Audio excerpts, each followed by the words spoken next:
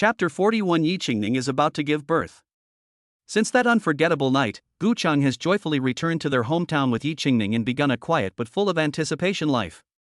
During this time, Yi Qingning has been at ease nurturing her baby, while Gu Cheng has devoted himself to taking care of her, making her feel endless love and warmth.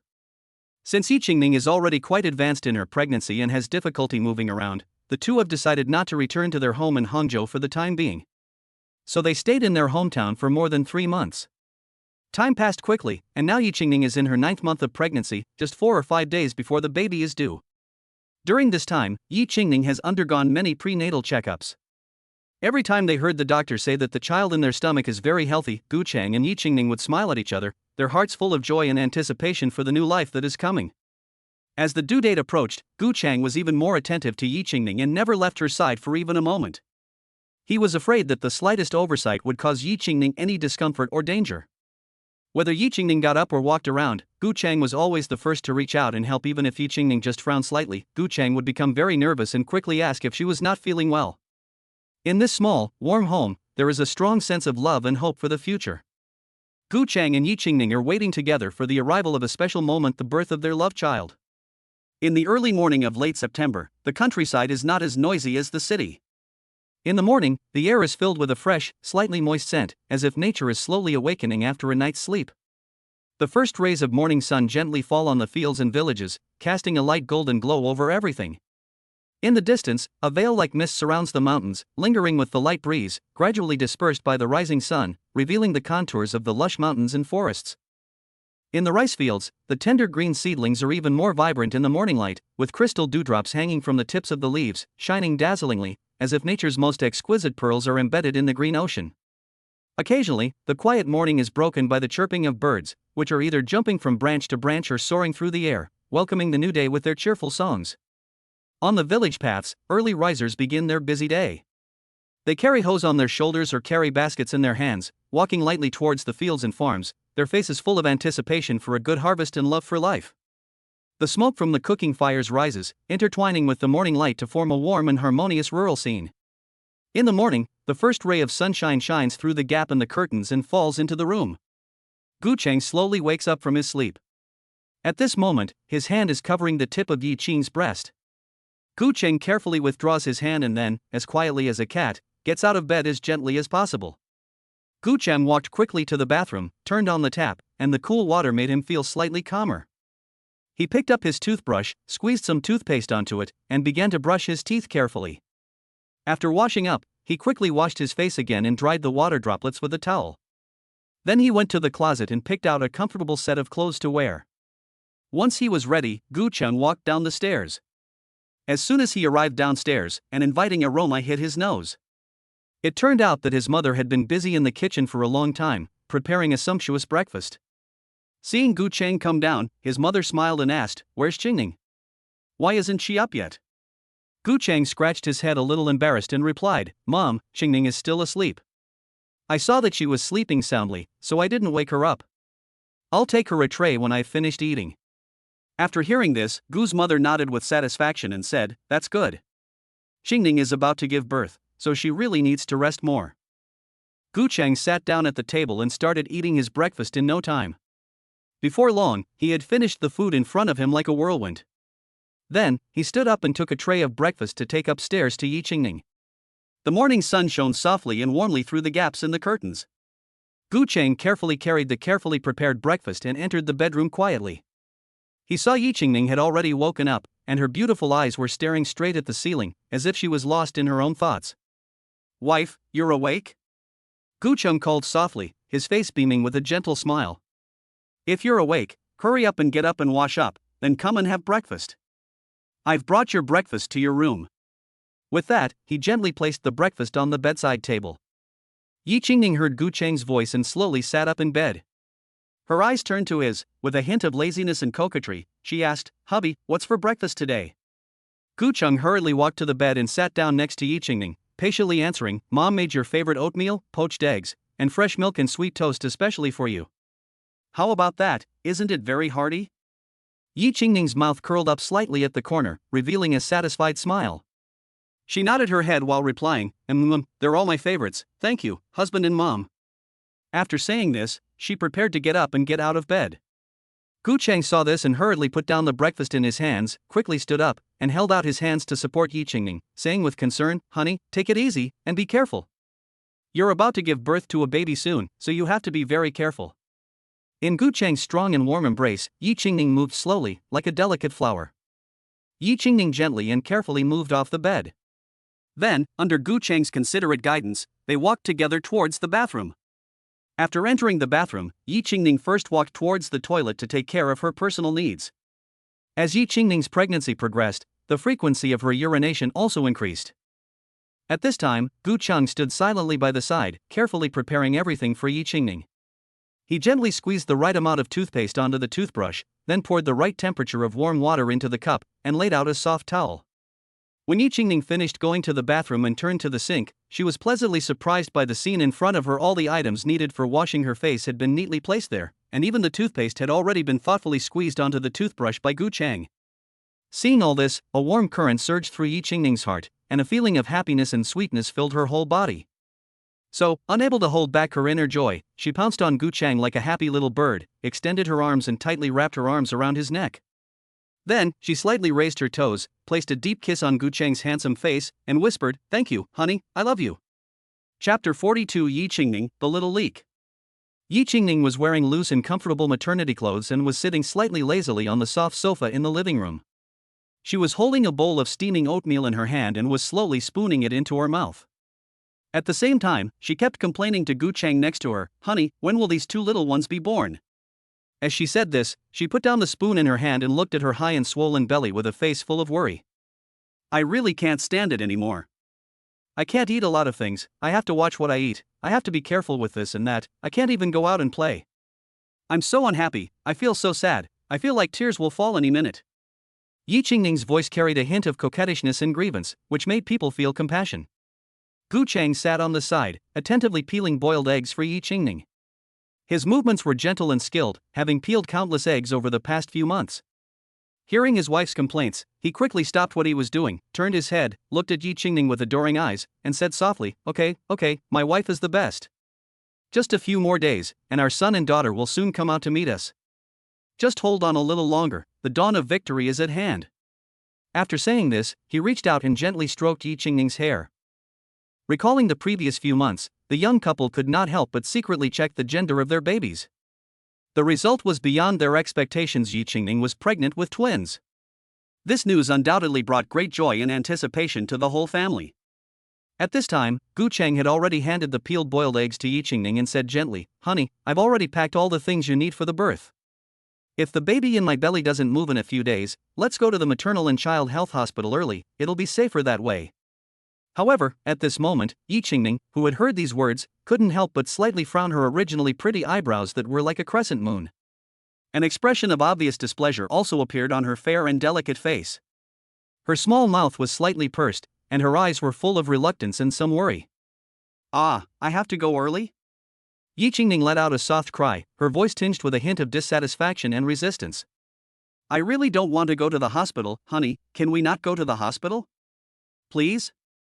As she spoke, her eyes, as clear as water, looked at Gu Cheng beside her, and she lightly grabbed the hem of his shirt with both hands, beginning to pout. Gu Cheng saw this and his eyes were full of love and compassion. He extended his broad, warm palm, petted Yi Qingning's silky, supple hair, and then comforted her in an extremely gentle tone, "Be good, if it's past the due date and the babies still don't show any signs of being born, then we'll have to go to the hospital. After all, in the hospital, in case of any unexpected situations, there are professional doctors and nurses on standby at all times, who can handle it in a timely manner. If we're at home, we might be caught off guard by the unexpected and not know what to do. That could be dangerous for you and the baby, so you must listen to me." Yi Qingning pouted slightly, her cute cherry red lips pursed, tears glistening in her eyes. Her face was full of a look of grievance, and her voice carried a hint of a sob. She said, "Okay, I'll listen to you." After she finished speaking, she lightly sniffled. Gu Cheng, on the other side, looked at Yi Qingning with pain in his eyes.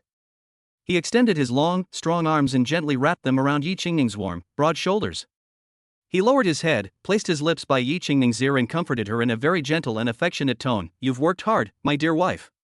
Just a little while longer, just a few more days, and then our babies will be born and you will be completely free." After that, you can do whatever you want, and I will always be there for you and take care of you. As he said this, Gu Chang gave Yi Qingning's back a gentle pat, as if this would give her more strength and courage to face the impending moment of childbirth. The sun shone through the window onto the dining table. Yi Qingning, who had just finished a delicious breakfast, stretched and then walked to her desk as usual, where she gently pressed the power button on her computer. As the familiar startup sound played, she skillfully opened the stock trading software and kept her eyes on the rows of numbers and curves on the screen. In recent months, Yi Qingning had developed the habit of checking the stock market every day, especially focusing on the stock called WinGTech Technology that Gu Chang had bought. Recalling the day of September 23, Yi Qingning was almost jumping for joy as the stock, like a runaway horse, soared to a peak of 85.1. However, the good times did not last long, and since then, the stock price has begun to fall back. In recent days, every time she saw the falling curve, Yi Qingning's heart felt like it was being gripped by an invisible hand, and it hurt badly. She anxiously asked Gu Chang almost every day, "Should we sell it and put it in the bag for safety?" Gu Chang, however, always calmly shook his head, saying that the stock price had not yet reached the ideal price in his mind. You see, the price when Gu Chang first entered the market was 18.56, which was quite low, so he didn't even care about the slight correction in the past few days. As of yesterday's close, in just 2 days, the stock had already lost more than 200,000 yuan. Looking at the ever-decreasing number in her account, Yi Qingning was as anxious as an ant on a hot pan, but there was nothing she could do. After all, the investment decision still had to be made by Gu Chang, and she could only worry from the sidelines. Today, as usual, Yi Qingning opened the stock trading software and began her daily monitoring of the market. It was 9:45 a.m. on September 26, and at this moment, the entire trading screen for WinGTech Technology was red, with a slight increase. Yi Qingning was very happy to see that the stocks she bought were red as soon as she turned on the computer, thinking that today must be a good day and that the stock price would definitely rise back to what it was 2 days ago. However, after taking a quick look at the market, Gu Chang knew that although the market looked good and he felt that the stock price would rise today, he, as an old stock investor who graduated from a finance major, had a feeling that the stock price would continue to fall, or even plummet. However, he is a long-term speculator, so he will not move. Sometimes, stock speculation is very simple. You just choose the ones with good performance and good themes, wait until they reach a low point, set a target for yourself, and then continue to wait without moving. As for Yi Qingning, this novice, she was overjoyed when she saw the red opening price in the morning. When the market reached the midday session, some people were crying. Gu Chang looked at his wife, who was like a little leak, and couldn't help but feel a burst of laughter. Chapter 43, Yi Qingning was in labor in the middle of the night. Outside the delivery room, Gu Chang, Gu's father and mother, his father and mother, all paced back and forth with grave expressions on their faces. It was as if their hearts were being held tightly by an invisible hand, anxiously awaiting the news of the new life's arrival. Time stood still in the early morning of October 1, 2019. The whole world seemed to be immersed in tranquility, but Yi Qingning, who was lying in a single room at the maternal and child health hospital, was wide awake. She had been sleeping soundly, but suddenly she was awakened by a sharp pain in her abdomen. The pain came in waves, like the ebb and flow of the tide, and it woke her from her sleep in an instant. Yi Qingning subconsciously reached out to wake up Gu Chang, who was dozing on the small table by the bed, with a hint of panic in her voice, "Honey, my stomach hurts." Gu Chang, awakened by Yi Qingning's cry, opened his eyes wide. When he saw Yi Qingning's painful expression, his heart tightened and he immediately realized what was about to happen. The baby was about to be born. Without daring to delay for even a moment, he quickly got up and rushed to the nurse's station, calling out to the nurses and doctors as he ran. Before long, a group of nurses and doctors hurriedly arrived at the ward. The doctor quickly examined Yi Qingning and said with a serious face, "The amniotic fluid has broken, the mother is now having contractions, and she is ready to be sent to the delivery room." Hearing this, Gu Chang's mood became even more nervous. He looked at Yi Qingning's face, which was contorted in pain, and his heart was filled with concern and worry. The nurses quickly wheeled Yi Qingning into the delivery room, and Gu Chang followed closely behind, trying to give his wife strength and courage with his concerned gaze. Before entering the delivery room, Yi Qingning tightly grasped Gu Chang's hand, her eyes brimming with tears. "Honey, I'm so scared." Gu Chang gently patted the back of her hand, reassuring her, "Don't be afraid, my dear. I'll always be waiting outside for you and the baby to come out safely." As the door to the delivery room slowly closed, Gu Chang could only anxiously hover outside the door. Every time he heard Yi Qingning's cries, his heart felt like it was being stabbed by a needle. But he knew that at this moment, the only thing he could do was silently pray, hoping that Yi Qingning would give birth to the baby safely and that both mother and child would be safe. Outside the delivery room, the anxious Gu Cheng paced back and forth, beads of sweat breaking out on his forehead.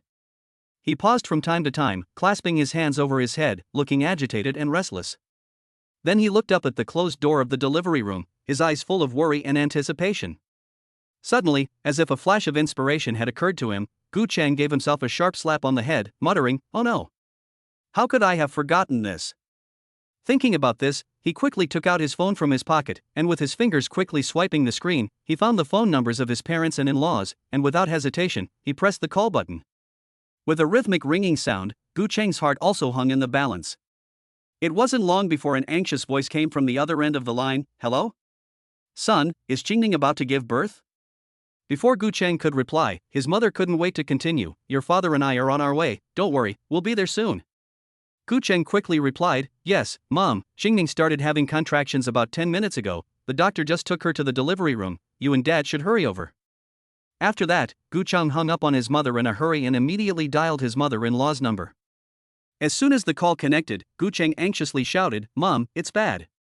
Qingning is about to give birth, and she's already in the delivery room." As soon as Ye's mother heard this, all sleepiness instantly disappeared. She sat up with a start, reached out and forcefully nudged Ye's father, who was still asleep next to her, and shouted, "Old man, wake up. Our daughter is about to give birth." Father Ye was half awake when his wife gave him a push and he heard the news. He hurriedly lifted the quilt, got dressed, and asked, "When did she go into labor? How is she doing?" "Oh, don't keep asking questions. Hurry up and get dressed, we need to get to the hospital without delay. Once we get there, we'll know everything. You two old folks don't dawdle, hurry up and get dressed and get in the car, and drive straight to the hospital."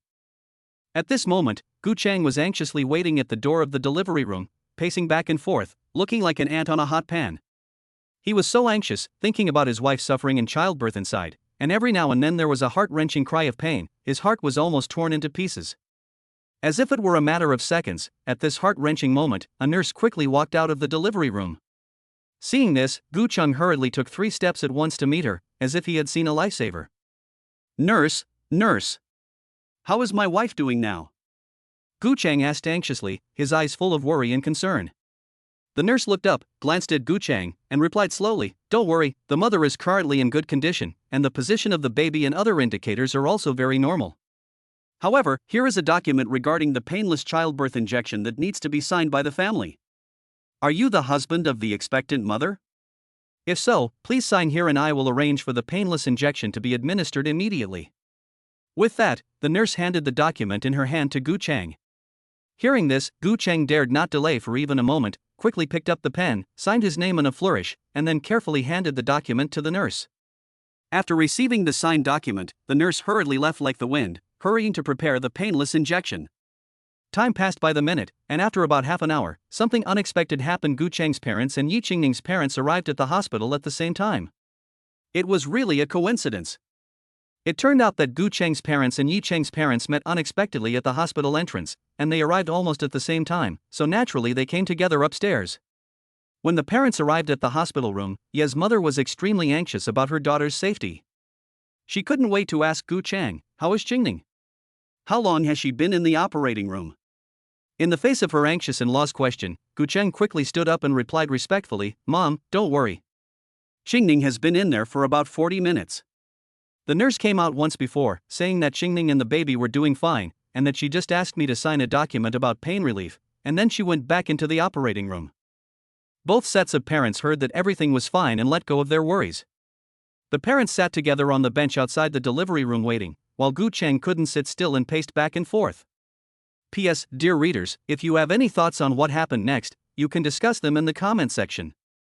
Chapter 44, The babies were born, and both mother and babies were safe. Shortly after 8 a.m., the sunlight shone through the hospital window and fell on the corridor outside the delivery room. The atmosphere outside the delivery room at this time was a little tense but full of anticipation. Gu Cheng paced back and forth anxiously, looking up at the closed delivery room door from time to time. Although Gu's father looked relatively calm on the surface, the slightly clenched fists revealed his inner unease. On the other side, Ye's father sat quietly on the bench, his gaze fixed on the delivery room door, as if he wanted to see his daughter Yi Qingning, who was struggling to give birth inside, through that door. Meanwhile, Gu's mother and Ye's mother were not waiting here. They were very considerate and knew that Yi Qingning would definitely be very weak and hungry after giving birth. So early in the morning, at around 7 o'clock, the two mothers hurried home to prepare a nourishing meal of soup and food for Yi Qingning, so that she could enjoy nutritious and delicious food as soon as possible to regain her strength.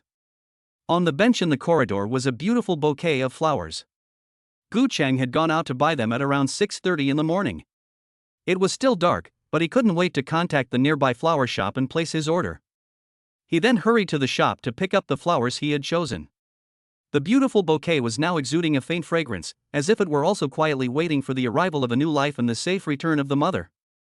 Suddenly, from the silent corridor came a crisp, slightly hurried sound of footsteps. The sound drew closer and closer, as if carrying some unknown message, instantly capturing Gu Chang's attention. He subconsciously turned around and saw two familiar figures walking towards him. It turned out to be his mother and mother-in-law. The two mothers were carrying something in their hands. Gu Chang looked closely and realized that one of them was carrying a thermos, presumably containing steaming porridge or soup, while the other was carrying some buns wrapped in paper bags and a few drinks, which looked like they were prepared for everyone's breakfast. As soon as Gu's mother walked up to him, she couldn't wait to ask, "Son, what's the situation? Did the doctor and nurse come out and say anything?" Her face was full of concern, and her eyes were fixed on Gu Chang, as if she wanted to read the answer directly in his expression. Gu Chang quickly replied, "Mom, don't worry, the nurse just came out. I asked her, and she said everything is normal, the operation went very smoothly. She also told us to just wait here with peace of mind, it's estimated to be over soon and the person should be out soon." Hearing this, the two mothers let out a sigh of relief, and their nerves, which had been on edge, eased slightly. Then, they smiled as they handed over the breakfast in their hands, and said gently, "Come on, everyone, let's eat some breakfast first. You must be starving after staying up all night last night." Before they finished speaking, Mr. Gu and Mr. Yi hurriedly reached out to take the breakfast and began to wolf it down. After all, they were really hungry, and now that they were feeling a little more relaxed, their appetites had returned. At this point, his mother carefully selected a steamed bun and a cup of soy milk, and gently handed them to Gu Chang, saying earnestly, "Chang, you should eat something too. You still have a lot to worry about, so don't let yourself get sick." Hearing what his mother-in-law said, Gu Chang quickly reached out to take the steaming breakfast, looked at her with gratitude, and said sincerely, "Thank you, Mom. Don't worry 100 times over, I'm very strong." After that, he carefully held the breakfast in the palm of his hand, as if it were an incredibly precious treasure. Then, Gu Chang hurriedly walked over to the bench by the corridor and sat down gently. He bent slightly and began to enjoy this breakfast full of love. He could be seen holding a bun in his left hand and a glass of soy milk in his right, eating with relish. However, despite having his mouth full, his gaze never left the door to the delivery room. At that moment, Gu Chang's heart had already flown to the delivery room, worrying about his wife Yi Qingning, who was in labor, and the babies about to be born. He stared intently at the closed door, his eyes betraying a complex mix of anxiety and anticipation. Every second felt like an eternity to him. He was afraid that if he let his guard down for even a moment, Yi Qingning and the babies would suddenly walk out of the delivery room and he wouldn't be able to notice right away. Everyone sat around the table and enjoyed a delicious breakfast. Time passed quietly, and before long it was 9:30. Just then, there was a noise from the quiet delivery room, followed by a creak as the closed door slowly opened. There were two nurses, smiling, who carefully walked out of the delivery room, carrying two delicate little babies in their arms. They walked lightly but steadily, as if they were holding the most precious treasures in the world. One of the nurses looked up, scanned the anxious waiting people around her, and then shouted in a loud voice, "Where is Yi Qingning's family? Which one of you is Yi Qingning's family?" Her voice was clear and pleasant, echoing in the air. Hearing the nurses shout, Gu Chang, who had been waiting anxiously at the door, instantly perked up. Without hesitation, he took a step forward and shouted back, "Yes. I am.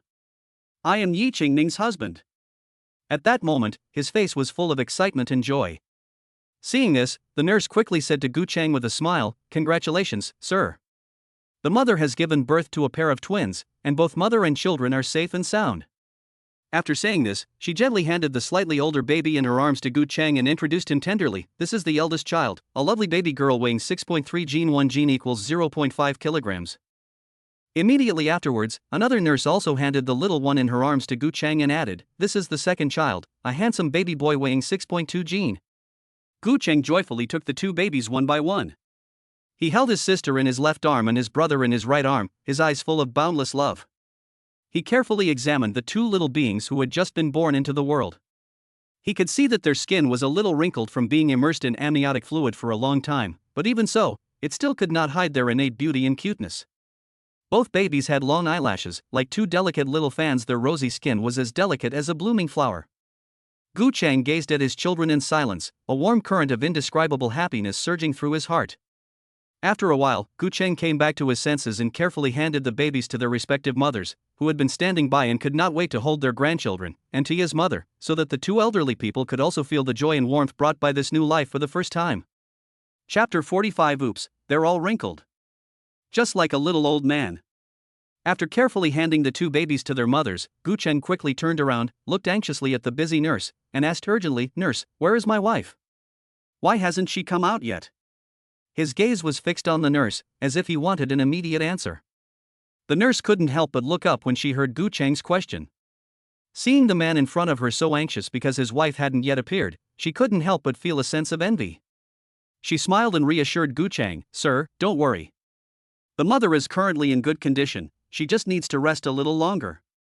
Please wait patiently, she will be rolled out soon." After saying this, the nurse went back to her work. At this time, Gu's parents, as well as Gu Chang's in-laws, were gathered together, watching the two new lives with joy in their hearts. Ye's mother inadvertently looked up and saw that Gu Chang was still staring intently at the door of the delivery room, his anxious expression deeply reassuring. She secretly felt in her heart that her son-in-law was truly a rare and good husband, who was solely concerned about his daughter. So, Ye's mother gently handed the baby in her arms to Ye's father. Then, Ye's mother walked over to Gu Chang, reached out and patted him on the shoulder, and said gently, "Chang, don't worry too much. The nurse already said that everything is normal, and Qingning will definitely be out in a little while." Just as she was saying this, the delivery room opened again, and a hospital bed was wheeled out. It was Yi Qingning, who had just given birth. Gu Chang saw his wife being wheeled out, and quickly went up to meet her, holding flowers. "My dear, you've worked hard," Gu Chang said softly, then carefully placed the bouquet of delicate flowers in his hands on Yi Qingning's hospital bed. At this time, Yi Qingning's overall condition was quite good.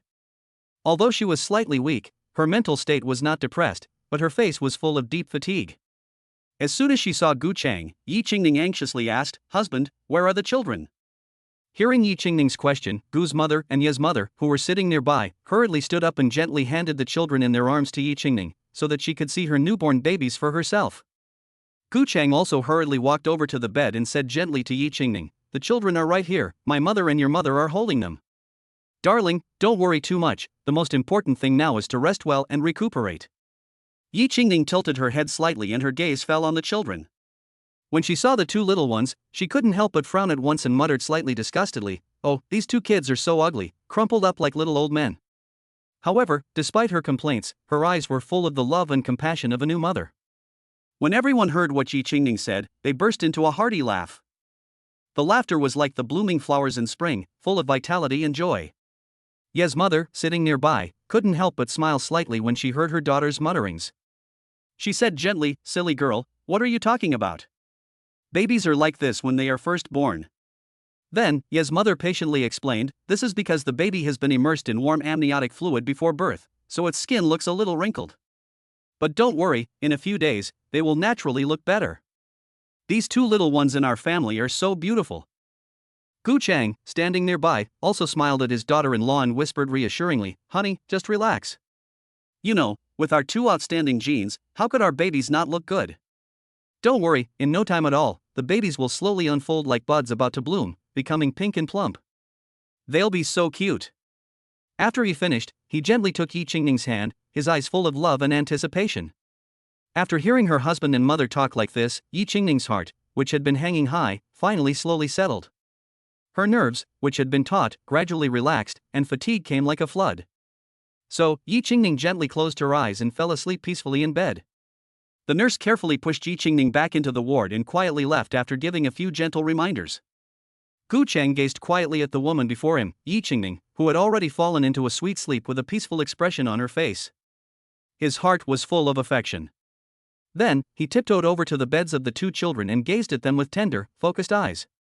The two little ones were sleeping quietly, their little rosy cheeks as cute as ripe apples.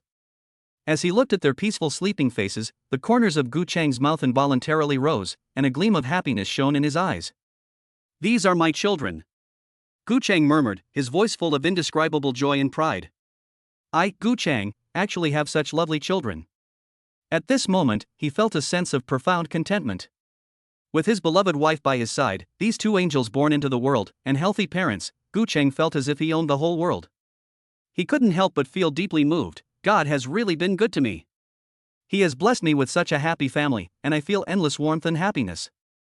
At this moment, Gu Chang secretly vowed that he would use all his love to protect this family and guard every family member, so that this happiness can last forever. After looking at the two sleeping babies, Gu Chang took out his phone and started taking pictures of the two babies at different angles. He wanted to post a status update on WeChat to show off his babies and let his relatives and friends know the news. In a short while, Gu Chang had taken a few photos and edited a text. Ding dong, welcome my babies to the world, sister, 6.3 kilograms, brother, 6.2 kilograms, from now on, a happy life of a family of 4 will begin, a house with 2 babies, 3 meals a day, for seasons, may you grow up together in peace, health, and happiness. Before long, Gu Chang's friends' circle exploded, with messages of blessings coming in non-stop. WeChat also kept ringing non-stop, with various blessings coming in one after another. Gu Chang quickly switched his phone to silent mode and replied to the blessing messages from friends and family one by one. Chapter 46, Naming the Babies. Yi Qingning had finally given birth after a difficult labor. Since she had given birth vaginally and her body was recovering well, she only stayed in the hospital for 3 days before checking out and going to the postpartum care center the couple had booked in advance to recuperate and safely spend her confinement period. At this moment, the warm and comfortable room at the postpartum care center was full of laughter. Yi Qingning's 2 close girlfriends were busy taking care of the 2 cute babies who had just been born not long ago. After these precious 3 days of growth, the appearance of these 2 little ones has changed significantly compared to their crumpled little old man image when they were first born. According to the doctor at the hospital, under normal circumstances, babies will completely get rid of their crumpled appearance within 1-2 weeks and become plump and rosy, which is endearing. However, before that, the 2 babies' wrinkled appearance was mercilessly teased and disliked by their own mother.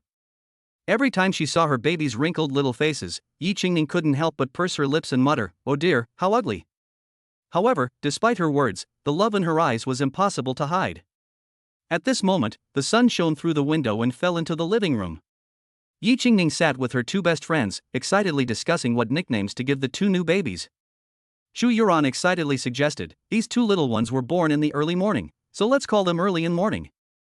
However, Lin Yueshi on the side mercilessly threw a disgusted glance at Xu Yuran and unceremoniously criticized, "Oh, Yuran, the nicknames you came up with are too common, they're not cute at all.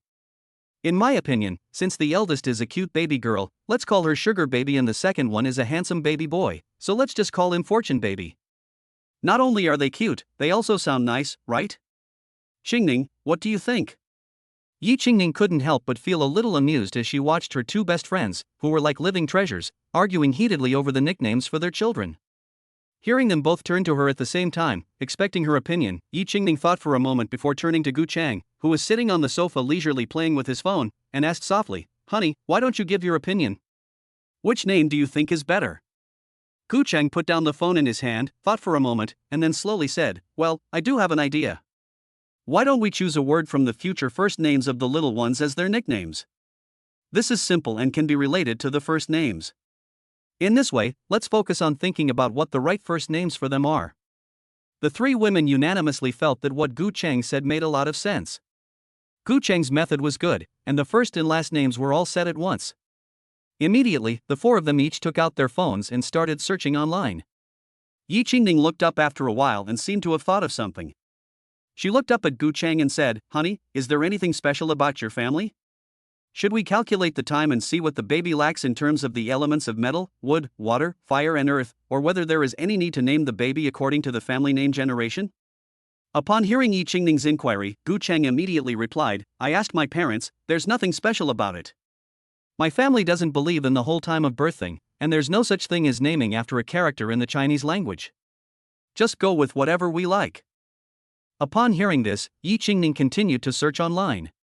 At that moment, Lin Yueshi said, "I found a good name. Dabao's sister's name is Gu Shuyan, and her nickname is Yan Yan.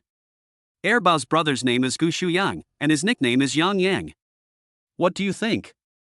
Yi Qingning thought about it for a while and thought it was a good name with a scholarly air, so he said casually, "Well, that's a good name, to be decided on the first." When everyone has thought of one, let's discuss which one to use. At this point, Chu Yuran also said excitedly, I've also found a good one. For Big Treasure's sister, her name can be Gu Ruoshi, and her nickname can be Ruo Ruo or Cici, both are fine. For Little Treasure's brother, his name can be Gu Yanchuan, and his nickname can be Xiaochuan. After Chu Yuan spoke, he looked expectantly, waiting for Yi Qingning's comments. Yi Qingning, after listening, nodded and said, well, this one is also not bad, so it's alternative number 2. At this time, Yi Qingning asked Gu Chang, you old father, what have you thought about the names for the 2 babies? Gu Chang heard Yi Qingning ask him, and he gave a mysterious smile and said slowly, Erbo is a boy, and I'm thinking of a name, Gu Ruoishuan. The character Ru is often used to symbolize good luck and good fortune, and implies that the child will be safe and happy throughout his life. The character Xian means tall and spacious, and is also often used to describe someone with an extraordinary bearing and lofty aspirations. It implies that the child will be open-minded and achieve extraordinary things in the future. Erbao's nickname? You can take the character Xian and call him Xian Xian. Debao is a girl, and I want to call her Gu Wanqing. The character 1 describes a gentle and beautiful woman with a gentle and agreeable personality, giving people a feeling of intimacy and warmth. It implies that the girl has a gentle character and is polite and generous in dealing with others. The character Chang means clear and pure, implying that the girl has a pure heart, as clear and flawless as pure water. At the same time, I hope she can keep a clear mind and distinguish right from wrong. As for Debao's nickname, you can take the character Cheng and call her Qingqing. These 2 names, Gu Ruoxian and Gu Wanqing, not only reflect the solemnity and elegance of the surname Gu, but also each contain a beautiful meaning. The name of the male baby implies good luck and high aspirations, while the name of the female baby implies gentleness and purity of heart. These 2 names complement each other, together showing the unique temperament and bright future of the twin siblings. After listening to Gu Cheng's explanation, the 3 women were suddenly stunned. In particular, Yi Qingning's 2 best friends had focused on finding names online, and they had only looked for nice-sounding names online, without thinking about the meaning of the names at all. Gu Chang, on the other hand, was different. Gu Chang wanted to come up with the name himself, and once he had, he looked up the meaning of the name according to what he had thought of. Yi Qingning had always thought that Gu Chang was just sitting there mindlessly playing with his phone. But now she realized that he had been thinking of names and checking their meanings. After listening to Gu Cheng's name suggestions and the meanings of the characters in the names, Yi Qingning nodded frequently, showing her full approval, and quickly gave the first choice to Gu Chang. The grandparents of the baby, the grandparents, will decide which one to use after hearing it. Chapter 47, Painful Breastfeeding Eased. In the afternoon, the sun shone through the clouds, casting a warm glow. Gu Cheng's parents, Yi Qingning's parents, and the grandparents of the new baby all entered the warm and peaceful doors of the postpartum care center together. They were all smiling, their hearts filled with anticipation and joy for the new life. At this moment, Yi Qingning was sitting by the bed, tenderly gazing at the 2 adorable babies. She got up gently to greet them when she saw their parents arrive, and patiently and in detail told them about the names she had carefully chosen for the babies that morning, Gu Ruoishuan and Gu Wanqing, and the good omens they carried. Mr. Gu nodded slightly, his gaze falling on the babies, and said softly, the name Gu Ruoishuan is full of auspiciousness, and the character Xian means magnanimous. Gu's mother nodded repeatedly in agreement with her husband's view. Yi Qingning's father also spoke up, Gu Wanqing is a wonderful name. The character 1 shows a woman's gentleness and tenderness, and the character Cheng is fresh and refined. I believe our granddaughter will grow up to be graceful and beautiful. Yi Qingning's mother smiled and agreed, yes, these are both excellent names, very well chosen. The parents of both sides savored the 2 names, and the more they thought about them, the more satisfied they became. After some lively discussion, they finally agreed to use these 2 names as the baby's given names. Thus, the names of the eldest and youngest children were finalized. The eldest child was named Gu Wanqing and the youngest child was named Gu Ruoishuan.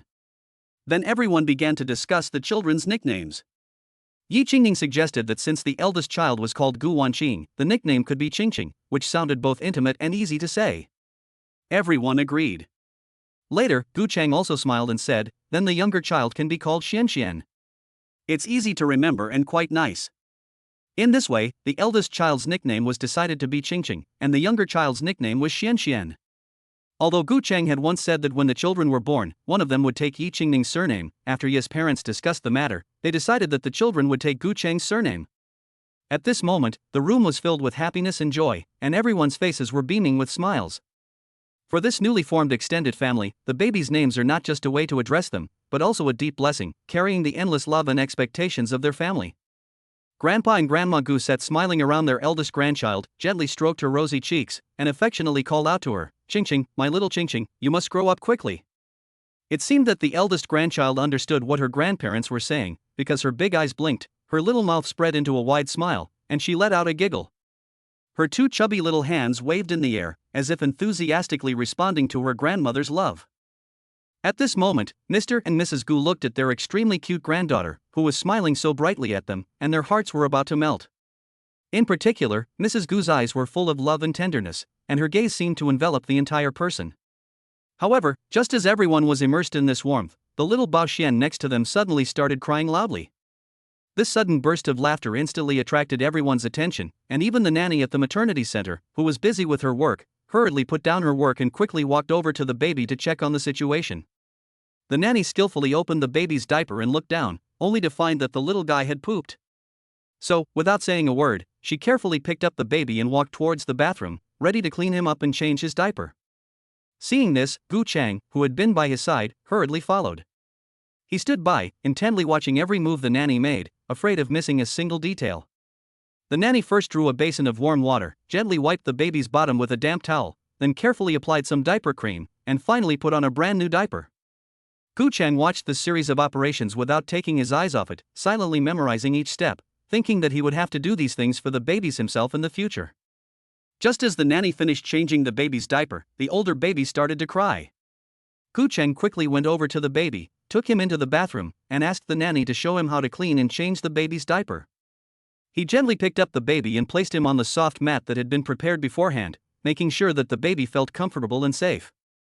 At this moment, Dabeo stopped crying and stared with big, curious eyes, seemingly both looking forward to and a little confused about what was about to happen. Gu Chang's eyes were full of adoration. Then, Gu Chang carefully unwrapped the old diaper from Dabeo's body, his movements so gentle that it seemed as if he was afraid of disturbing the tranquility. He gently lifted Dabeo's little feet and carefully wiped his bottom with warm wipes, paying attention to every detail to ensure the gentlest care for his baby's skin. After cleaning up, Gu Chang took out a clean, soft diaper from the side. He first gently pulled the Velcro on the diaper apart, then gently placed the diaper pad underneath Dabeo's bottom, adjusting the position to ensure a good fit. Then, he quickly and accurately fastened the Velcro on both sides of the diaper, his movements both skilled and full of love. Finally, Gu Chang double-checked the diaper and made sure it was on properly before wrapping Dabao back up in warm clothes. He gently picked up Dabao, a happy smile on his face, and the light of fatherly love in his eyes.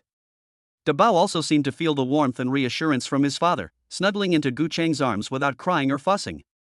This scene became one of the warm and beautiful memories of this family, witnessing Gu Chang's care as a father and his love for his babies. After everything was done, Gu Chang put the eldest child back in her cot. Yi Qingning, watching Gu Chang so carefully and thoughtfully taking care of the baby, and the various kinds of pampering and care he usually lavished on her, felt warm inside. After a while, the experienced nanny came over gently, smiling as she reminded Yi Qingning, "Madam, it's almost time to breastfeed the baby." Upon hearing this, Yi Qingning's originally calm face instantly turned sour. You see, in the short span of just a few days, every time Yi Qingning breastfed her baby, it was a nightmare-like experience for her. Don't look at this little guy's small size, but when he feeds, the suction from his little mouth is truly astonishing. Every time, he sucks so hard that Yi Qingning's delicate skin breaks and bleeds, and the pain is really unbearable. For this reason, Yi Qingning had long since developed a deep resistance to breastfeeding. As a husband, Gu Chang was heartbroken to see his wife in such pain and once suggested using a breast pump to extract the breast milk and then put it in a bottle to feed the baby. However, after several attempts with high expectations, the result was disappointing. The little guy seemed to have an innate aversion to the bottle. Whenever he saw the bottle approaching, he would clench his cute little mouth tightly, looking defiant as if to say, "If you dare to feed me with the bottle again, I'll start crying right away." Yi Qingning was also very helpless. She could only continue to pluck up her courage and continue to breastfeed the two little ones herself. There was no way around it. They were her own flesh and blood, and she couldn't just watch the little ones go hungry and cry all the time. As a mother, Yi Qingning could not bear to do this. The nursery nurse handed Yi Qingning her eldest son. Yi Qingning took him, unbuttoned her shirt, and held him up to her breast. As soon as he made contact, he began to suckle vigorously, gulping down the milk. Immediately afterwards, a wave of pain hit Yi Qingning. Chapter 48. Mr. and Mrs. Gu Chang were glad they had made the decision they had. At that moment, De Bao was sucking on the nipple with all his concentration, enjoying her food. As for Xiao Bao, he was looking at his sister with longing in his eyes, wondering why she had already started eating and he hadn't yet had his turn. At this thought, the little guy's mouth fell open, and with a whoosh, he burst into tears. Gu Chang, who was busy in the living room, heard Xiao Bao's crying and rushed in like an arrow. He picked up Xiao Bao from the cradle and patted her back gently, saying over and over, "Baby, don't cry, Daddy is here." However, no matter how Gu Chang coaxed her, Xiao Bao continued to cry loudly. There was nothing Gu Chang could do but call in an experienced nursery nurse, but even the professional nursery nurse was useless. Xiao Bao just kept crying. Yi Qingning heard Xiao Bao's heart-wrenching cries in the room, and as a mother, her heart immediately became a ball of pain. She hurriedly shouted at Gu Chang, "Hurry up and give me Xiao Bao." Gu Chang saw this situation, and although he was a little helpless, he did not dare to delay, and quickly and carefully handed Xiao Bao to Yi Qingning's arms. After Yi Qingning took over Xiao Bao, she gently moved him over to the other side. It was strange to say, but as soon as Xiao Bao touched the familiar spot, his crying suddenly stopped. He opened his little mouth, bit down without hesitation, and then began to suckle with all his strength, looking absolutely adorable. Yi Qingning was leaning back against the bed, looking like a tired cow. Her arms were wrapped around her two babies, who were snuggled up next to her like little birds, sucking away as if it were the most delicious food in the world. Yi Qingning had a look of resignation on her face, tilting her head and staring blankly at the ceiling, as if she wanted to distract herself in this way to alleviate the stabbing pain that kept coming from her chest. The pain came in waves, like a tide, and was almost unbearable, but out of her deep maternal love for her children, she gritted her teeth and persevered. Fortunately, Yi Qingning had a lot of milk, enough to feed her two greedy little ones. After more than half an hour of hard feeding, De Bao and Xiao Bao finally had their stomachs full and stopped sucking contentedly. At that moment, the little mouths of the two little ones still tightly clung to the nipples, as if they were afraid that someone would take away their beloved rice bowls. However, it didn't take long before their little eyes closed and they fell into a sweet dream. Seeing this, Gu Chang and the nanny quickly picked up one child each, carefully transferred them to the specially prepared cot, and gently covered them with soft quilts to ensure that they slept soundly and comfortably. After this long and painful feeding process, which lasted a full half hour, Yi Qingning finally let out a long sigh of relief, secretly exclaiming in her heart, "It's finally over." Although her body was still a little sore, seeing her two babies sleeping peacefully made all the hard work instantly worthwhile. After the two babies fell asleep, Yi Qingning was finally able to rest a little. At this moment, it was just time for the afternoon meal at the postpartum care center. On this quiet afternoon at the postpartum care center, the sunlight shone through the delicate curtains and fell on the spacious and bright dining room, adding a touch of warmth and coziness to this carefully prepared afternoon tea time. A postpartum meal with a beautiful color and aroma is served on the table. The first thing that catches the eye is a colorful fruit platter. Fresh strawberries, golden mangoes, and green kiwi slices are arranged in a pleasing pattern. Not only are they pleasing to the eye, they are also rich in vitamins and minerals, providing essential nutritional supplements for postpartum mothers. Next, there is a bowl of piping hot soup, perhaps a selection of Chinese wolfberry and red date chicken soup. The soup is clear and full-bodied, exuding a light aroma. It is nourishing and warms the stomach, helping to restore and tone the body after childbirth. Next to it is a small dish of exquisite steamed egg custard, delicate and tender, melting in the mouth, bringing gentle comfort to the taste buds of new mothers. In addition, there are several carefully prepared light dishes, such as steamed sea bass, which is tender and free of bones. It is paired with shredded spring onion and ginger and a light soy sauce, which not only retains the original flavor of the ingredients but is also easy to digest. The stir-fried seasonal vegetables are bright in color and crisp in texture, adding a touch of fresh greenery to the meal. Finally, a warm porridge made from coarse grains, such as millet and red dates, is prepared. The porridge is soft and sweet, not only warming the body but also the heart. It is also rich in dietary fiber, which helps promote bowel movement, making it one of the ideal meals during the postpartum period. The entire afternoon meal at the postpartum center not only focuses on balanced nutrition and taste, but also reflects the meticulous care and attention given to postpartum mothers. This allows every mother staying here to enjoy the nourishment from both the taste buds and the heart during this special period. In this pleasant and well-serviced postpartum care center, each meal is served in surprisingly large portions, although the actual quantity is not large. The food here is mainly light and follows the scientific principle of eating small meals throughout the day. There is a wide variety of delicious dishes, which is overwhelming. From fresh vegetable salads to nutritious lean meat porridge, from nourishing chicken soup to sweet and delicious fruit platters, there is everything imaginable. At this moment, Yi Qingning is sitting upright at the beautifully tablecloth-covered dining table. She looks focused, her right hand gently holding a small spoon as she carefully scoops a little bit of food from the plate in front of her and slowly brings it to her slightly open mouth. She ate extremely slowly, taking only small spoonfuls with each mouthful, before chewing them slowly. It looked as if she was savoring a rare delicacy, unwilling to let go of any of the flavor. You see, since giving birth, she has been going through the long process of breastfeeding and gradually recovering from childbirth, and she is already starving, with her chest almost touching her back. The seemingly simple task of breastfeeding is actually incredibly difficult, and for a new mother who has just given birth and is still relatively weak, it is a huge test of both physical strength and mental energy. If she had not been lucky enough to be admitted to this well-serviced postpartum care center, and if there had not been professional and experienced nursery staff here every night to help take care of the baby, so that she could rest assured and sleep soundly, then I am afraid that by now she would have been exhausted both mentally and physically.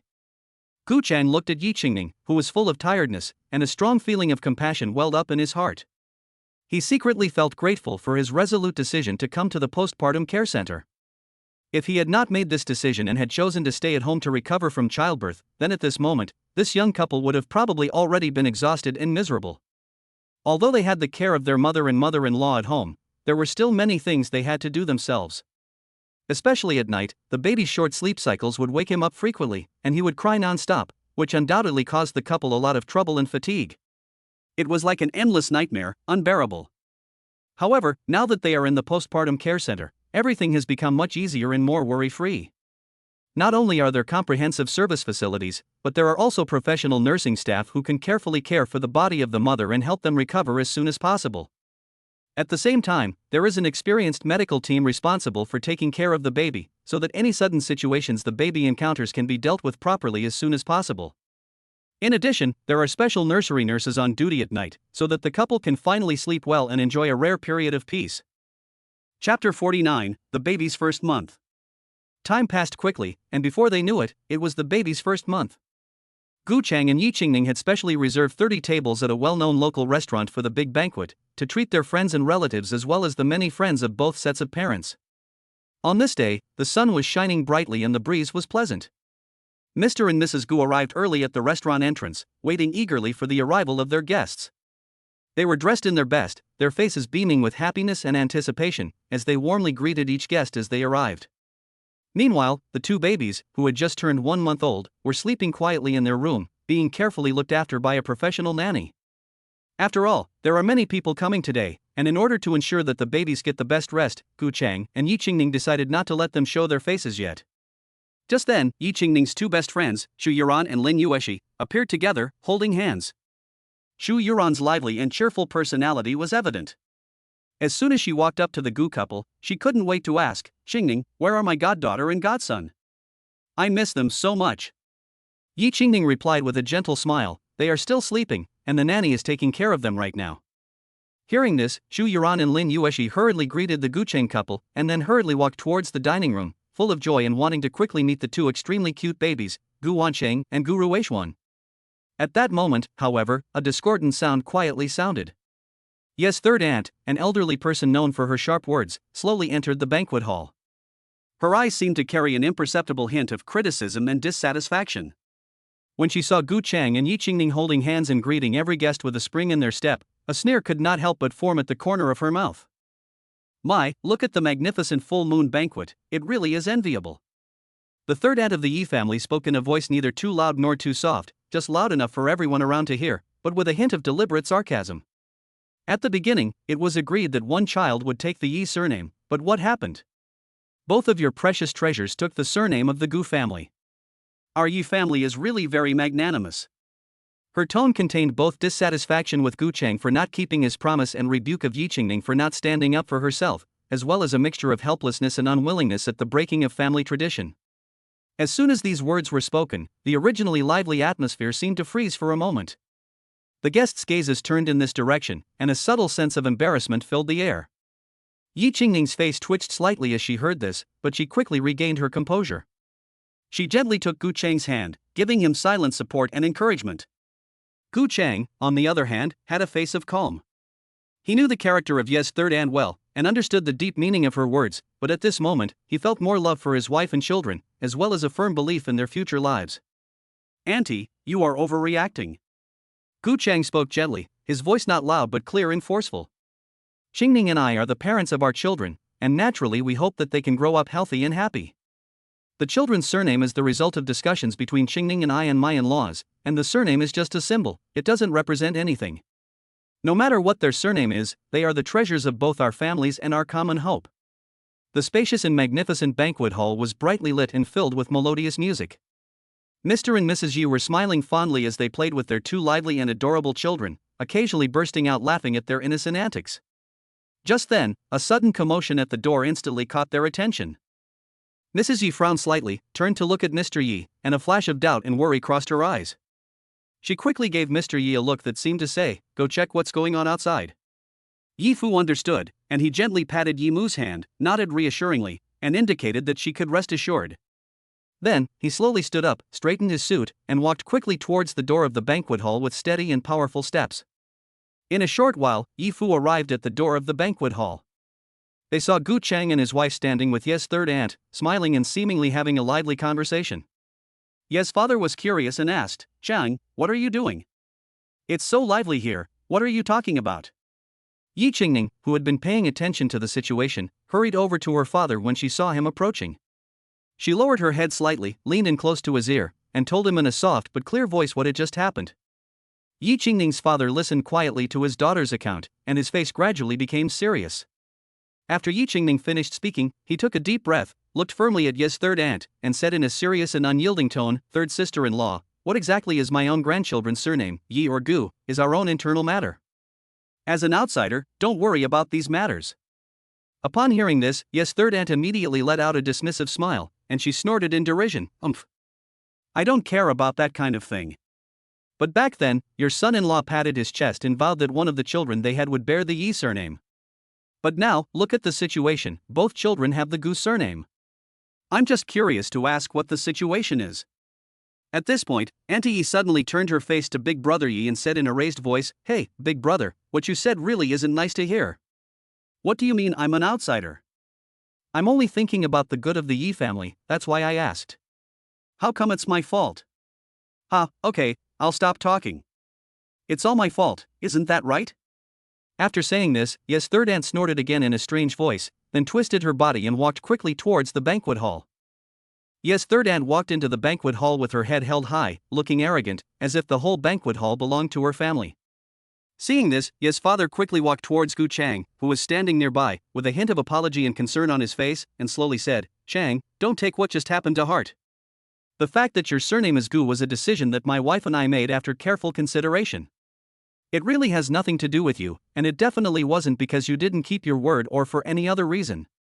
Having said that, Ye's father couldn't help but frown slightly, as if he was a little dissatisfied with Ye's third aunt's actions. He continued, "Ye's third aunt is someone who has always had a loose tongue, and all she knows how to do is ramble on and on. You mustn't take her irrelevant words seriously." Gu Chan listened to his father-in-law's explanation and a warm current immediately welled up in his heart. He immediately revealed a smile as bright as the sun and cheerfully responded, "Dad, don't worry. I don't care about this trivial matter at all. My heart is as bright as a mirror, so how could I be bothered by such nonsense?" Gu Cheng then gently patted Ye's father on the shoulder and said with a smile, "Dad, you go inside first. Xingning and I will be here to greet the guests. We will definitely make sure everything is in order and that everyone can attend the banquet happily." Chapter 50 The full moon banquet for the twins comes to a successful conclusion. The guests gathered and took their seats, and the full moon banquet for the twins began. As the father, Gu Chang, raised his glass and said to the guests, "Dear friends and family, good evening. At this warm and joyous moment, I, Gu Chang, stand here with a heart full of gratitude and happiness. Today is the first-month birthday of our twins, and it is also a wonderful moment for our little family to celebrate and share this gift from heaven together. On behalf of my wife and our lovely little angels, I would like to extend our sincerest welcome and deepest gratitude to each and every guest here. From the moment they were born, every smile and wink has been like the first ray of sunshine in the morning, warming our hearts and brightening our lives. Over the past month, their growth and changes have given us a deep appreciation for the difficulties and joys of being a parent, and have strengthened our resolve to protect their healthy growth and give them endless love and care. Today, everyone taking the time to come to this full moon banquet is not only a great support and encouragement to our little family, but also a deep blessing to our new lives. Your arrival has made this celebration even more meaningful, and has also amplified this joy infinitely, flowing in everyone's hearts. Here, I would like to thank my parents and in-laws in particular. It is your selfless dedication and careful guidance that has taught us how to love and how to shoulder responsibilities. I would also like to thank my wife, Yi Qingning, for your strength and tenderness, which have filled our family with love and harmony. I would also like to thank each and every one of you here for your company and support, so that we are no longer alone on our journey through life. Let us raise our glasses together to toast the healthy growth of these twin siblings and the happiness and well-being of every friend and family member here. May this joy and blessing, like the moonlight tonight, gently shine on everyone, and may our friendship and family ties be as full and beautiful as this full moon. Thank you again for coming, and may we all be surrounded by happiness in the time to come, witnessing more beautiful moments in life together. Thank you all. Gucheng held a glass of wine with a smile on his face. He looked around, his gaze meeting each guest in the room, then raised his glass and said in a loud and sincere voice, "Dear friends and family, I am deeply honored to be here today to celebrate the first month of my two little treasures. I could not have made it this far without your care and support. Here, I would like to express my heartfelt thanks to each and every one of you." After saying this, Gucheng looked up and drained the wine in his glass in one go, and his heroic gesture won the warm applause of everyone present.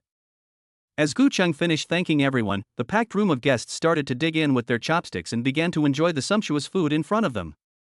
The mouth-watering array of dishes was full of color, aroma, and flavor, with succulent roast suckling pig, fragrant braised fish, and tender dompa pork. Amidst the laughter and joy, time passed quietly, and the baby's first-month celebration drew to a close. After the banquet, those guests who lived nearby got up one after the other, shook hands with Gucheng and his family to say goodbye, and left with full blessings. As for those guests who lived farther away, Gucheng had already thoughtfully arranged comfortable hotel accommodations for them to ensure that they could get a good night's rest. The full moon celebration was a great success, and both the hosts and guests had a wonderful time. Finally, when all the guests had dispersed, Gucheng looked at the empty banquet hall, his heart full of emotion and joy. The full moon celebration not only allowed the two little treasures to feel the deep love from their family and friends, but also further strengthened the bond between each other. It can be said that the banquet truly made everyone happy, and everyone went home happily. After bidding farewell to the many guests, Gucheng carefully escorted Yi Qingning, the nanny, and the two adorable babies on their way home. Their destination was the cozy and comfortable postpartum care center. Originally, the first phase of the postpartum care center was set to last 28 days, but after careful consideration, Gucheng felt that this short period of time was not enough for Yi Qingning to fully recuperate. So, he decisively decided to extend the contract for another period, so that Yi Qingning would need to stay in the postpartum care center for a full 56 days before returning home with peace of mind. At this moment, the two little ones seemed to have been enchanted, and had already fallen into a sweet dream. Gucheng gently handed the children over to the experienced nursery nurse, who would be responsible for their nighttime care. Yi Qingning and Gucheng then returned to Yi Qingning's postpartum care center room hand in hand. Looking back on the banquet tonight, Gucheng can be described as having been extremely busy. Facing a crowd of family and friends, he toasted and thanked each table, not daring to be the least bit negligent. There were more than 30 tables in total, and with a glass of wine at each table, Gucheng had unknowingly drunk more than 30 glasses of fine wine. Although Gucheng usually has a good tolerance for alcohol, after drinking such a large amount, he was also feeling a little tipsy and his feet were slightly unsteady. As soon as he returned to his room, Gucheng couldn't wait to rush into the bathroom. After a quick shower, he collapsed onto the small bed next to him and quickly fell asleep. In fact, at first Yi Qingning had insisted that Gucheng rest next to her on the large bed. After all, the couple had not slept together for a long time. However, Gucheng was always worried about his wife's physical condition. He was afraid that his snoring or turning over in his drunken sleep would disturb Yi Qingning's dreams and affect her rest, so he firmly chose to sleep on this narrow bed. Yi Qingning sat quietly by the bed, her gaze tenderly gazing at Gucheng, who had already fallen asleep. Looking at his quiet and peaceful sleeping face, Yi Qingning couldn't help but feel 1,000 emotions well up in her heart. Looking back on the past year, it seemed like a long and wonderful journey. She still remembered that time at the class reunion when she and Gucheng had met by chance, and the gears of fate had begun to turn. That accident had quietly changed their relationship, and it had been the beginning of a beautiful love story. Later, Yi Qingning went to work in Shanghai. However, life is always full of surprises and challenges. Just then, she discovered that she was pregnant. In the bustling and noisy city of Shanghai, she was alone and had to endure the discomforts of pregnancy while also working hard to make a living. Those days were really incredibly difficult. But fortunately, when she mustered the courage to go to Gu Chang, he gave her endless warmth and comfort. With a determined look in his eyes, he told Yi Qingning that no matter what difficulties she encountered in the future, he would always be by her side, protecting them both. Those heartfelt promises were like the warm sun on a winter's day, illuminating the softest corners of Yi Qingning's heart.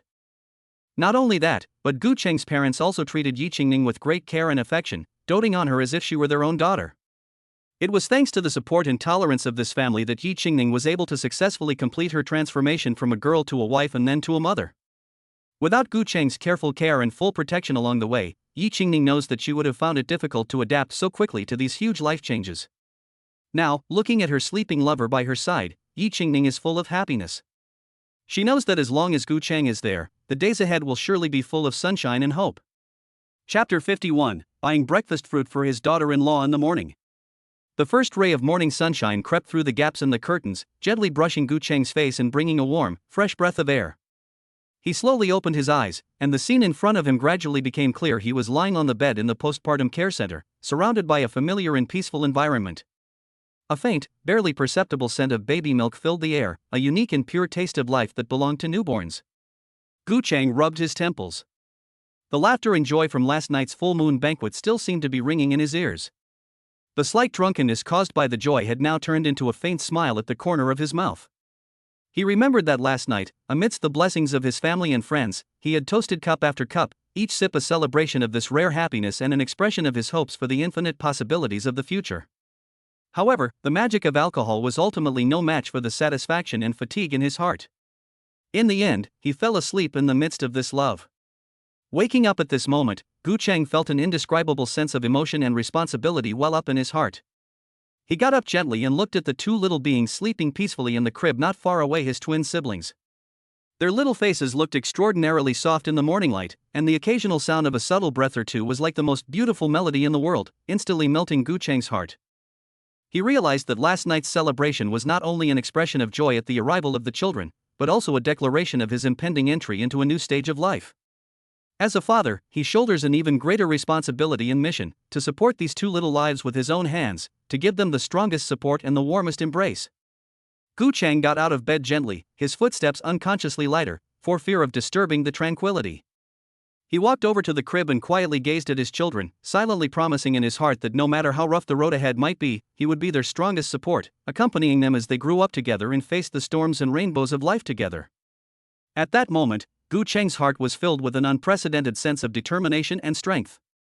He knew that from this moment on, his life would become even more colorful and rich with the arrival of these two little lives, and that he, too, would continue to move forward and grow on this journey of love. Gu Chang tiptoed over to the bed and gently laid his eyes on his sleeping daughter and son. They were lying quietly, their little faces flushed, breathing steadily and evenly. He carefully reached out his hand and gently pulled back the little quilt that the two little ones had kicked off, covering them carefully, lest the slightest bit of cold air invade their warm dreams. Although these two little ones are still young, they have already shown their mischievous side. They are restless when they sleep and always like to kick the covers all over the place. Gu Chang shook his head helplessly, but a happy smile spread across his face. After covering the children's covers, Gu Chang's gaze naturally turned to his wife Yi Qingning, who was also sleeping soundly next to them. Her beautiful face looked especially moving in the moonlight, except that her feet were mischievously exposed outside the covers at the moment. Seeing this scene, Gu Chang couldn't help but smile, thinking, the sleeping positions of their daughter and son really follow their mothers. With a heart full of love, Gu Chang smiled and walked over, gently lifting Yi Qingning's quilt up to cover her exposed feet. Looking at his wife's peaceful sleeping face, he couldn't help but lean down and place a soft kiss on her forehead. After doing so, Gu Chang turned and walked towards the bathroom. He turned on the tap and washed his face with warm water to wake himself up completely. After washing up, he gently pushed open the door again and walked out of the bedroom, trying not to make a sound so as not to wake up the family members who were sound asleep in the house. It was early in the morning, and the sun had just risen, casting a soft light on the ground. Gu Chang walked briskly out of the maternity center. It was still early, just a little after 7 a.m. The entire maternity center was exceptionally quiet, with only a few early birds singing merrily in the branches. Most of the staff, who were usually busy, had not yet come to work. The front desk of the maternity center was even more deserted and silent.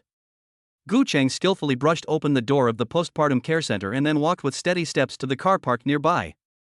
He reached into his pocket and took out a pack of cigarettes and a lighter, lit a cigarette with skillful movements, and took a gentle drag. Standing next to his car, Gu Cheng smoked quietly while lost in thought. He was pondering what kind of breakfast to buy for his daughter-in-law, who was still in the postpartum period. After all, the meals provided by the postpartum care center had always been too light, and Yi Qingning had already been in the postpartum period for a whole month. Her body had recovered quite a bit, and she should be able to eat some heavier foods to change the taste a little.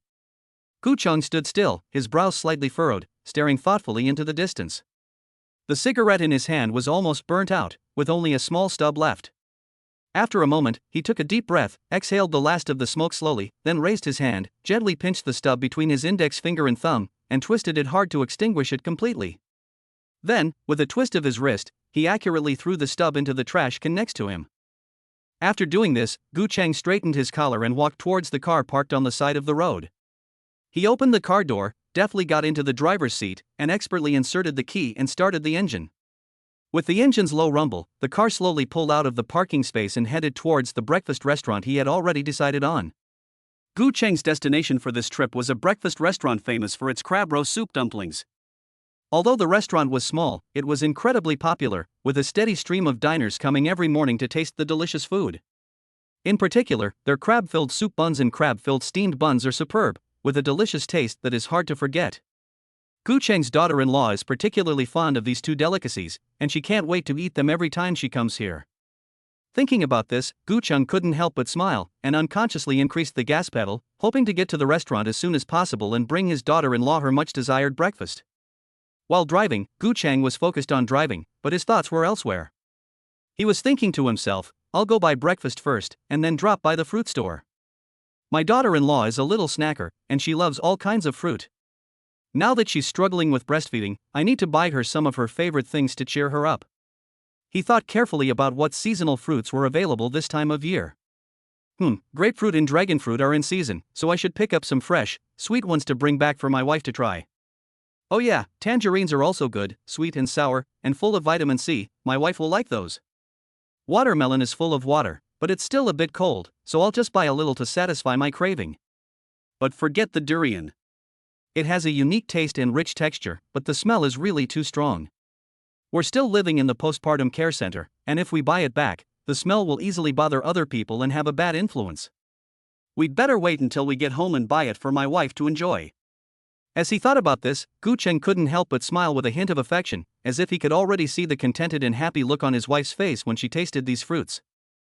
Chapter 52, The Obedient and Cute De Bao and Xiao Bao. The morning sun shone through the curtains and cast a dappled light on Gu Cheng's homeward journey. He was carrying a full shopping bag and had a gentle smile on his face. The bag contained the breakfast he had prepared especially for his daughter-in-law Yi Qingning, her favorite steamed crab-filled buns and steamed crab-filled dumplings. The steam and aroma seemed to instantly awaken all the memories of her taste buds. Not only that, but he also carefully selected a few fresh fruits, the golden pomelos, which symbolize a happy family, the bright red dragon fruits, which symbolize a flourishing life, and the bright yellow tangerines and green watermelons, each of which exudes the natural sweetness and vitality of the season, as if to encapsulate the beauty of the whole season in this moment. Gu Cheng opened the door with light steps and full of anticipation. Inside, a warm and familiar scent came to greet him, the smell of home, the most peaceful harbor in his heart.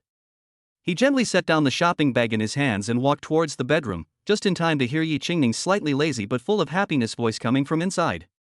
It seemed that she had just woken up from a sweet dream and was enjoying the tranquility and comfort. Qingning, are you awake? I brought you breakfast and your favorite fruit. Gu Cheng's voice was gentle and indulgent, like the spring breeze gently blowing across Yi Qingning's heart. Upon hearing this, Yi Qingning's face blossomed into a smile like a flower. She quickly tidied herself up and walked out of the bedroom. The sight in front of her heart warmed her. The dining table was set with exquisite crab roe soup dumplings and crab roe xiaolong bao, and next to them was a colorful fruit plate. Every bite of food revealed Gu Cheng's deep love and care for her. Honey, I really love you so much. You always think of what I want, and you are always so attentive. I can't live without you anymore. Yi Qingning's voice was full of emotion. She walked over to Gu Cheng, nestled lightly in his arms. At that moment, all the happiness and sweetness seemed to be concentrated in this small space, making people yearn for it and cherish it even more. In this way, the two shared this simple yet warm breakfast. The air was filled with the smell of love and happiness, making this morning extraordinarily beautiful and unforgettable. The morning sun shone on the table in front of Yi Qingning, adding a touch of warm color to this ordinary morning. She sat at the table, dressed in light home clothes, her face full of a happy and contented smile. The steaming, aromatic crab roe soup dumplings and crab roe buns that Gu Chang had bought were neatly arranged on an exquisite porcelain plate, as if inviting her to taste the first delicious meal of the morning. Yi Qingning gently picked up a crab roe soup dumpling and carefully made a small bite, and the delicious soup instantly flooded her mouth. The richness of the crab roe and the deliciousness of the soup intertwined, awakening all her taste buds. She closed her eyes and savored the love and care from her husband, Gu Chang, and her heart was filled with happiness. Then, she picked up a xiaolong bao and gently bit through the skin, which was as thin as a cicada's wings. The mellow aroma of the crab roe and the deliciousness of the meat blossomed in her mouth, and every bite was an ultimate temptation to her taste buds. As she ate, she looked out the window at the sunshine, feeling the tranquility and beauty, as if the whole world had come to a standstill. Next to her, a cup of warm milk waits quietly for her to taste it. Yi Qingning picks up the milk and takes a gentle sip. The silky texture and light milk fragrance spread in her mouth, forming the perfect match with the deliciousness of the crab yellow soup dumplings and xiaolong bao, making this breakfast even more flawless. As she ate, she looked in the direction of Gu Chang, who was sitting next to the two little ones, teasing the babies. Her heart was full of dependence and love for Gu Chang. She knew that this was not just any breakfast, but also a reflection of Gu Chang's spoiling of her, and his meticulous care and love for her. On mornings like this, with a loved one by her side and good food to enjoy, Yi Qingning felt that this was the happiest and most fulfilling moment of her life. At this moment, Gu Chang is half squatting on the soft carpet, his face full of a loving and indulgent smile. His large hands are gently shaking in front of his children, as if he is having a joyful interaction with his two little treasures. His twin children, Xingqing and Xianxian, are dressed in cute baby clothes, like two little angels born into the world. Their little faces are filled with innocent smiles, and their eyes sparkle with curiosity and excitement. Xingqing's left hand and Xuanxuan's right hand reach out to Gu Chang's big hand at the same time, as if they are little explorers, wanting to grab their father's hand and feel his sense of security and warmth. Gu Chang's large hands gently wrapped their small hands. His movements were gentle but powerful, as if conveying unspoken love and strength. De Bao's sister, Xingqing, and Xiao Bao's brother, Xianxian, seemed to feel this special connection. Their small hands gripped Gu Chang's fingers tightly, and they giggled, their laughter crisp and pleasant, like the most beautiful music on a summer morning. Gu Chang began to gently shake their hands, as if they were dancing a fun dance. Xingqing and Xianxian smiled even wider, their eyes narrowed into crescent moons, and their little faces were filled with happiness and contentment. At this moment, time seemed to have frozen, leaving only this warm and beautiful scene. Gu Chang's eyes were filled with boundless love for these two little lives. He knew that no matter how many storms there would be in the future, he would always be their strongest support. Xingqing and Xianxian also feel the warmth of their father's love in this deep fatherly love. This simple interaction is not only a joyful interaction, but also a testimony to the deep emotions between them. At this time, the nurse from the postpartum care center walked in. In the soft and bright postpartum care center room, the air was filled with the fresh scent of baby milk. The sun shone through the half-closed curtains, gently illuminating the two cribs placed side by side, adding warmth to this warm and professional scene. Nurse Li, dressed in a neat nurse's uniform, is wearing a gentle and professional smile on her face as she carefully conducts a physical examination on the newborns, Xingqing and Xianxian, who are just over a month old. Her movements are gentle and skilled. With each touch, the two little ones widen their small eyes, staring at the nurse, not crying or making a fuss, very well behaved and cute. First, Nurse Li gently wrapped Xingqing in a soft baby blanket, carefully undid his little clothes, and gently placed a warm stethoscope against his chest to listen carefully to the sound of his young but strong heartbeat. Her eyes were full of admiration for the miracle of life.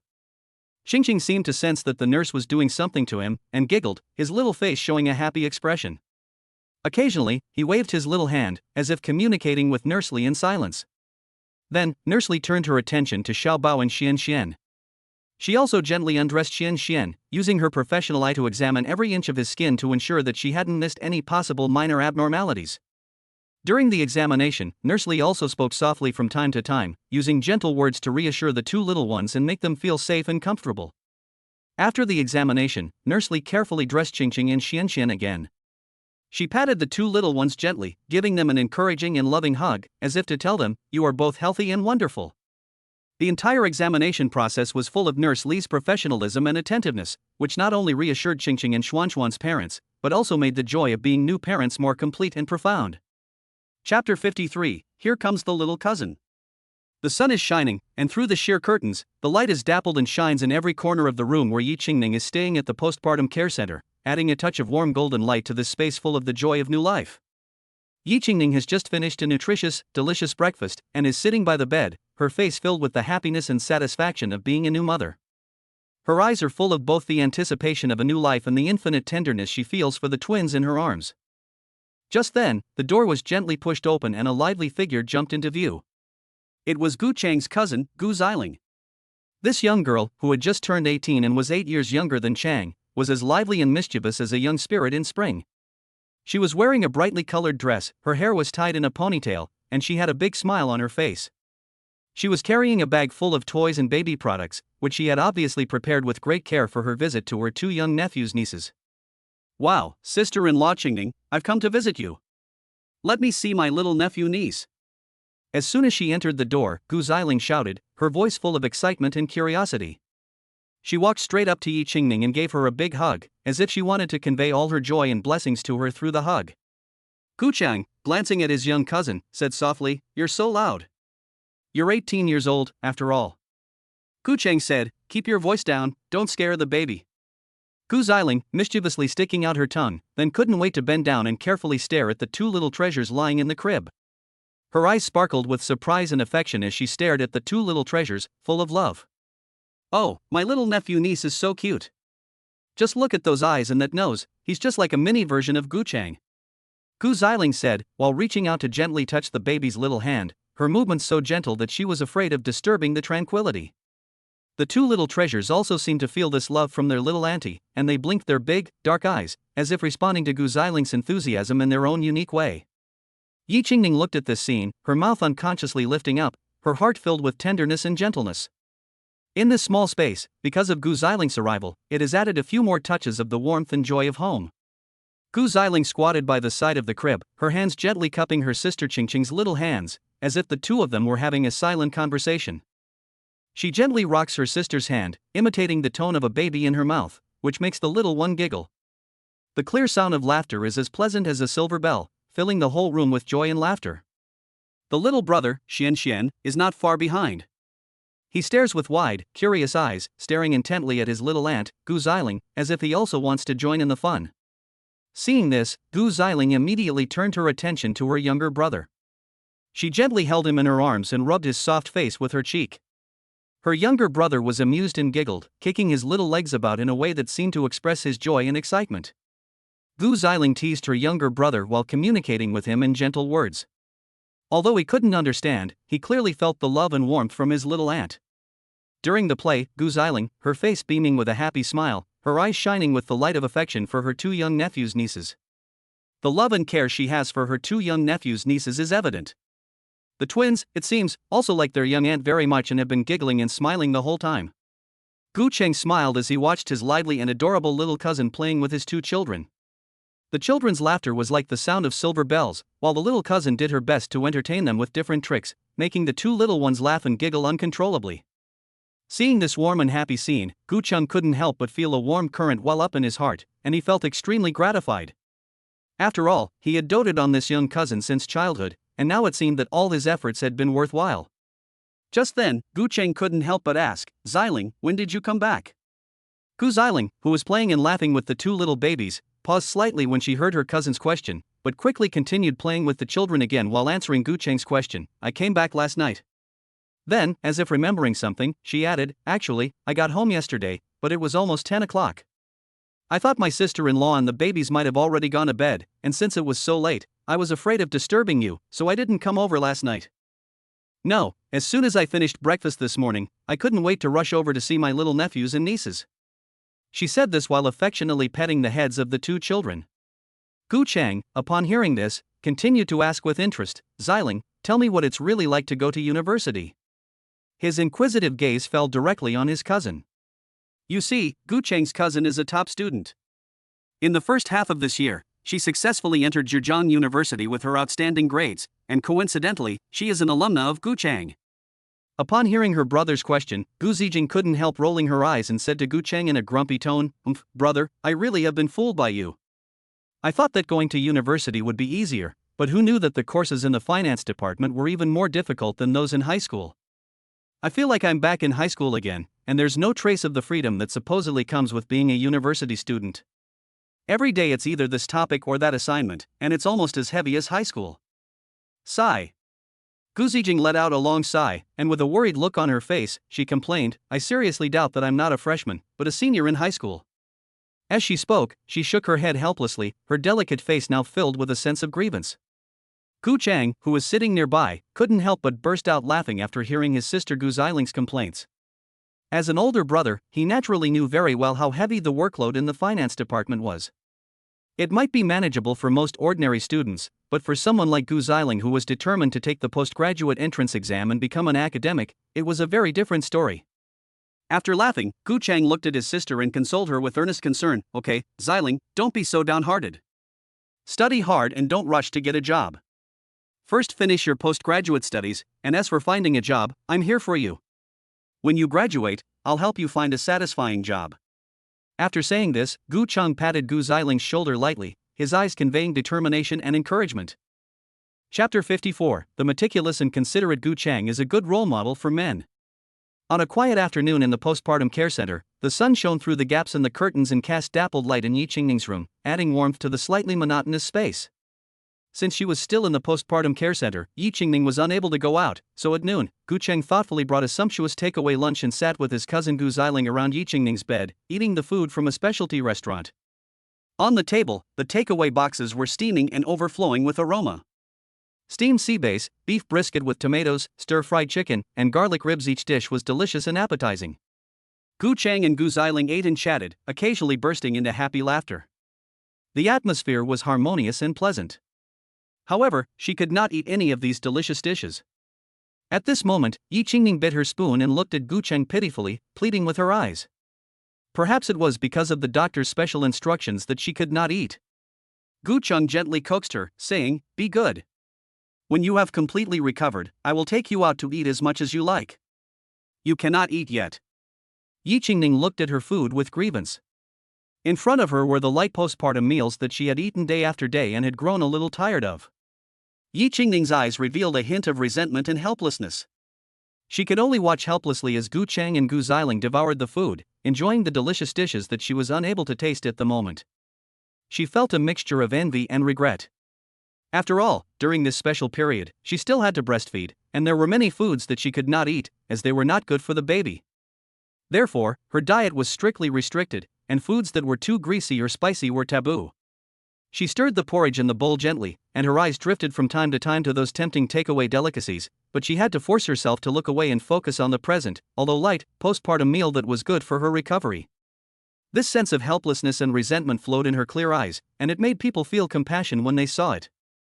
However, despite her regrets, Yi Qingning's face always wore a gentle smile. She knew that Guchang was only looking out for her best interests, and that today was also because she was entertaining her cousin Gu Ziling. Usually, Guchang would also accompany Yi Qingning and eat very lightly together. During this special period, the companionship and care of family members is more precious than any food. After everyone finished lunch, Guchang began preparing formula for the two babies.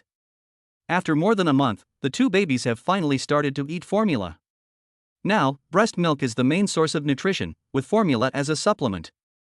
This has finally made Yi Qingning feel slightly more relaxed. Guchang is carefully preparing lunch milk for the two babies who are just over a month old. He is skilled at this, and first mixes cold boiled water with hot water in the right proportions to a temperature of about 45 degrees Celsius. This temperature ensures that the milk powder dissolves completely without destroying the nutrients in the milk powder and at the same time prevents scalding the baby. Guchang opens the milk powder can and uses a special milk powder scoop to accurately measure out the right amount of milk powder, slowly pouring it into the bottle while gently shaking it until the milk powder has completely dissolved to form a uniform and delicate milk liquid. Beside her, Gu Ziling widened her curious eyes and intently observed every move of Guchang. She watched as Guchang's big hands, full of love and patience, deftly moved between the baby bottles and the warm water. Every movement revealed his careful care for his babies. Gu Cheng's face was filled with a gentle smile, a kind of satisfaction and happiness that can only be experienced by becoming a father. After Gu Cheng finished the last bottle, he put a drop of milk from the bottle on the back of his hand, felt the temperature of the milk, and then gently brought the nipple to the baby's mouth. Seeing the baby suck contentedly, Gu Xiling couldn't help but flash a trace of emotion in her eyes. She had never imagined that Gu Cheng, who seemed so rough and tumble in everyday life, could prepare formula milk so skillfully, handling every detail just right, as if it were a skill he was born with. "I really didn't expect that you could prepare formula milk so skillfully." Gu Xiling couldn't help but say softly, her tone of voice a mixture of surprise and admiration. Gu Cheng looked up, smiling slightly, his eyes shining with the light of paternal love. "As long as it's for the children, I can learn even the most difficult things." At this moment, Gu Xiling deeply felt the power of family love, which can make a person so strong and so capable. And Gu Cheng, with his actions, has interpreted this deep and great fatherly love. Yi Qingning, who was standing nearby, beamed with happiness and a slightly teasing smile on her face as she softly spoke. "Xiling, you don't know, ever since the first day your brother moved in here, he has been incredibly attentive. Every day, he pays close attention to every step the nanny takes in caring for the baby, meticulously. Whether it's the gentle way he changes the baby's diaper, the careful way he washes the baby's bottom, or the precise way he measures the water temperature when preparing formula, he has learned all of these things carefully and attentively." At this, Yi Qingning couldn't help but shake her head slightly, and continued, "Even I, as the mother, haven't learned as well as your brother. So nowadays, whenever your brother is around, if we need to change the baby's diaper, bathe the baby, or prepare formula, he won't let me help at all, and does everything himself." She gently patted her stomach and continued smiling. "I really have to thank your brother, because with him doing all the work, I can relax a lot. As a result, I can't seem to lose any weight, and I feel like I'm going to be fattened up by your brother." After she finished, she couldn't help but burst out laughing. Gu Xiling sat quietly on the side, listening intently to Yi Qingning's story. Her eyes sometimes flashed with curiosity and longing, and sometimes revealed a trace of emotion and envy. When Yi Qingning finally finished her story full of happiness and warmth, Gu Xiling couldn't help but let out a heartfelt exclamation. "Sister-in-law, I really envy you." Gu Xiling's voice was full of sincerity and longing. "In the future, after I give birth to a child, if I can also enjoy the same treatment as you, then I will be content." As she spoke, she let out a soft sigh, as if she was already looking forward to that beautiful scene in the future. Then, Gu Xiling spoke with determination, saying resolutely, "No, from now on, when I find a husband and get married, I will do so according to my brother's standards. If I can't find a husband as good as my brother, then I'd rather not get married at all." Her eyes were firm and determined, as if there was no room for negotiation. "Anyway, the worst that can happen is that I'll leave all my assets to my nieces and nephews. Ha, let these two little ones be responsible for supporting me in my old age," Gu Xiling said while smiling mischievously. Chapter 55, Two little treasures are loved by all the elderly people in the family. Yi Qingning has stayed in the postpartum care center for a relatively long period of 2 months. Today, she finally welcomes the moment of returning home from the postpartum care, a day full of joy. The sunlight filters through the sheer curtains and dapples the neat and warm bedroom, adding a few bright spots to this special day. Her face is radiant with the soft glow of a new mother, and her eyes sparkle with infinite anticipation for life ahead. The first rays of morning sunlight stream through the window and bathe the room in a soft golden light. The faint scent of joy in the room grows stronger, drifting through the air like a wisp of smoke. Yi Qingning got up early, dressed in a carefully selected set of light clothing. The color of the clothes was fresh and elegant, and the cut was appropriate, which not only showed off the gentle tenderness of the new mother, but also revealed a touch of the solemnity and reserve that should be expected when returning home. At this time, Gu Cheng was busy organizing various things in the room. First, he carefully folded Yi Qingning's clothes one by one and put them in the suitcase. Then he began to pack the items the two babies would need: soft diapers, nutritious milk powder, delicate and cute baby bottles, special tissue paper with a soft texture, and those small and exquisite clothes. He carefully checked each item to make sure he hadn't forgotten anything. On the side, the two little babies, who had just been born not long ago, were quietly nestled in the arms of their mothers. They gently rocked their arms, humming a lullaby tenderly, their faces beaming with love. After more than an hour of hard work, Gu Cheng finally finished organizing and transporting all the items. Today, Gu Cheng's father specially drove a spacious and comfortable Toyota Alphard commercial vehicle. The reason for choosing this car is that, firstly, there are many people in the family, so it can easily seat everyone. Secondly, it is also hoped that Yi Qingning can sit more comfortably on the way back. At this time, Yi Qingning, accompanied by Gu Cheng, slowly walked out of the room. They were greeted by the smiling faces and expectant gazes of both sets of parents. Yi Qingning and Gu Chang were followed by their mothers, who were carrying their grandchildren nieces, and the two mothers coaxed their little grandchildren nieces to follow them out. Yi Qingning's father, holding flowers in his hands, celebrated Yi Qingning's postpartum leave, his eyes full of love for his daughter. Today, the little uncle's little aunt also came to greet her sister-in-law after her confinement and to see the little ones. With a series of warm greetings, Yi Qingning felt an unprecedented sense of family warmth. Surrounded by everyone, she set off home with gratitude in her heart. Outside the car window, the scenery along the way seemed to be singing for joy at the reunion of this family. The sun shone even brighter, and the breeze brought a touch of coolness and comfort. When they arrived at Gu Chang's home, the door had already been decorated with festive decorations. The small home seemed even more welcoming and full of vitality because of the reunion. The moment they entered the door, Gu Chang's grandparents, Yi Qingning's grandparents, and Yi Qingning's grandparents were all waiting at home. The family gathered together, laughing and joking. Yi Qingning deeply felt the power of home, a place that can give each other the strongest support no matter what. This day not only marked the end of Yi Qingning's postpartum life. When Gu Chang and Yi Qingning entered the house with their adorable twin babies, the whole house instantly became lively and bustling. It was as if they had made an appointment beforehand. Gu Chang's grandparents, Yi Qingning's grandparents, and their own grandparents all gathered from all corners of the house and rushed to the door, surrounding the two little ones in the center. This pair of twins meant a great deal to both sets of immediate family, as they were the first generation of the fourth generation in the family, and deservedly occupied the position of the eldest. What's more, they are such a rare set of twins that everyone is overjoyed. In ancient times, such a status was as noble as that of a great-grandson or great-grandniece, and they were definitely the darlings of the family. At this moment, the elderly people all showed their gentlest and kindest sides. They either bent down to carefully examine the children's rosy little faces, or gently stroked their soft little hands and feet, their eyes full of love and joy. The grandfathers, on the other hand, completely forgot their usual reserved image and did their best to entertain the children. Some made exaggerated and comical faces, some imitated the calls of animals to try to get the children's attention, and some danced and performed like naughty children. For a while, the room was filled with laughter, as if a joyous feast was being held. These two little ones really don't know any strangers. They have an enormous amount of courage and are very good at saving face. Their tiny hands waved around in the air, as if they were conducting a grand concert, while their little mouths never stopped giggling, their laughter as sweet and clear as if it could be heard throughout the entire house. This cheerful scene made the group of elderly people laugh uncontrollably, and they couldn't have been happier. For a while, the whole living room was filled with laughter and chatter. The loving couple, Gu Chang and Yi Qingning, stood aside, smiling and watching everything. Seeing so many elderly people love their two treasures so much, they were naturally overjoyed.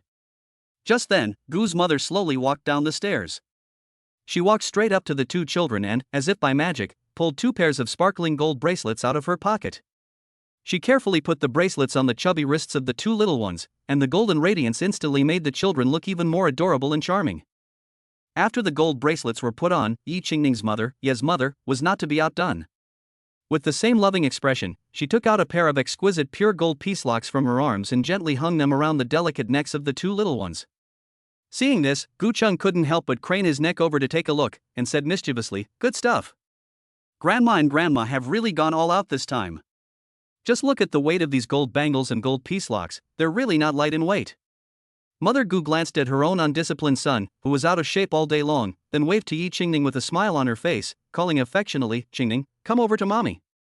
Yi Qingning looked over at Gu Chang next to her at the sound of her voice, and saw him smiling and nodding slightly at her in agreement. After receiving the signal, Yi Qingning took light, slightly hesitant steps, slowly walking towards Gu's mother. Every step seemed to carry a little tension and anticipation, until she finally came to a stop in front of Gu's mother. At this point, Gu's mother gently took Yi Qingning's slender hands in hers, her eyes full of love and concern, and said softly, "Qingning, you have really suffered a lot during this time. Here, I have a pair of emerald bracelets that were passed down from Gu Chang's grandmother. Today, I solemnly hand them over to you. From now on, our family will depend on you to take care of it, and you are the worthy hostess." As she spoke, Mrs. Gu carefully took out the exquisite jadeite bracelets from her pocket. At first glance, the pair of bracelets were simply stunning. The emerald green color is as bright and dazzling as the buds that first bloom in spring. The craftsmanship of the bracelet is exquisite, with every detail perfectly handled, the lines flowing naturally and flawless. The surface is as smooth as a mirror, reflecting a dazzling radiance, clearly polished with great care, and the luster is crystal clear and full of moisture, without a doubt the finest jadeite. Anyone who sees such a precious treasure will be overwhelmed, and its high value is self-evident. I saw Gumu carefully open an exquisite box, inside of which were a pair of crystal clear, emerald green jadeite bracelets exuding a charming luster. She gently picked up one of them and skillfully put it on Yi Qingning's slender, fair wrist. Then, she picked up the other one and put it on Yi Qingning's wrist in the same gentle manner. Yi Qingning was full of fear at the moment and immediately wanted to take off the bracelet. She hurriedly said, "Mom, these bracelets are really too precious, I really can't accept them." Gu's mother smiled slightly, reached out and gently patted the back of Yi Qingning's hand, and said earnestly, "My child, keep it. Not only is this something you should have, it is also something you deserve.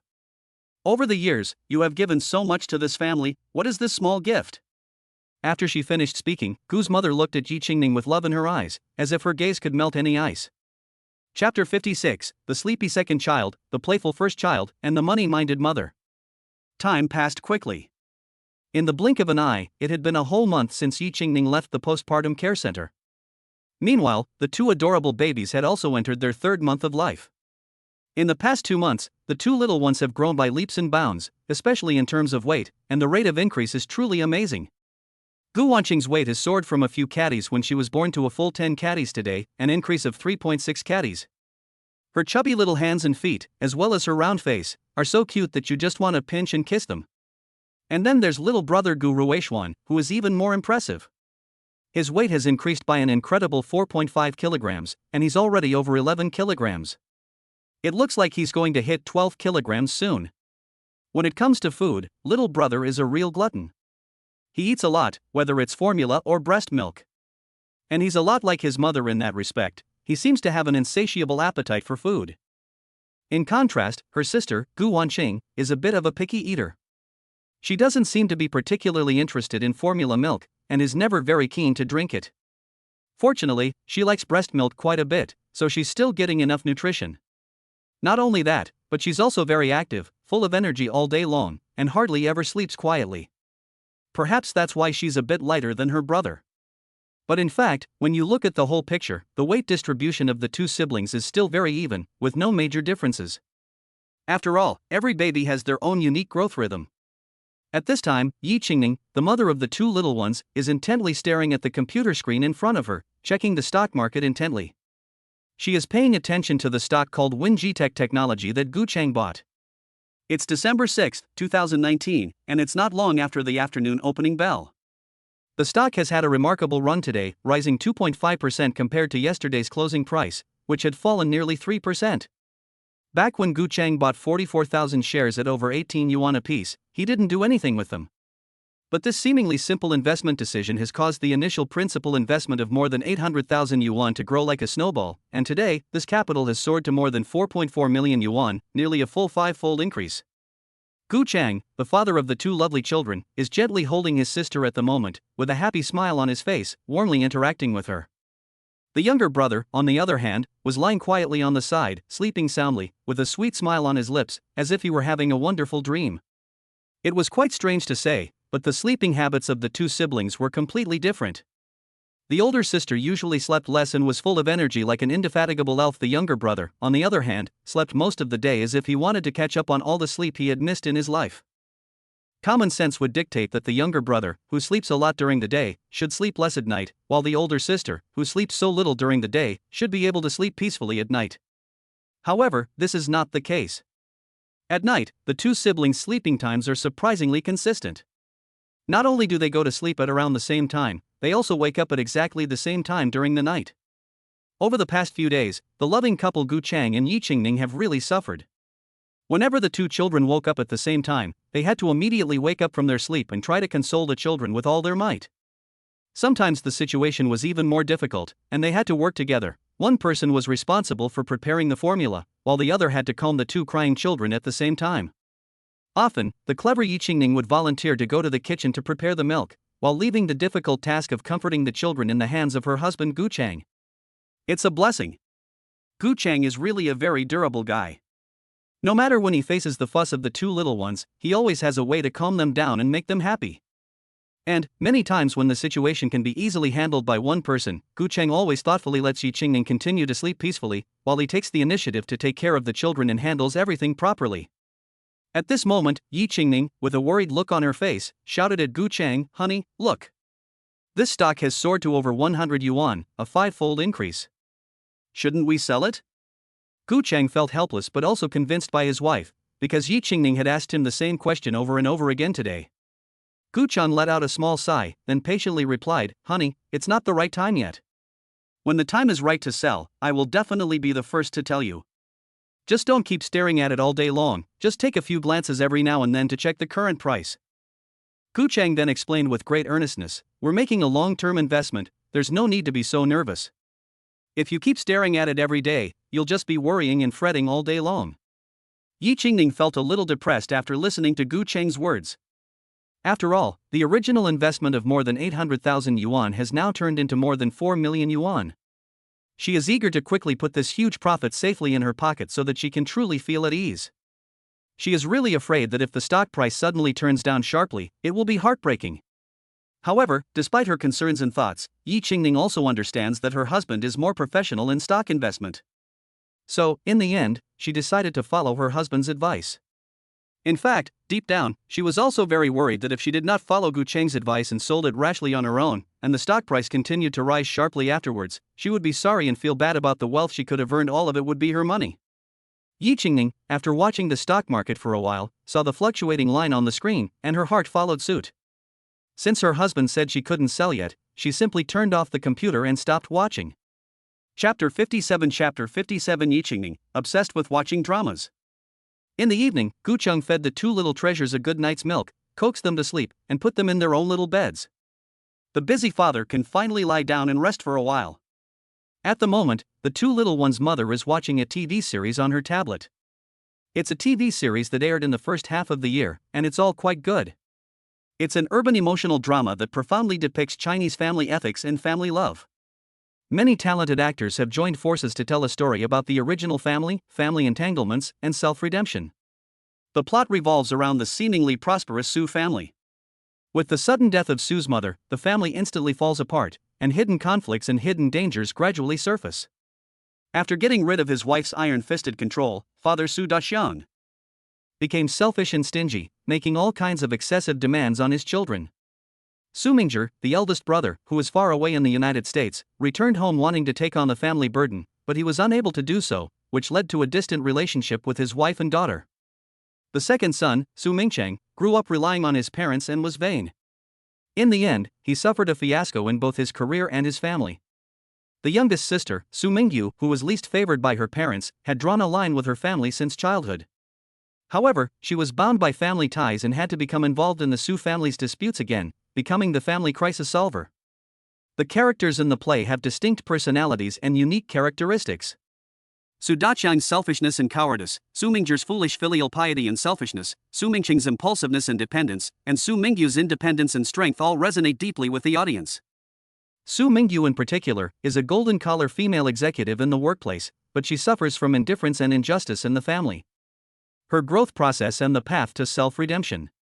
Yi Qingning is engrossed in watching the TV series.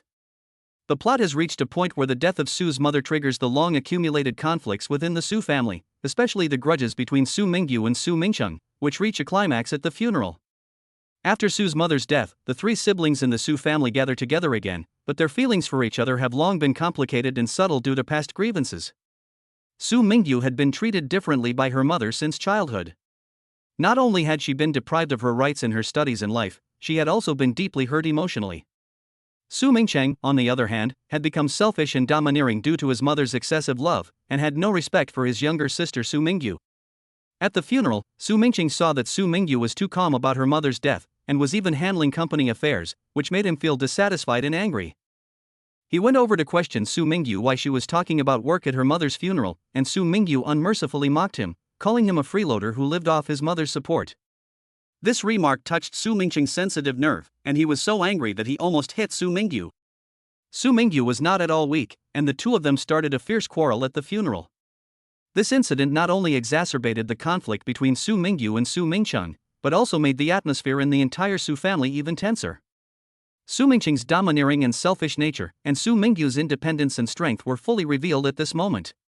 Yi Qingning stared intently at the TV screen, watching the plot unfold before her. Her brows were knitted together, and sparks of anger flashed in her eyes. It turned out that the character named Su Mingcheng in the play was bullying the poor Su Mingyu unscrupulously, and this scene deeply hurt Yi Qingning's heart. While clenching her fists, she kept muttering, "This Su Mingcheng is really hateful. How can you bully people like this?" Mingyu was really aggrieved. This is too much. As the plot developed, Yi Qingning's emotions became more and more agitated. Seeing this, Gu Chang, who was sitting nearby, couldn't help but smile slightly and gently comforted her, saying, "Honey, don't be so angry. The fact that you're so angry just shows that the actor playing Su Mingcheng is quite good at his craft." However, Yi Qingning gave her husband a gentle glare and said in a bad mood, "Humph, although he did play it well, it's really infuriating. This Su mother is also indulging her youngest son and not caring about her daughter's feelings at all. And that Su father is so afraid of his wife that he can't even protect his own children." After saying all this, Yi Qingning seemed to have thought of something, turned to Gu Chang, and said seriously, "In the future, the two of us must be strict with Xian Xian, and we must never let him become a man like Su Mingcheng, who only bullies his sisters. We must raise him to be a man who takes responsibility and knows how to love his family." Gu Chang, after listening, couldn't help but feel that his daughter-in-law was really cute. He thought that his son was observing silence for a TV series, and that would bring a harsh life to little Gu Rueishuan in the future. Yi Qingning and Gu Chang chatted for a while, then continued watching their own TV series, while Gu Chang started brushing his phone and checking the news. Suddenly, Gu Chang, who was browsing the web, was captivated by a news headline. On December 12, 2019, a hospital in Wuhan admitted a merchant from the South China seafood market. It is understood that the merchant and several employees in his shop have experienced abnormal symptoms such as high fever and dry cough. Gu Chang couldn't help but feel a sudden tightening in his heart when he read this. He immediately felt that this matter might be no small matter. Gu Chang, after thinking for a moment, turned to his wife Yi Qingning, who was sitting next to him and intently watching TV, and asked, "Wife, do we still have masks at home? And do we have any cold medicine or fever-reducing medicine in stock?" Hearing her husband's question, Yi Qingning quickly pressed the pause button on the remote control, paused for a moment, and then replied, "Well, there aren't many masks left. We still have some cold medicine, but not much. There's even less fever medicine, and it's all for adults." After listening to Yi Qingning's words, Gu Chang frowned and said in a serious tone, "This won't do. Winter is just around the corner, and this is the peak flu season, so it's very easy to catch a cold and have a fever. We still need to prepare in advance. Why don't I go out for a run tomorrow and buy some at the pharmacy?" Then, Gu Chang began to plan in detail. "Tomorrow I'll go to the pharmacy and buy a lot of things to keep in stock. I need to buy enough adult and children's fever-reducing medicines, fever-reducing patches, cold medicines, and all kinds of masks, etc., to feel at ease. By the way, when I go out to buy medicine tomorrow, remind me to go and give your parents a copy of the medicine before I come back." Chapter 58, Going Out to Buy the Family's Regular Medications. The next morning, the sun shone through the gaps in the curtains, gently awakening the sleeping Gu Chang. He quickly got up from bed, washed up briefly, looked at the two babies and his daughter-in-law, who were still asleep, and then went downstairs to eat breakfast. Gu Chang walked slowly down the stairs, each step appearing so light, for fear that the sound of his footsteps would interrupt the tranquility. He arrived at the kitchen door and quietly looked at his mother. A few wisps of her hair were blown about by the morning breeze, but her eyes were focused and gentle as she busied herself at the stove, preparing breakfast for the family. The tempting aroma of the fried eggs in the pan mingled with the fresh air outside the window to create a warm and inviting scene. "Mom, you've worked hard, getting up so early to make breakfast," Gu Chang said softly, his words full of affection and gratitude for his mother. His mother looked up, her face beaming with love, her eyes sparkling with contentment and happiness. "It's okay, I'm not tired. Where are Qingning and the babies?" Upon hearing her question, Gu Chang immediately replied, "Qingning is still asleep, and so are the two babies." Hearing her son say that his daughter-in-law and two babies were still asleep, his mother nodded and said, "Go sit at the table, breakfast will be ready soon." Gu Chang obediently walked over to the dining table and sat down, his heart overflowing with unspeakable emotion. His mother was a very gentle and attentive woman. When he was young, his father was very busy at work, and it was always his mother who took care of him, cooked for him, helped with his homework, walked him to and from school, and comforted him when he was upset at work. He picked up the knife and gently cut the fried egg, the yolk oozing out slightly and mixing with the white to create an attractive color. Gu Chang first took a delicate bite of the fried egg. The outside was crispy and the inside was tender, just the right texture, and he couldn't help but narrow his eyes slightly, enjoying this simple happiness. Then, he picked up the toast and lightly spread a thin layer of jam on it. He chewed each bite carefully, as if savoring every detail of life. Gu Chang looked out the window while eating, occasionally looking up at his busy mother in the kitchen. He was full of gratitude and happiness. On this warm morning, Gu Chang not only enjoyed a delicious breakfast, but also every moment he spent with his family. This ordinary but sincere happiness filled his heart with strength and warmth, and it gave him full energy for the new day. After breakfast, Gu Chang tidied the table briefly to ensure that everything in the house was in order. He glanced at the calendar on the wall and mentally calculated the family's medication needs, especially considering the recent changes in the weather. Some of the family's essential regular medications were not sufficient, so he decided to go out and buy some at the pharmacy. Gu Chang put on his jacket, grabbed the car keys, and said goodbye to his mother, who was busy in the kitchen, telling her that he was going to the pharmacy. He pulled open the car door, got into the driver's seat nimbly, and then skillfully inserted the key and started the engine. With the low rumble of the engine, the car slowly pulled out of the yard and headed towards the city.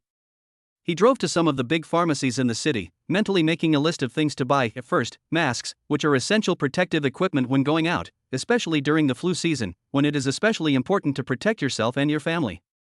Masks generally have a long shelf life, so you can buy a lot of them to keep in stock. Next are cold medicines, just in case someone catches a cold. To relieve symptoms in time, there are also fever patches and fever reducers. For the two active and energetic babies at home, these are all essential emergency items. After all, children's body temperature regulation ability is relatively weak, and they are prone to fever due to changes in the weather. Gu Chang walked briskly into the pharmacy, his eyes straight ahead, heading straight for the medicine section. Once he arrives, he quickly pulls a list out of his pocket and begins scanning the shelves with a discerning eye, carefully selecting each medicine listed. The first thing he sees is the familiar 999 cold medicine, which has always been his go-to remedy as a family first aid kit. Gu Chang did not hesitate to reach out and pick up a few boxes and put them in the shopping basket. Then his eyes turned to the Putilan anti-inflammatory oral liquid displayed next to it, and he picked up a few boxes of that as well.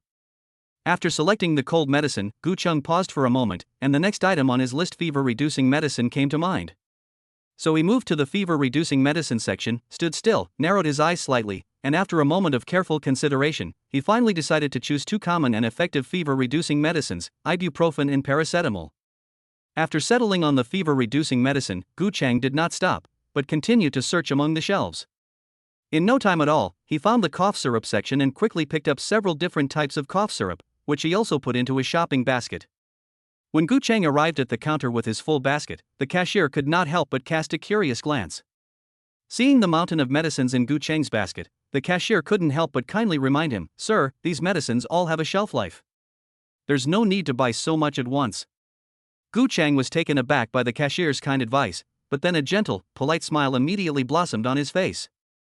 He patiently explained, "Thank you for your concern, but there are quite a few people in my family, so I need to prepare a lot. Besides, I also plan to send a copy to my in-laws just in case."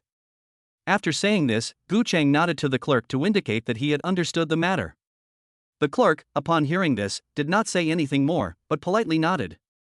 Then, Gu Chang asked, "Oh, and get me some masks and fever-reducing patches." Upon hearing this, the clerk quickly turned around and walked quickly towards the counter behind him. He bent down skillfully and began looking for the required items. Before long, the clerk reappeared in front of Gu Chang, holding a mask and a fever-reducing patch in his hands. Gu Chang quickly reached out and took the two items to examine them more closely. He first looked at the mask, which was neatly packed in a box. After a rough count, there were a full 50 of them. Then he turned his attention to the fever-reducing patches, which were also boxed, with only 5 in each box. Gu Chang stared at the masks and fever-reducing patches in front of him, and after a moment of thought, quickly calculated the family's demographic situation in his head. After a while, he looked up at the clerk and said again, "Could you please get me 9 more boxes of these masks, plus the one I just got? I want a total of 10 boxes. And these fever-reducing patches, could you get me 5 more boxes? Oh yes, and please get me 6 boxes of fever-reducing stickers for infants and young children. And yes, get me 6 boxes of N95 masks as well." With that, Gu Chang rattled off a long list of the exact quantities of masks and fever-reducing stickers he needed. The shop assistant standing nearby could not help but look surprised at such a large quantity of needs, and could not help but ask, "Sir, are you sure you want to buy such a large quantity of masks and fever-reducing stickers?" Gu Chang kept a faint smile on his face in the face of the clerk's doubts, and firmly replied in a firm tone, "Yes, I'm very sure that's what I want. And I'd also like you to get it for me as soon as possible, thank you." After hearing Gu Cheng's words, the clerk didn't say anything more, and then without hesitation she turned around and walked towards the back of the store. Due to the large quantity of masks and fever-reducing patches that Gu Cheng needed, and the limited stock placed in the display area at the front of the store, it was not enough to fully meet his requirements. Therefore, the shop assistant had to go to the warehouse at the back of the store to find and fetch enough goods. Time passed by, and Gu Cheng stood patiently waiting. Soon, the shop assistant came back slowly, carrying a cardboard box full of goods in her hands. Upon closer inspection, it was the masks and fever-reducing patches that Gu Cheng needed. The shop assistant gently placed the box on the counter and then began to carefully count the number of goods inside to ensure that there were no omissions or mistakes. After confirming that there were no mistakes, the clerk picked up the various types of medicine that Gu Cheng had placed in the shopping basket and skillfully scanned and priced each item one by one. Finally, he looked up at Gu Cheng and announced the total cost of the shopping trip. Gu Cheng gladly paid and took the bag full of goods handed over by the clerk, his heart full of gratitude and satisfaction. He carefully checked the ingredients and intended users of the medicines to ensure that the ones he chose were both safe and effective. He was especially careful with the medicines for his baby, choosing only the gentle formulas recommended by pediatricians.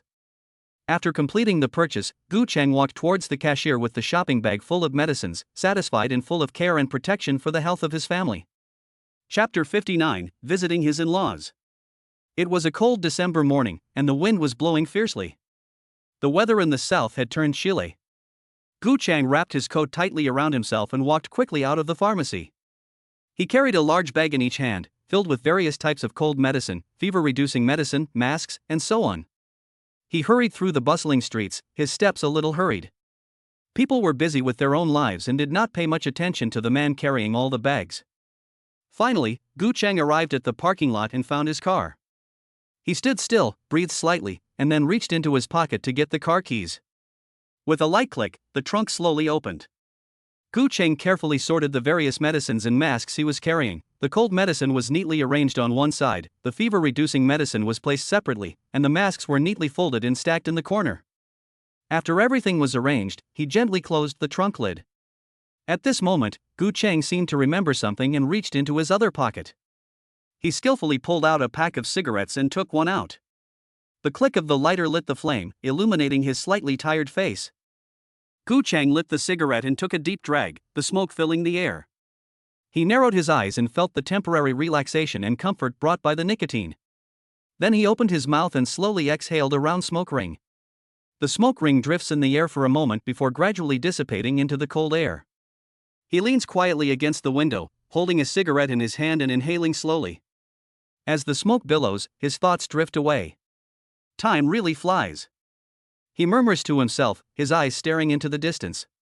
In the blink of an eye, another year is almost over.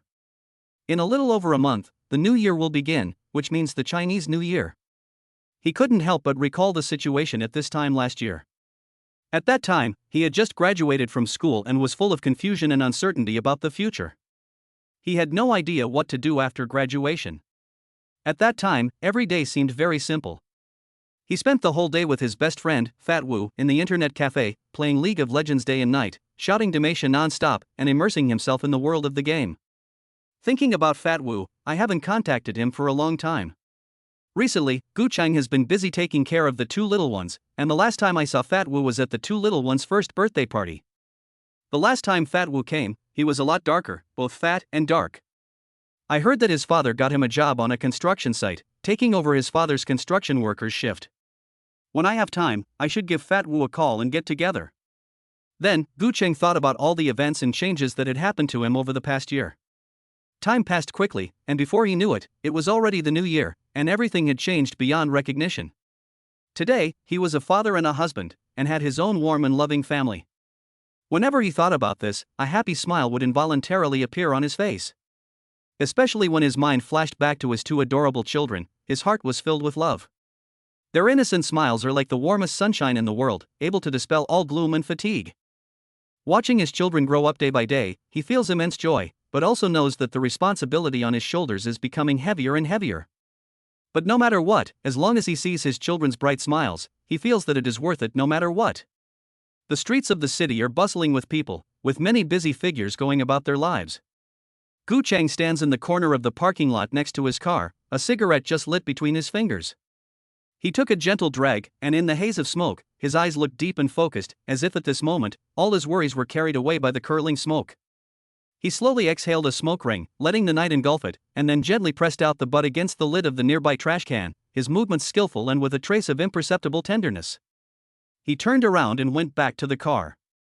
Gu Chang opened the driver's door and got into his beloved car. Soft jazz music was playing in the car, adding a touch of tranquility and comfort to this night trip.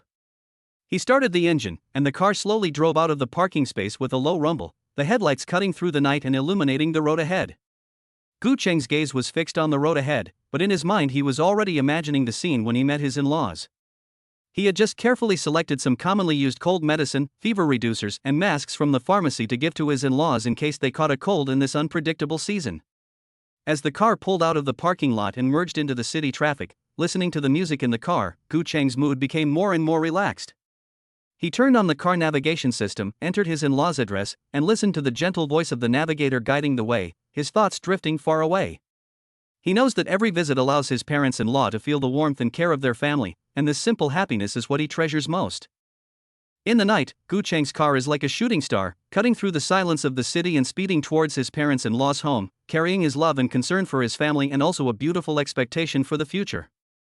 As the scenery outside the car window kept changing, Gu Cheng finally arrived at his father-in-law's and mother-in-law's warm home.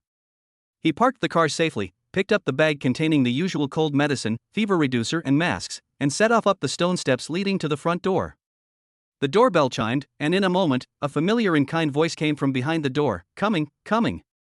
Then, his father-in-law and mother-in-law opened the door with big smiles on their faces, their eyes sparkling with joy at seeing their loved ones. "Oh, it's Chang. Come in, come in." The mother-in-law greeted him warmly, took the bags from him, and ushered him into the house. Cheng then handed his mother-in-law the 2 bags of medicine and masks he was carrying, and said with a smile, "Mom and Dad, it's getting colder, and we don't have much medicine at home. When I left the house, Xingning thought that you two probably don't have much left, so he specifically told me to bring you a supply." Then, Gu Cheng introduced, "Mom, these 2 bags, one contains cold medicine, fever-reducing medicine, cough syrup, etc., and the other contains masks, fever-reducing patches, and other things. Please put them away." Father-in-law looked at the things Gu Cheng handed over, patted Gu Cheng's shoulder, and said with full satisfaction, "Gu Cheng, I know Xingning. You came so early, she must still be sleeping. Don't say she told you to flatter her. You must have thought of it yourself. You're so considerate every time, and you even specially brought one over." Gu Cheng smiled and responded, a warm feeling welling up in his heart. He looked around, and the home was still warmly and familiar furnished. He continued, "Dad, Xingning also cares a lot about you and Mom. By the way, Dad, Mom, if you're free recently, go over more often. You're so close, and Xingxing and Xianxian must miss their grandparents." The parents-in-law smiled at each other, their eyes full of love. Yes, we'll go when we're free. We miss our 2 little treasures, Xingxing and Xianxian, too. By the way, Xingning, as their mother, should also get involved more with the 2 little ones. Don't spoil her too much, and don't tire yourself out too much. Take care of your health," the father-in-law said with concern. Gu Cheng was very touched by his father-in-law's concern, and then said, "Mom and Dad, I won't stay long. I have to go back first. Xingxing and Xianxian should be waking up too. When you 2 are free, come over and visit, and come see the 2 little ones more often." Upon hearing this, a glimmer of expectation flashed in their eyes, as if they could already see the 2 lively and adorable little figures playing around the house. They were also particularly satisfied with their son-in-law, Gu Cheng. Yes, Yi Qingning was good to him, always spoiling him, and he was also family-oriented and could make money. Subsequently, Gu Cheng got up to say goodbye, and Yi Qingning's parents also saw him off all the way, watching his car go further and further away. Chapter 60, 2 little ones glued to their father. After delivering the medicine to his in-laws, Gu Cheng drove home, parked the car, and walked towards the house. At this moment, Gu Cheng felt exceptionally relaxed. He pushed open the door, and was greeted by the soft lighting and warm atmosphere of the living room on the first floor. At a glance, he saw his daughter-in-law Yi Qingning and his mother sitting around on the sofa, each holding a little one in their arms. It was the twin siblings Xingxing and Xianxian, the ones who had made his heart melt. Xingxing was wearing a pink baby suit with a diaper, her big eyes wide open as she looked around the room. Xianxian was wearing a blue baby suit and was waving his little hands in his grandmother's arms. Hearing the door open, the 2 cute little ones were immediately attracted by the sound, both with big, sparkling eyes, staring in the direction of the door. Their little faces were filled with innocent smiles, and when they saw Gu Chang, a flash of surprise instantly lit up in their eyes. Seeing that Gu Chang had returned, Xingqing was the first to squirm, waving her small hands and humming from time to time. Later, Xian also hummed, and began waving her small hands as well, as if the two little ones were asking their father for a hug. It was Gu Chang's meticulous care that had made the two little ones feel a sense of dependence towards their father. The two little ones hummed and whined at the same time, waving their small hands in the direction of Gu Chang, as if issuing the most sincere invitation to Gu Chang. Yi Qingning seemed to be greatly shocked. "Hum as soon as your father came back, you two little white-eyed wolves," started humming and whining for his hug. Seeing this scene, Gu Chang also smiled slightly and walked over quickly. First, his daughter Qingqing was taken from Yi Qingning's arms and gently picked up, so that her little face was pressed against his own big face, feeling the closeness of her father. Little Qingqing giggled and laughed. After hugging for a while, he handed his daughter over to Yi Qingning, and then gently took Xian from his mother's hands. As soon as Xian was in his father's arms, his little hand began to wave and reach towards Gu Chang's face. Gu Chang pressed his face against Xian so that she could feel his face, and from time to time made funny faces to amuse her. The little girl looked at the funny faces her father made, and was also amused for a while, giggling and laughing. Yi Qingning and Gu Chang's mother watched the scene from the side, their eyes full of contentment and happiness. At this moment, the warmth and harmony of home was infinitely magnified, becoming the most precious memory in their hearts. At this moment, Gu Chang suddenly remembered that the medicine, masks and other items he had previously purchased were still quietly lying in the trunk of the car. Because as soon as he returned home, he was full of joy and missed the two cute little ones at home, he had actually forgotten about this matter. Immediately afterwards, Gu Chang hurriedly handed Xian, who was in his arms, carefully to his mother's hands, and then hurriedly walked towards the yard. In a moment, he arrived at the car, reached down and gently pressed the button to open the trunk. Inside, he saw several bags of medicine and masks neatly arranged. Gu Chang bent down, reached out with both hands to pick up the bags, and then turned and walked quickly in the direction of the storage room. After entering the storage room, he first carefully observed the surroundings, and then began to methodically sort and organize the medicine and masks, placing them in the appropriate locations one by one. After everything was in place, Gu Chang nodded with satisfaction, then picked up the empty bag and returned briskly to the living room. He turned back to the living room and was greeted by a warm and harmonious scene. The sunlight shone through the gaps in the curtains and fell on the floor, adding a touch of warmth to the morning. His mother was sitting on the sofa, her face full of a loving smile, holding a string of colorful little bells in her hands and gently shaking them to entertain Qingqing in her arms. Qingqing, a 3-month-old girl, was wearing pink baby clothes with little rabbits printed on them. Her eyes were shining, her little hands were trying hard to grab the string of bells, and she was giggling and laughing, looking exceptionally happy. Next to her mother, Yi Qingning, the daughter-in-law, was half kneeling on the carpet, holding a colorful cloth book in her hands, and telling Xian the story in the book. Xian, a 3-month-old boy in a blue onesie, was also engrossed in the story. His little hands were clutching the pages of the book tightly, and his eyes were fixed on his mother's face. Whenever Yi Qingning reached a climax, Xian would kick his little feet excitedly and make a sound like ah, as if expressing great interest in the story. Gu Chang looked at this scene and his heart was filled with happiness and contentment. The smiles of his family and the laughter of his children were the source of motivation for his hard work. He quietly approached and whispered in Yi Qingning's ear, "I'm home." Yi Qingning looked up and gave him a gentle smile. Their eyes met, and without saying a word, the tacit understanding and love flowed between them. At this moment, home is not just a place to live, but also a haven for the soul and a source of love and warmth. He looked at the clock. It was almost 11 o'clock, so it was time to make lunch. Gu Chang said hello to his wife and mother, then turned to the kitchen to prepare lunch. Gu Chang stood in the kitchen, wearing a brown apron with a few carelessly spilled oil stains. The sun shone obliquely through the half-open window, illuminating the clean and tidy worktop. In his right hand, he holds a sharp kitchen knife, skillfully cutting fresh vegetables on the cutting board. Each cut is precise and powerful. Green peppers, red tomatoes, and yellow carrots quickly turn into even, small pieces under his hands, a colorful scene that looks like a vivid oil painting. On the right side of the stove, a stew pot is bubbling, simmering a rich bone broth. The rich aroma fills the air, making people drool. Gu Chang's eyes are fixed on the cutting board, as he deftly handles the sea bass in his hands. His movements are smooth and proficient, and it is clear that he cooks often. A faint smile hangs at the corner of his mouth, as if he is enjoying the fun of cooking.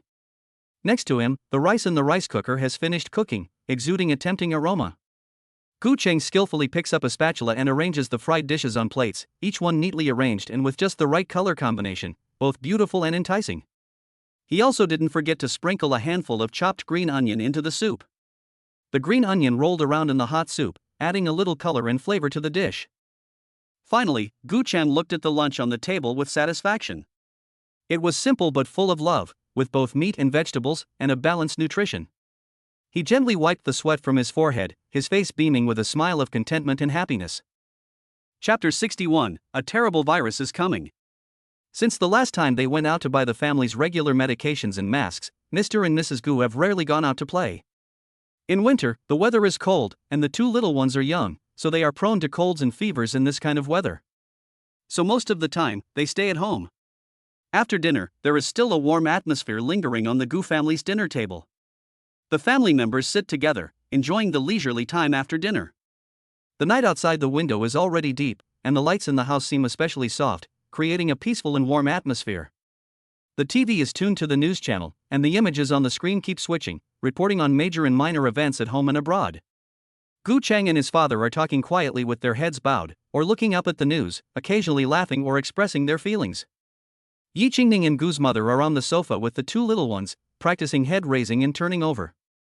Yi Qingning and her mother-in-law are sitting side by side on the sofa in the spacious and bright living room, their faces filled with love and anticipation.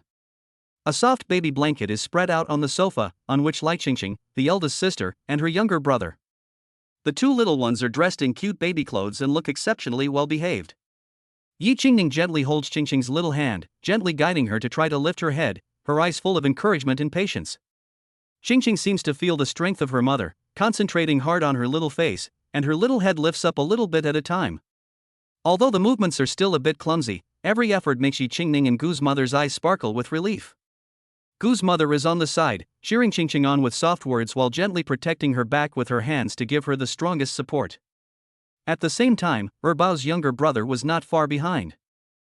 Lying on the other end of the blanket, his little legs kicking restlessly, it seemed as if he, too, was eager to try. Yi Qingning saw this and gently placed Qingqing back on the blanket. Then she leaned down, face to face with Bao, and used various amusing expressions and sounds to attract his attention and encourage him to try turning over. Bao's younger brother first stared curiously at his mother's face.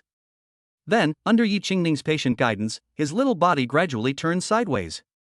Although the movements were not yet very skillful, the look of eager exploration brought joy to everyone present. Gu's mother was nearby, carefully observing every subtle change in the two babies while softly exchanging parenting tips with Yi Qingning. Their conversation was full of anticipation and joy for the children's growth. The entire living room became unusually warm and lively because of the presence of these two little lives. On this afternoon full of love, Yi Qingning and Gu's mother witnessed every moment of the children's growth together. However, just then, the news anchor on the TV suddenly looked grave and his tone became serious. Next, we will focus on the recent outbreak of the new coronavirus in Wuhan. Situation report, on December 30, 2019, according to a situation report on the pneumonia epidemic released by the Wuhan Municipal Health Commission, multiple cases of pneumonia of unknown cause have been reported in many hospitals in Wuhan. The National Health Commission has dispatched multiple medical experts to Wuhan. The screen changed, and there were images of busy medical staff and the anxious but determined looks of citizens in quarantine. Gu Cheng and his family's attention was immediately drawn to this news, and the atmosphere instantly became quiet. The two little ones also seemed to feel the change in the atmosphere, and they stopped playing and stared curiously at the adults. Gu Cheng frowned, listening intently to every detail of the news, and an inexplicable sense of worry welled up in his heart. He knew the horror of pneumonia all too well, and how terrible the effects of SARS had been in 2003. In this era of globalization, it is easy to imagine the terrible impact of such a virus spreading. This pneumonia virus is likely to affect everyone and every family. At this moment, Gu's father said with a serious face, "In recent days, it is better for us to minimize going out. In my opinion, although this virus is fierce, it will be controlled in no time. After all, the country will definitely do everything it can to deal with this crisis." As soon as Gu's father finished speaking, Gu's mother immediately chimed in, Yes, my husband is right. How about this? Tomorrow, Chang and I will go to the supermarket and buy more necessities, like food and drinks, and daily necessities, so that we can reduce the frequency of going out to shop. Qingning, later on, go through all the medicine we keep at home and check to see if there is enough. If there is a shortage, replenish it in time. Upon hearing her mother's instructions, Yi Qingning quickly nodded in agreement and responded, Mom, don't worry. Gu Chengkai just bought a new batch of cold medicine and fever reducers at the beginning of the month. Since we have all been staying at home during this period of time, we haven't used them up yet, so I think they should be enough for now. But I will still carefully check the relevant information later to see if any special drugs have been developed for this virus. If so, we will stock up a little more just in case. After listening to Yi Qingning's reply, Gu's mother nodded with satisfaction. After thinking for a moment, she looked at Yi Qingning again and reminded her, Oh, yes, Qingning, don't forget to call your parents later and ask them to come and stay with us. First, they can help take care of the two little ones. Second, it's good for us to look out for each other, isn't it? Yi Qingning couldn't help but feel a warm current well up inside her when she heard Gu's mother's words of concern. She deeply felt the sincere care that this mother-in-law had for her family, so she quickly responded with a smile, Okay, Mom, don't worry, I've got it all memorized. I'll call my parents right away and talk to them about it, and try to get them to move in with us for a while. That way, we can all look after each other, and it's best for our family to be together and safe. Meanwhile, on the other side, the mother-in-law and daughter-in-law, Gu Mu and Yi Qingning, have already arranged all the affairs of the household in an orderly manner. At this moment, the father and son, Gu Chang, are each busy making important phone calls. We can see Gu's father dialing the company's phone number with a serious expression, methodically issuing instructions to the heads of various departments, and detailing the possible risks and contingency measures. He requires each department to be fully prepared in advance, stocking up on all kinds of necessary medicines and supplies to ensure that they can be of use at critical moments and be prepared for any eventuality. Gu Chang was also busy. He quickly dialed the phone number of the manager of the coffee shop in Hangzhou. On the phone, he calmly but urgently instructed the manager to purchase enough supplies and medicines as soon as possible and pay close attention to real-time developments in Hangzhou. If the situation becomes critical, decisive action must be taken to close the store early and arrange for employees to go home safely. Chapter 62 Gu Chang suddenly developed a high fever. The next morning, when the first ray of morning light crept into the bedroom and gently brushed against the curtains, Yi Qingning felt as if she had sensed a subtle change in her dream, and slowly opened her hazy eyes. She looked habitually beside her, but found that Gu Chang was not sleeping beside her as usual, but was curled up in an unusual position, pale, with a frown, and murmuring in her mouth. Yi Qingning's heart tightened, and she immediately sat up and reached out to feel Gu Chang's forehead. At that moment, she suddenly realized that the temperature from her fingertips was abnormally high, as if she had touched a burning piece of charcoal. Gu Chang's breathing also became rapid and heavy, occasionally accompanied by a few weak coughs. The sound was exceptionally clear in the morning quiet, which made people feel worried. This sudden situation was like a bolt from the blue, instantly hitting Yi Qingning's heartstrings and plunging her into extreme anxiety. Just last night, she had just read shocking news reports about the pneumonia epidemic, and today, as if fate was deliberately teasing her, her beloved husband Gu Chang suddenly developed a high fever without warning. For a moment, all kinds of worries and fears flooded her mind, leaving her feeling at a loss and unable to cope. Yi Qingning did not hesitate to take action. She rushed downstairs like a gust of wind, hoping to get some help and support from her in-laws. When she hurried downstairs, the first thing that caught her eye was her mother-in-law's familiar figure. At that moment, she was fully absorbed in the kitchen, busily preparing breakfast, and the crisp sounds of pots and pans clashing created a unique symphony. Her father-in-law, on the other hand, was sitting quietly at the table, holding a newspaper in his hands and intently reading the headlines of the day. Gu's father was the first to notice Yi Qingning's hurried footsteps and flustered expression. He looked up, his face showing concern, and anxiously asked, Qingning, what's wrong? You're panting, has something happened? Yi Qingning rested her hand on the railing and gasped for breath, trying to calm her rapid breathing from running downstairs in a hurry. Her face was full of anxiety, and her voice trembled slightly as she said, Dad, it's bad. Gu Chang has a high fever. When I woke up just now, I saw him lying in bed with a pale, scary face. He looked really uncomfortable.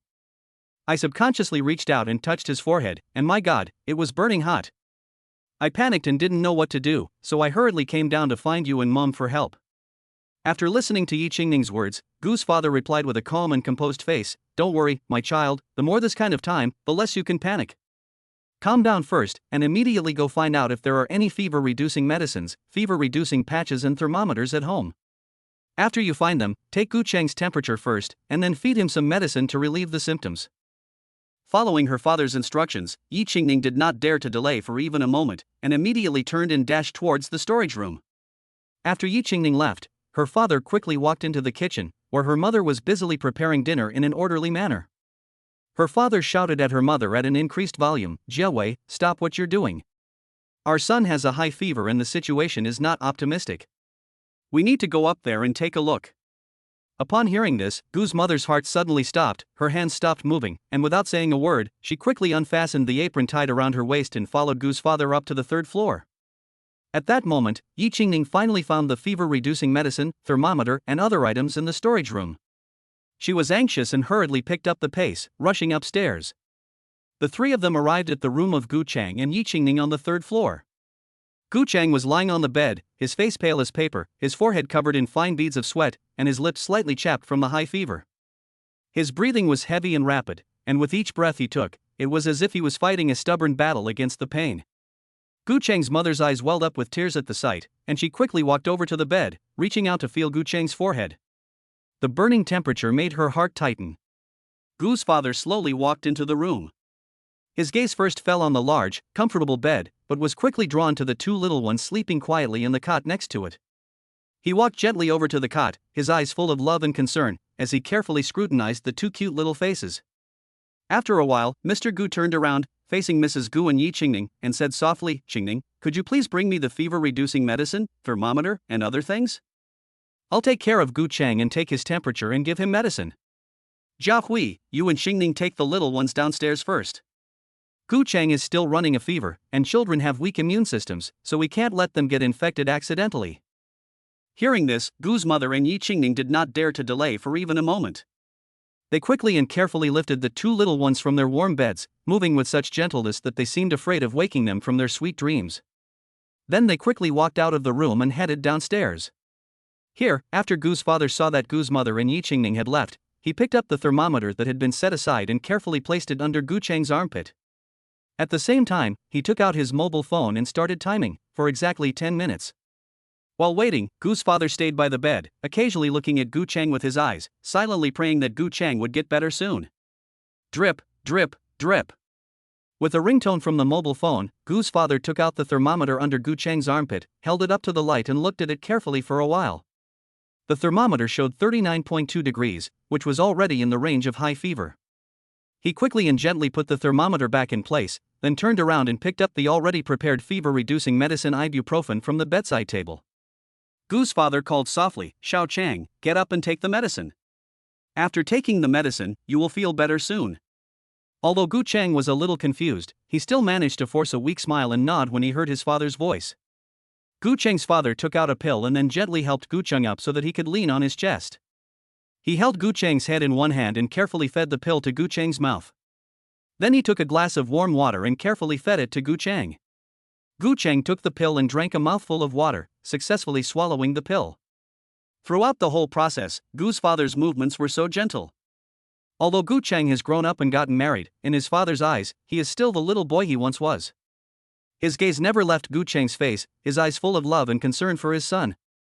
As the ibuprofen slowly made its way down Gu Chang's throat, Gu's father silently prayed in his heart, hoping that the medicine would quickly bring down Gu Chang's fever. After feeding the medicine, Gu's father gently laid Gu down again, covered him up, and made sure he could rest comfortably. He then sat by the bedside, watching over Gu, until he gradually calmed down and his breathing became more even. At this moment, Gu's father's heart was filled with endless concern and love for his son. He was willing to use everything he had to protect his family. Chapter 63. Gu Chang has a high fever of 39.2 degrees. After Gu Chang's father had given him the fever-reducing medicine and then some warm water, and after making sure that he was lying down and resting peacefully, he sat quietly to one side. Gu Chang's mother and Yi Qingning were also busy downstairs. They had just settled the two little ones, who were just over 3 months old, and the little ones were perhaps feeling the tenderness and reassurance of their mothers, and were now sleeping sweetly, occasionally accompanied by a few childish murmurs, adding a touch of warmth and vitality to the cold morning. Gu's mother slowly and carefully closed the bedroom door. The slight sound seemed to have been deliberately suppressed by her, for fear of disturbing the tranquility in the room. Without saying a word, she silently turned her head and exchanged glances with Yi Qingning. Then, as if they were in sync, the two of them suddenly quickened their pace and hurriedly headed towards the third floor. At the moment, they had only one thought in common, and that was to check on Gu Chang's current condition as soon as possible. Arriving at the bedroom door on the third floor, Gu's mother took a deep breath, then gently reached out and slowly pushed open the door. She saw that Gu's father was still quietly sitting by the bed, his gaze never leaving Gu Cheng's slightly pale face for even a second, his eyes full of worry. Seeing this scene, Gu's mother and Yi Qingning couldn't help but lighten their footsteps, as if they were afraid of waking the sleeping angel, and tiptoed into the room. "Gu, how is Chang?" Gu's mother asked in a low voice, her gentle tone full of deep concern for her son and an unshakable sense of anxiety. Hearing his wife's question, Gu's father looked up, and his gaze momentarily met Gu's mother's. After a brief exchange of glances, the father replied in simple but firm words, "I just took his temperature, it's 39.2 degrees. I just gave him some fever-reducing medicine in warm water, and now he's fallen asleep. Let's just keep watch for a while and see if we can bring down the temperature. If it doesn't go down, then we'll have to take him to the hospital right away. You don't need to worry too much, I'll stay here with him, so you go take care of the two little ones at home." Yi Qingning's heart pounded as she heard this, as if it was about to jump out of her throat. Although she would not panic like this when encountering minor illnesses such as fever and colds, at this moment, the demonic term COVID-19 haunted her mind, making it impossible for her to remain calm. She clenched her fists, her fingernails almost embedded in her palms, and kept saying in her heart, "Gu Chang, please get your fever down quickly, please don't have COVID-19. If it really is that terrible virus, what should I do?" Meanwhile, Gu's mother was also anxiously waiting by his side, her eyes fixed on Gu Cheng's slightly pale face.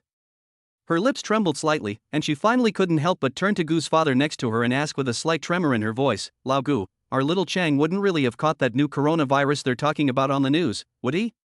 What's going to happen?" Her eyes began to fill with tears as she said this. Upon hearing this, Mr. Gu fell into a short silence. His eyebrows furrowed slightly, and his gaze was deep and solemn, as if he was carefully weighing up the various possibilities in his mind. After a long while, he slowly spoke, "In my opinion, it is unlikely that it is that new virus. After all, our province of Zhejiang has not yet reported any related cases so far. Moreover, in recent days, everyone has been going out very rarely. Even if they go out occasionally, they always wear masks, so theoretically, the chance of infection is minimal. However, it is better to be safe than sorry. For the sake of safety, from now on, you and Xingning should not set foot in this room. I will never set foot outside the door until Xiao Chang has completely recovered from the fever. You can leave the meals and other necessities at the door. Also, remember to disinfect the third floor with alcohol or other disinfectants." Yi Qingning did not hesitate to respond immediately after hearing what Gu's father had said, "Dad, why don't I stay and take care of Gu Chang, and you and Mom go downstairs and rest?"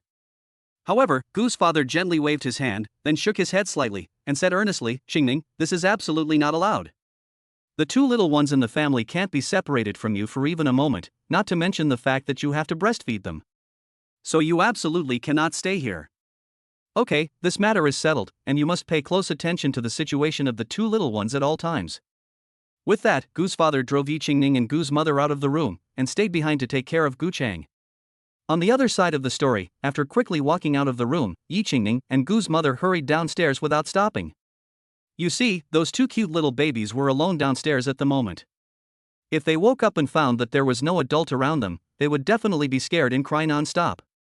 The two women hurried downstairs. When they saw that the two little ones were still sleeping peacefully, their hearts sank a little. However, at that moment, Gu's mother turned to Yi Qingning and said softly, "Qingning, you stay here and take good care of the two little ones. I'll go to the kitchen and prepare some breakfast for them." After saying this, Gu's mother turned and walked towards the kitchen, leaving Yi Qingning alone to guard the two babies. On this cold December morning, when the wind was biting and the air was full of ice, it felt as if the whole world was covered in a thick layer of frost. On such a cold and piercing day, the Gu family encountered a sudden change. Gu Chang suddenly developed a high fever. What was even more worrying was that this happened during the time of the dreaded epidemic, which undoubtedly cast a heavy shadow over this otherwise peaceful and harmonious family. The whole family instantly fell into a deep state of tension and worry. As the situation developed, the family members took action and each took on their own responsibilities to deal with the crisis. Gu's mother rushed into the kitchen, anxious and eager to prepare a meal. She secretly thought to herself that she must make a nutritious and delicious soup so that her sick son could regain his strength as soon as possible. So, she carefully selected a plump old hen, cleaned it thoroughly, put it in a pot, added the right amount of water and various spices, and slowly simmered it.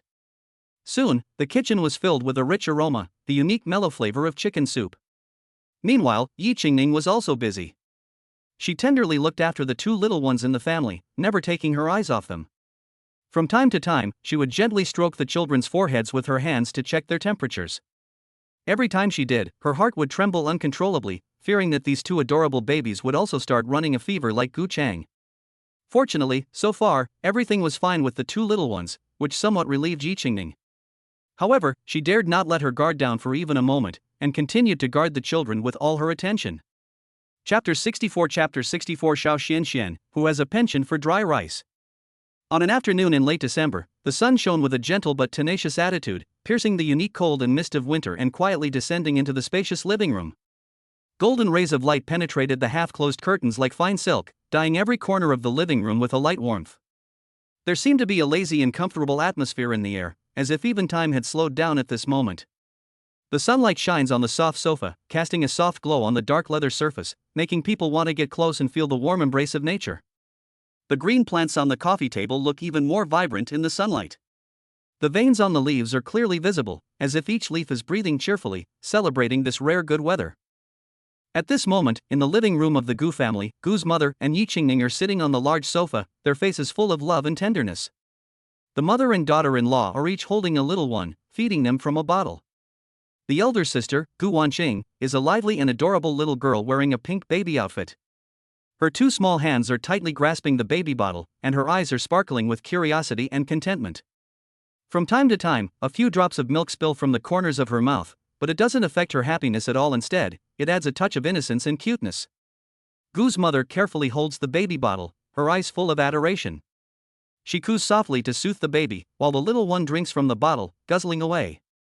Gu Ruishuan, the younger brother, is a little boy who loves to eat and sleep. He is wearing blue baby clothes and is quietly lying in Yi Qingning's arms. He looks exceptionally focused when drinking milk, with his big eyes half open and half closed, enjoying the warmth and care from his mother. Yi Qingning gently holds the bottle, her gaze tenderly fixed on Ruishuan. Her face is radiant with motherly love, as if the whole world has come to a standstill in this moment. The living room was filled with the faint smell of milk, the soft voices of Gu's mother and Yi Qingning, the occasional babbling of Qingqing, and the contented mumbling of Xianxian, all of which created a warm and harmonious scene. On this tense and cold winter afternoon, it brought a sense of relief and warmth. Just then, Yi Qingning's pocket-sized, exquisite mobile phone suddenly started vibrating and buzzing. Feeling this sudden movement, Yi Qingning's heart tightened, realizing that someone might be calling. So, with one hand, she tightly hugged the cute Xianxian, afraid that he would be disturbed in the slightest. With the other hand, she quickly reached into her loose pocket and tried to feel for the vibrating phone. After some effort, Yi Qingning finally managed to get the phone out. She subconsciously looked down at the screen of the phone, and saw the name of the caller clearly displayed on it. It was her dear mother. At the sight of this familiar name, a gentle smile blossomed on Yi Qingning's face, as delicate and charming as a blooming flower in spring. Without hesitation, she slid the answer button and then gently placed the phone to her ear, speaking softly into the receiver. "Hello, Mom, have you had lunch yet?" On the other end of the line, Ye's mother's kind and gentle voice soon came through, as comforting and reassuring as the warm winter sun. "Qingning, I already ate." "What are you doing now? Are the two little treasures awake?" Upon hearing her mother's words, Yi Qingning couldn't help but smile and quietly mused to herself, "Look, Mom is clearly missing the little ones." Thinking this, she quickly responded, "Mom, you're missing the little ones.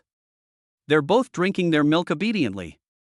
Don't worry, I'll send you a video of them right away so you can take a good look at them." After saying this, Yi Qingning hung up the phone and prepared to switch to video call mode. Yi Qingning smiled and skillfully pressed the screen of her phone with one hand, quickly opening the WeChat app.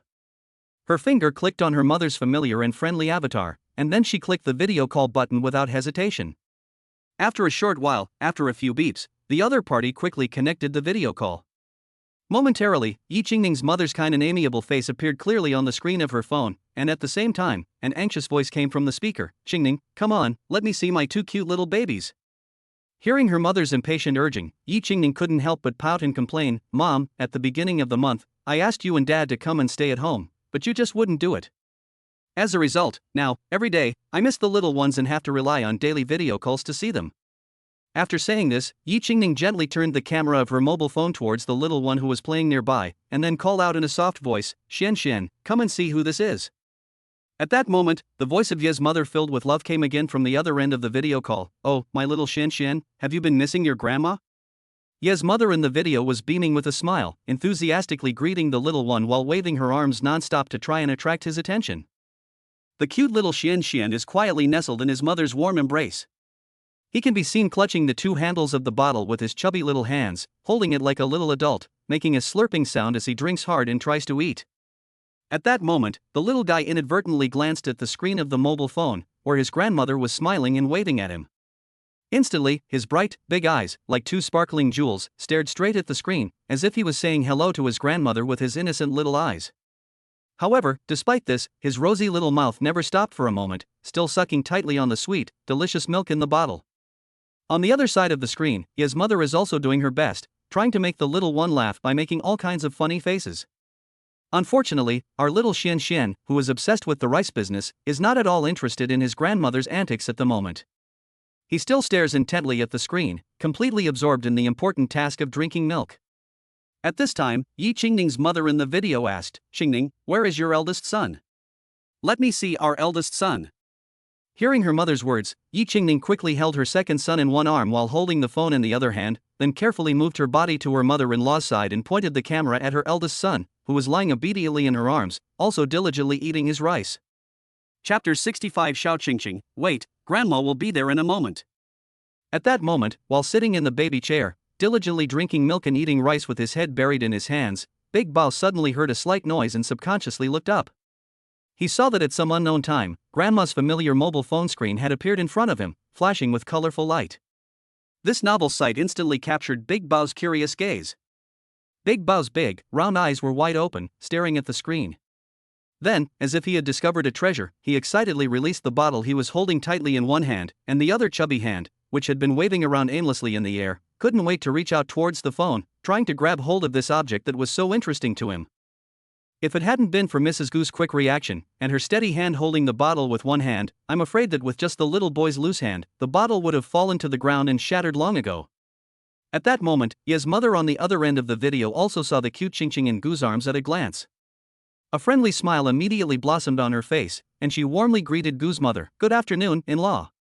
It's really not easy to take care of two little ones, you must be tired." In response to Ye's mother's greeting, Goo's mother gave a gentle smile and replied softly, "Good afternoon, Qingning's mother. Actually, I don't feel tired at all. Usually, Qingning and Gu Cheng take care of the children most of the time. If anyone is tired, it's them." As she spoke, Gu's mother gently stroked the little head of her eldest grandchild, her eyes full of love and affection. Over there, Gu's mother and Ye's mother were chatting animatedly, like old friends who hadn't seen each other for a long time. They talked about trivial matters of life, the growth of their children, and the latest news from their respective families. The atmosphere was harmonious and warm. Meanwhile, the little one next to them is captivated by the novelty in front of them, the screen of the phone that is in use. The adorable child stares with wide eyes, full of curiosity, at the screen, as if trying to figure out what secrets it holds. Perhaps at this moment, a question is running through her little head: "Grandma, how did you get into the phone?" Then the little one reaches out her chubby little hand and scrambles around in the air, obviously trying to grab her grandmother in the phone. The sight is really irresistible. Not only that, but she even let go of the bottle she was holding in her mouth, stopped sucking on it, and threw herself into the battle with the phone. Ye's mother, on the other end of the video call, also temporarily stopped talking to Gu's mother when she saw how lively and active her little one was. She turned to greet him with a smile. "Hello, Xiao Cheng. Good afternoon. My dear grandson, have you been missing your grandma?" Hearing the voice coming from the phone, De Bao became even more curious. Although he could not understand the meaning of the words, deep down he felt a strong longing for the mysterious object that could make sounds. Unfortunately, his mother held the phone too high and too far away, and no matter how hard he tried to stretch his arms, he could never reach it. But this did not dampen his enthusiasm in the slightest. The little guy kept waving his small hands persistently, trying to reach the unattainable goal. In the video, Ye's mother lovingly watches the little guy in front of her. She sees the little guy dancing and shaking his head, making a series of funny and cute gestures. Ye's mother is thoroughly amused by this funny scene and can't help but laugh out loud.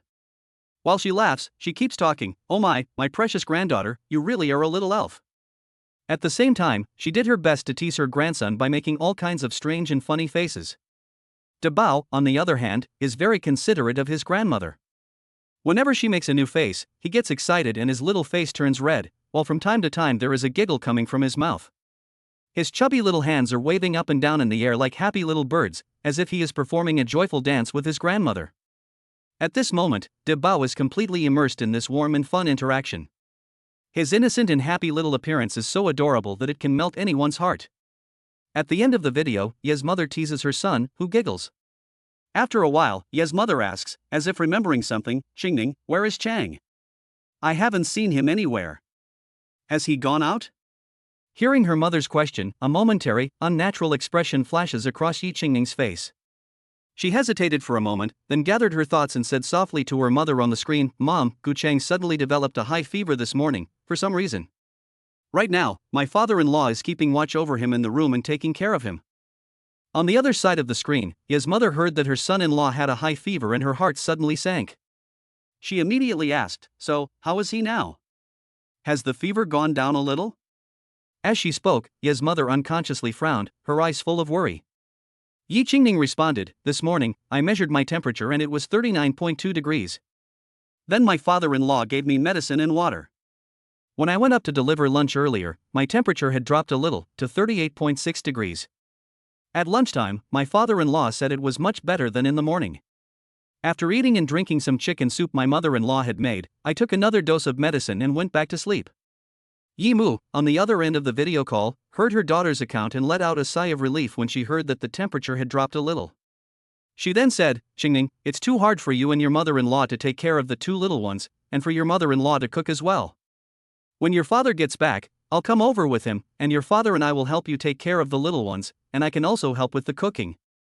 Yi Qingning heard her mother coming in, and thinking that Gu Chang had a fever and it was unclear whether it was caused by the new coronavirus, she immediately said, "Mom, why don't you and Dad not come for now?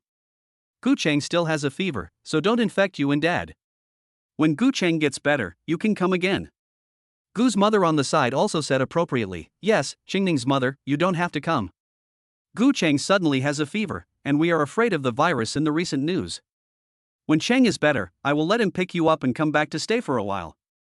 Yi Qingning's mother, who was on the other side of the video, heard what Yi Qingning and Gu's mother had said and still insisted on coming. She said, "Mother-in-law, what virus or no virus, I think Xiao Chang just has a common fever. Just be careful. You two have to take care of the children and cook, so it's too hard for you. Don't say anything else. We're all family. My husband and I will be there in a little while. That's it." Before hanging up the video, Ye's mother didn't forget to say hello to Bao Bao. "Xiao Qingqing, wait, Grandpa and Grandma will be there in a little while." Chapter 66, The Soft-Shelled Turtle is Nourishing Her Son-in-Law. Drip, drip, drip. A car's horn sounded in the courtyard. Yi Qingning knew it was her parents when she heard the sound of the car. She put her Bao down next to Gu's mother and quickly walked towards the courtyard. When Yi Qingning arrived in the courtyard, Ye's father had already parked the car and the two of them were holding something in the trunk. Yi Qingning walked quickly up to them and called out, "Mom, Dad, what are you carrying?" Upon hearing this, Yi Qingning quickly walked up and said, "Mom, you're just in time. Come help carry the things." Hearing this, Yi Qingning quickly walked up and saw various vegetables, meat, ham, fish, shrimp, and a large soft-shelled turtle in the trunk of the car. Yi Qingning looked at the trunk while Yi Qingning looked at the trunk, and without moving, she immediately urged, "What are you still doing? Hurry up and take the things into the house." Upon hearing this, Yi Qingning hurriedly went up to help you carry the things in the trunk. Yi Qingning, Ye's parents, and Yi Qingning walked into the house, each holding a lot of things in their hands. In the living room, looking at the two little ones, Gu Mu's mother saw the three of them carrying in big and small bags, and exclaimed in surprise, "Oh, Qingning's father, Qingning's mother, you just coming is fine, why did you bring so many things? The family lacks nothing." Upon hearing this, Yi Mu's mother happily responded, "In-law, they are just some vegetables, not anything valuable. My husband and I are coming to stay for a few days, and there is no one at home.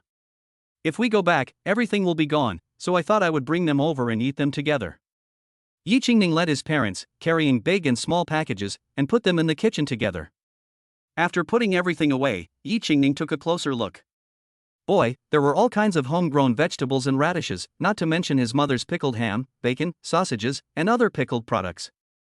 In addition, there were some fresh fish, shrimp, crabs, and a not-so-small old soft-shelled turtle that should have been bought today. Looking at all this, Yi Qingning felt that her mother had brought everything edible in the house, and she couldn't help feeling a mixture of amusement and tenderness. This soft-shelled turtle must have been brought by her mother, who had heard that Gu Chang had suddenly developed a high fever, and had asked her father to buy it for her. It was probably a wild soft-shelled turtle. The ham, bacon, sausages and other meat products should be for her. She used to love these preserved meat products at home. Looking at all these things, Yi Qingning's heart was also warmed for a moment.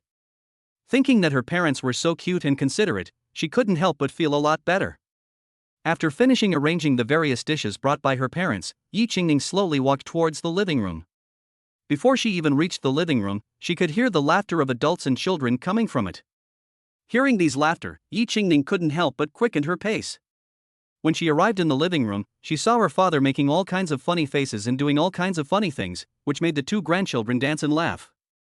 Her mother-in-law and her mother were chatting affectionately. Seeing such a warm scene, her heart, which had been tense because of her husband's sudden high fever, also relaxed a lot. Stepping over to the sofa, the two little ones saw their mother coming and immediately stretched out their little hands towards Yi Qingning for a hug. Yi Qingning came between the two children and said to them, "Qingqing, Xian, are you having fun with your grandfather?" The two little ones heard their mother's voice. Although they didn't understand what it meant, they waved their little hands in response to their mother, as if they were also saying hello to their mother. At this time, Ye's mother got up and said, "Qingning, I'll go cut some fruit. I'll cut it and serve it to Chang and your father-in-law. I'll also ask how Chang is doing and if he's feeling better." Upon hearing this, Yi Qingning immediately held back her mother and said softly, "Mom, you just sit here and watch the two little ones. I'll go cut it and serve it to them." After saying this, Yi Qingning ran towards the kitchen, not giving her mother a chance to continue talking. After arriving in the kitchen, she took a cantaloupe and a watermelon, cut them up and arranged them on a plate, then washed some strawberries. After getting everything ready, she carried it all up to the third floor. When she arrived at the door of the third floor, she knocked on it. After a while, the voice of Gu's father came from inside. "Is that Jia Hui or Qingning? What's the matter?" Yi Qingning replied, "Dad, it's Qingning. I've cut some fruit and brought it up for you." Hearing it was Yi Qingning's voice, and that she was bringing fruit, Gu's father said gently, "It's Qingning.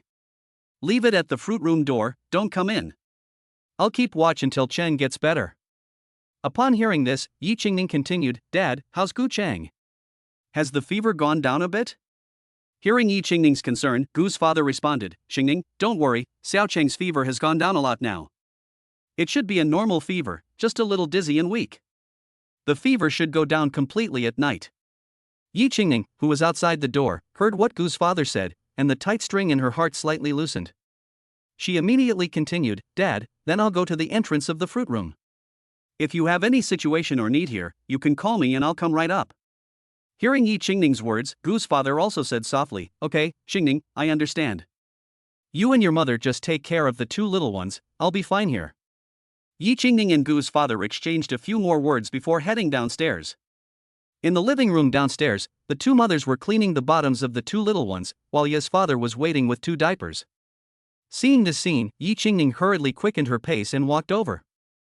"Mom, the two little ones have pooped." The two mothers responded together when they heard Yi Qingning's voice, and everyone laughed. Two moms answering at once, "This is one of life's great blessings, right?" Ye's father also chuckled and continued, "We were just playing, and first Qingqing suddenly started crying, and then Xian started crying too. At first I didn't know what was going on, and when I got close to Qingqing and Xian, boy, did I get a stink." This is Yimu, chuckling lightly, and she gave Yifu a quick glance, teasingly saying, "Your father, your own granddaughter pooped, but he doesn't know how to change the diaper, and he doesn't know what to do with the diaper, so he came to me and your mother-in-law for help." Yi Qingning was amused by her father too. "Dad, you're not as good as Gu Cheng at this. He's very skilled at preparing milk for the two little ones, changing diapers, and washing their bottoms. Take advantage of these few days to practice." Yi Qingning's father awkwardly held two diapers and muttered in disbelief, "You little brat, when you were little, your father washed all your diapers, but now that you're married, you're siding with your husband, and I've wasted all these years on you." At this moment, Yi Qingning's father silently thought to himself, "When this Gu Cheng kid gets better, I'll have to get him drunk." Chapter 67. Gu Cheng's fever subsided and he gradually recovered. Night fell, the lights were turned on, and the family sat together and enjoyed a delicious dinner. After dinner, everyone found their own way to relax. After tidying up the table, Gu's mother and Ye's mother moved to the spacious and bright living room. They sat comfortably on the soft sofa, turned on the TV, and while watching the exciting and interesting programs, they chatted excitedly. The mother-in-law and daughter-in-law get along well with each other and have a lot to talk about, from family matters to neighborhood gossip. Laughter echoes through the room from time to time. Meanwhile, Yi Qingning and her father take on the important task of looking after the two little ones in the family. Yi Qingning's father is holding a brightly colored electronic keyboard in his hands and playing with his second child on the thick, soft cushions in the living room. His father gently presses a button on the keyboard, and instantly, a sweet melody of a children's song flows from the keyboard. Erbao's eyes widen in curiosity as he listens to the beautiful song. His chubby little hands wave in the air, as if trying to catch the wonderful notes. He stretches his arms as far as he can, trying to reach the magical keyboard. Seeing this, Yi Fu's father smiled and held his little hand, gently placing it on the keyboard. As Erbao's fingers touched the keys, the keyboard immediately switched to another lively children's song. Erbao giggled at this sudden change, excitedly dancing around as if he had discovered an incredibly new treasure. On the other side, the well-behaved and cute second child was quietly nestled in the warm embrace of his mother Yi Qingning. She blinked her big, watery eyes and listened intently to the conversation between her grandmother and her mother-in-law. Her rosy little face was full of curiosity, like a little gossip fan, which was very endearing. Occasionally, the first child would also cast his gaze at the TV screen, curiously observing the unpredictable images on it. His innocent appearance made people can't help. At that moment, Yi Qingning felt her phone vibrate slightly in her pocket. She reached into her pocket and pulled out her phone. When she looked at it, she saw that it was a WeChat message from her husband, Gu Chang. The screen read, "Honey, what are you guys doing? I'm so bored. Are Qingqing and Xianxian being good? Are they drinking their milk?" There was a long list of other things after that. Yi Qingning couldn't help smiling after reading the message word for word. This guy, even when he's sick with a fever, is still so chatty. But, the fact that he took the initiative to send her a WeChat message meant that his condition must be better than before. Thinking about this, Yi Qingning did not choose to reply to Gu Chang's message in words. Instead, she made a prompt decision to open the WeChat video call function and press the call button. With a short and crisp ringtone, it was not long before the other party connected to the video. Instantly, Gu Chang's face clearly appeared on the screen of the phone. At the moment, Gu Chang had a fever-reducing patch on his forehead, which looked a little comical. His face was slightly haggard, but compared to the listless and lifeless look in the morning, it was already much better. At this moment, the voice of Gu Chang's slightly hoarse voice came slowly from the WeChat video end. He called out with full love, "Xia Qingqing, my dear daughter, have you missed your father?" In the video, Gu Chang is trying his best to greet his lovely daughter Qingqing with a slightly hoarse voice. On the other side, little Qingqing is staring at Gu Chang in the video with her big, watery eyes, a hint of doubt in her eyes. She can't help but wonder to herself, is this really my father? Although he does look like my father, his voice is different from usual. And my father looks so ugly now. If Qingqing could speak at this moment, she would definitely not hesitate to ask her father a series of questions, asking in a baby voice, "Daddy, where have you been? Why has your voice become so strange and ugly?" Yi Qingning, who was standing nearby, gently took Qingqing in her arms, stroked her hair softly, and guided her patiently, saying, "Be a good girl, Qingqing, look, this is Daddy. Come on, say hello to Daddy." After saying this, Yi Qingning gently took Qingqing's chubby little hand and waved it towards the video. However, at this moment, Qingqing only glanced hurriedly at Gu Chang in the video, then twisted her head away with disgust, ignoring him, and instead continued to listen with interest as her grandmother and great-grandmother chatted about the interesting family news, as if there was a little world of gossip just for her. Gu Chang's originally handsome face was now filled with a look of grievance. He never imagined that his own daughter would look down on him. Qingqing's expression of disdain pierced Gu Chang's heart like a sword. Yi Qingning, who was standing nearby, saw that Qingqing seemed to have no interest in interacting with Gu Chang, and couldn't help but say, "Dear, you should hurry up and get better. Look at how haggard you look now, even your daughter has started to dislike you." At this moment, Gu Chang in the video pouted in dissatisfaction, mumbling, "Oh, my dear wife, I've actually recovered almost completely. My temperature is only 37.8 degrees Celsius. If I wait a little longer, I'll definitely be fever-free.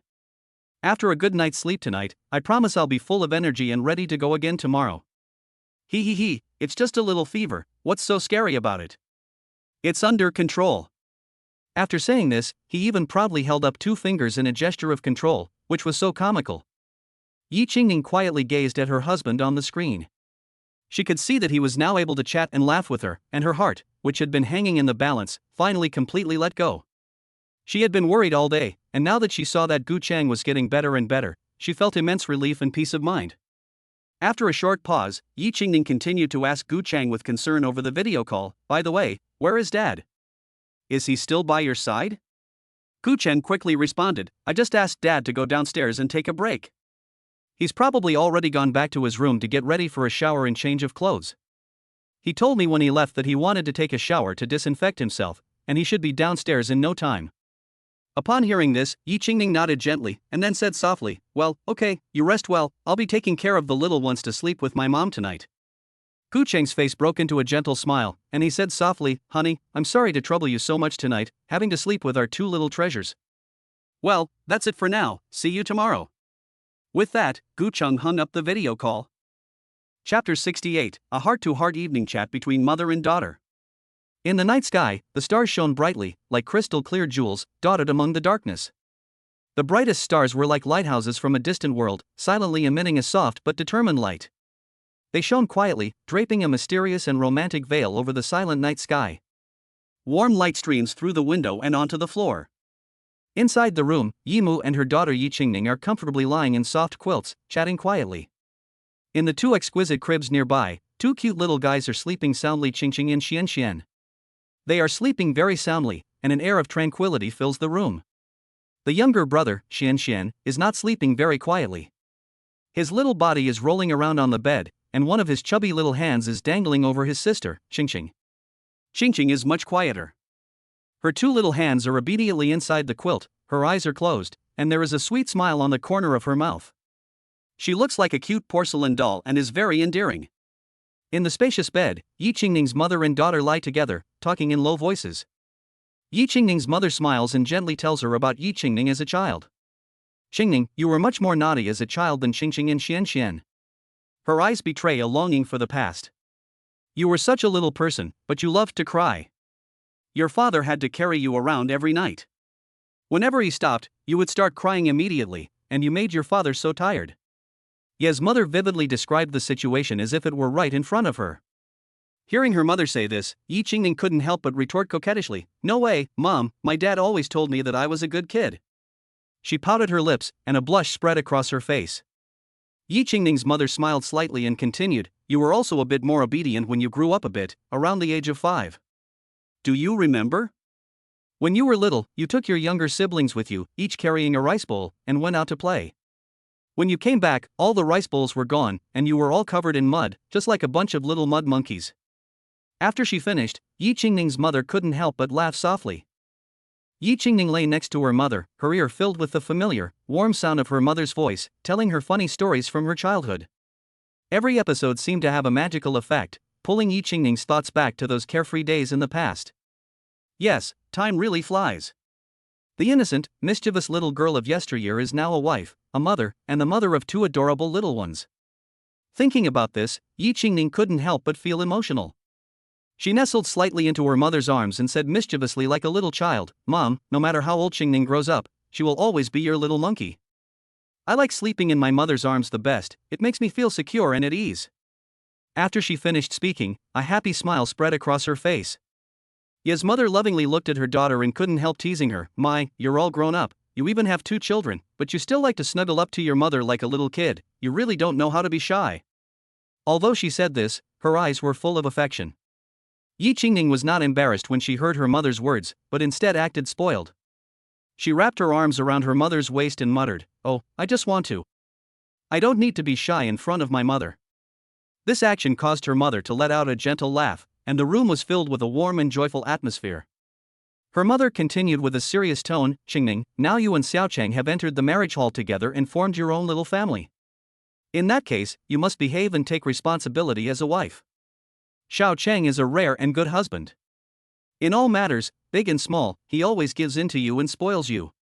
I can see how much he truly cares for you. And, your in-laws are also very good to you, which is even more precious. Look at other families, how lucky you are to have a daughter-in-law who can sleep comfortably until 9 o'clock every day, and sometimes even until noon, and who doesn't have to do the housework or cook after getting up. Not only that, but your in-laws also help with the children without complaint and keep everything in order. To be honest, you can already consider yourself incredibly lucky to have such treatment. So, my dear daughter, you must learn to cherish what you have now and be contented. Hearing her mother's words, Yi Qingning's face flushed instantly and she looked extremely embarrassed. She never expected that her occasional habit of sleeping in had actually reached her mother's ears. At the moment, she couldn't help but think to herself, "Humph, it must be that damned Gucheng who snitched to my mother. That brat, when he recovers, I'll teach him a lesson." Meanwhile, Comrade Gucheng, who was sound asleep in his room, sneezed twice without warning. He rubbed his nose drowsily and muttered, "Oh, could it be that my dear daughter-in-law is missing me?" He then rolled over and continued to sleep soundly. Yi Qingning, on the other hand, meowed like a kitten and obediently replied to her mother, "Mom, don't worry, I understand." Her parents-in-law had always treated her with great care and affection, treating her like their own daughter. And Gucheng was always accommodating and doting, making her feel truly happy. "So, Mom, don't worry, I will treat Gucheng wholeheartedly, and I will also do my best to respect my in-laws. I will definitely not let you down." Hearing her daughter's words, Yi Mu was also relieved. She was indeed very satisfied with her son-in-law Gucheng. From the beginning, when Yi Qingning gave birth to her child, Yi Qingning was not even out yet, thinking and longing to wait for her daughter-in-law to come out, and in terms of the usual aspects, she also did it with special care and meticulousness. Then there are Gucheng's parents, who are also very good to their daughter. While other mothers are afraid that their daughters will suffer in their new homes and that their daughters-in-law will be difficult, Yi's mother is worried that Gucheng and his parents will spoil their daughter too much. She knows her own daughter well. Although she is a filial child, she is also a bit of a little brat who doesn't know how to do housework or cook. Fortunately, her son-in-law is a good-natured person, so she is able to spoil her daughter. It is also her daughter's good fortune to have met someone like Gucheng, who is so dedicated to her. The mother and daughter talked to each other until late at night, and then they fell asleep. Chapter 69 Gucheng's recovery reassures everyone. A gentle morning light had just appeared in the sky, as if nature's most delicate brushstrokes had lightly outlined the first golden lines on a deep blue canvas. The air was filled with a light frosty smell, with a hint of freshness and a slight chill. A breath seemed to refresh the heart and lungs. On both sides of the street, the branches of the trees were covered in frost, as if studded with countless crystal-clear pearls, sparkling in the weak morning light. Occasionally, the quiet is broken by the chirping of a few early birds. They are either jumping from branch to branch or soaring through the air, welcoming the new day in their own special way. Today is January 1st, 2020, the beginning of a new year. Gucheng, who had a high fever yesterday, got up early today, feeling stiff and sore from lying down all day and night. After getting up, he went to the bathroom, took a hot shower, washed up, changed into a clean set of clothes, and slowly walked down to the dining room. At this time, the dining room downstairs was a lively and warm scene. The two mothers, Mrs. Gu and Mrs. Yi, were wearing aprons and busily preparing a delicious breakfast for the whole family. They skillfully chopped vegetables, fried eggs, and cooked congee with deft and nimble movements. Yi Qingning is like a well-behaved little rabbit, quietly standing aside, helping the two mothers. Sometimes she passes a plate, sometimes a spoon, her face full of a happy smile. In the living room, on the other hand, the two fathers, Mr. Gu and Mr. Yi, are each holding a cute little one in their arms, carefully feeding them. The little ones are eating with relish, occasionally making cooing sounds, as if to express their contentment. Gucheng came downstairs with sleepy eyes. When he saw the two fathers, he immediately perked up and greeted them enthusiastically. "Good morning, Dad and father-in-law." Gucheng's father looked up at him and smiled, saying, "You're up. Breakfast will have to wait a little while, so sit down and rest for a while." Mr. Yi, meanwhile, smiled with concern and asked, "Chang, how's your health? Are you feeling better? You suddenly developed a fever at that time yesterday, and it really scared everyone." Gucheng scratched his head and replied cheerfully, Dad, don't worry, I'm completely fine now, there's no problem at all. I think I just caught a cold the night before, that's why I had a fever. It really wasn't a big deal." Yi Fu immediately said, "That's good to hear, really good. Sit down and rest for a while. Breakfast will be ready soon. You've just recovered, so don't overdo it. You need to rest more." However, Gucheng did not sit down obediently as Yi Fu had asked, but kept walking, heading straight for the kitchen. When he stepped into the kitchen, he smiled and said to the three women who were busy preparing breakfast, "What delicious breakfast are you three dear mothers making this morning?" As soon as he finished speaking, he let out a series of he sounds, looking quite mischievous and cute. At this moment, Yi Qingning happened to see Gucheng appear in front of her with a radiant and energetic expression. A feeling of joy welled up in her heart, and she joyfully ran over like a little rabbit, mumbling, oh my, look who it is. Isn't this little Gu, the sickly little patient who was still lying in bed groaning yesterday?" How come today he's completely recovered and so full of energy and vitality? Hearing Yi Qingning's slightly teasing words, Gu Cheng took a step forward and extended his hands, rubbing Yi Qingning's rosy little face. Yi Qingning was caught off guard by this vicious act, and her eyes widened in surprise. She rolled her eyes at Gu Cheng and immediately turned to the other two mothers to complain, "Mom, look, Gu Cheng is bullying me again. He actually used his cold, big hands to rub my face hard." The two mothers looked at the couple fighting and laughing with love and joy in their eyes. They felt immensely gratified, especially when they saw the deep and beautiful affection between Gu Cheng and Yi Qingning, and they beamed with joy. At this time, Ye's mother couldn't help but smile and say to the young couple, "Oh, come on. You two are already parents, why are you still behaving like children? Hurry up and go outside and wait nicely, breakfast will be ready soon." So, Mr. and Mrs. Gu were driven out of the kitchen by Mrs. Yi. They held hands and went to the living room together. At that moment, the two cute little ones had just finished drinking milk and were blinking their big eyes and looking around. As soon as they saw their parents coming, the two children immediately became excited. They held out their chubby little hands and babbled in their mouths, impatiently wanting their parents to hug them. Seeing this, the young couple hurriedly quickened their pace and walked over. Yi Qingning quickly picked up her younger brother Xian and, as soon as he was in his mother's arms, the mischievous little fellow started to fidget.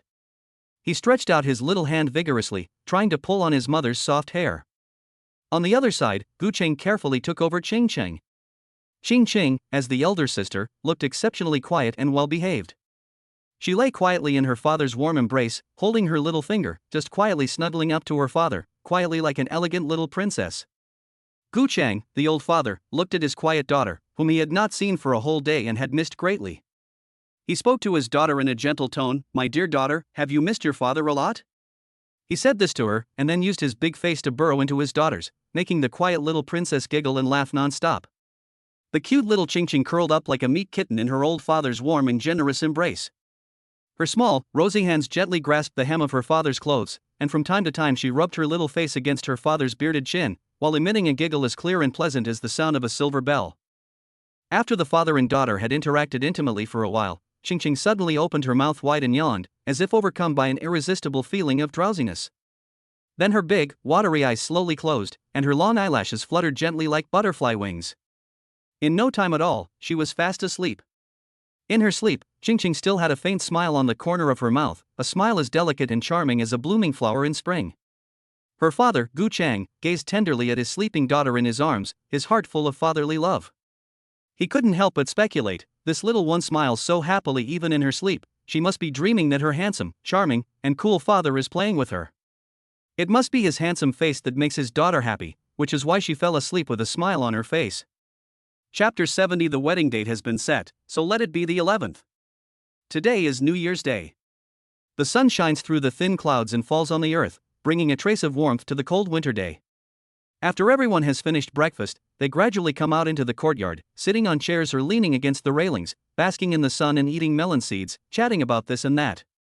Just then, someone started talking about Gu Cheng and Yi Qingning's second wedding. You see, this loving young couple had only hastily obtained their marriage certificate because Yi Qingning was pregnant, and they had never been able to hold that romantic and grand wedding. Now, at the beginning of the new year, both sets of parents have time to get together, so naturally the matter was put on the agenda. Mrs. Gu beamed at Yi Qingning and said, "Qingning, after the new year, you and Chang should hurry and take some beautiful wedding photos. As for the rest of the wedding, your father and I will help you prepare it." Ye's mother nodded in agreement, saying, "Yes, Qingning. After the new year, you and Xiao Cheng should book a wedding photo shoot and get some nice photos. Don't worry about the children, we'll take care of them." Gu Cheng quickly said, "Mom, I went with Qingning to look at the place for the wedding photos early last month and booked it for mid-April. It'll be a bit warmer then, and it's still too cold right after the new year." Yi Qingning quickly agreed, Yes, the place is booked, the time is also booked, Gu Cheng and I have an arrangement for the wedding, don't worry." The two mothers were relieved to hear that the two young people had a plan in mind. Then Gu's father asked, "What about the wedding date?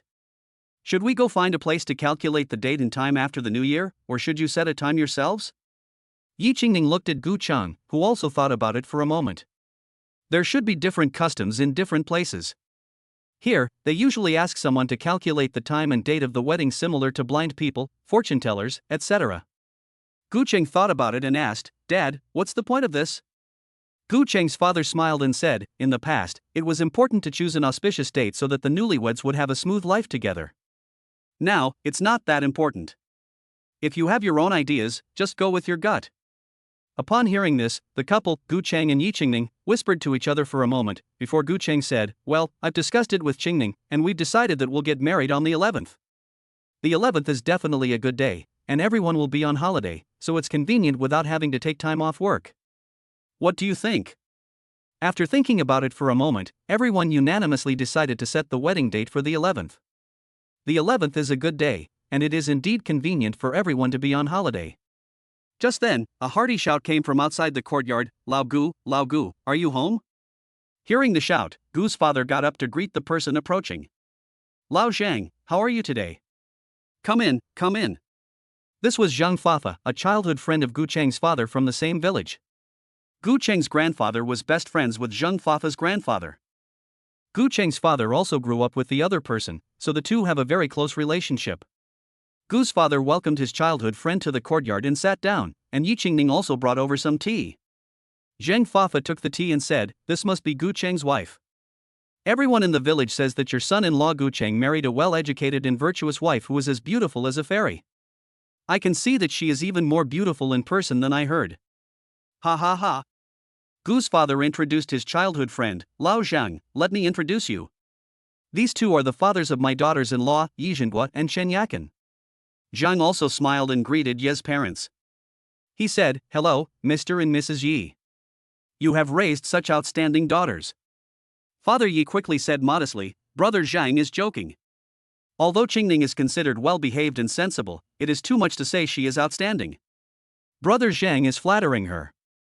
Zheng Fai immediately said, old Gu, old Ji, I heard that Qingning gave birth to twins. You two are so lucky. He took out 2 red envelopes from his bosom and handed them to Yi Qingning. Qingning, these are for the 2 little ones. Take them and buy the little ones some toys. At this moment, Yi Qingning looked at the red envelopes and didn't know what to do. She looked to Gu Cheng for help. Gu Cheng saw the pleading look his daughter-in-law was giving him and smiled and said to Yi Qingning, Qingning, take it.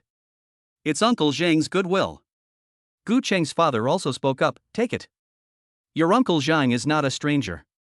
Hearing Gu Cheng and his father-in-law say this, Yi Qingning also took the red envelopes and said, thank you, Uncle Zhang. I'll take them on behalf of the 2 little ones. As soon as the 2 red envelopes were in her hands, Yi Qingning felt that they were quite thick, and at least one of them must be worth 10,000 yuan. Zheng Fei Kai continued with a smile, Gu, where are the 2 little ones?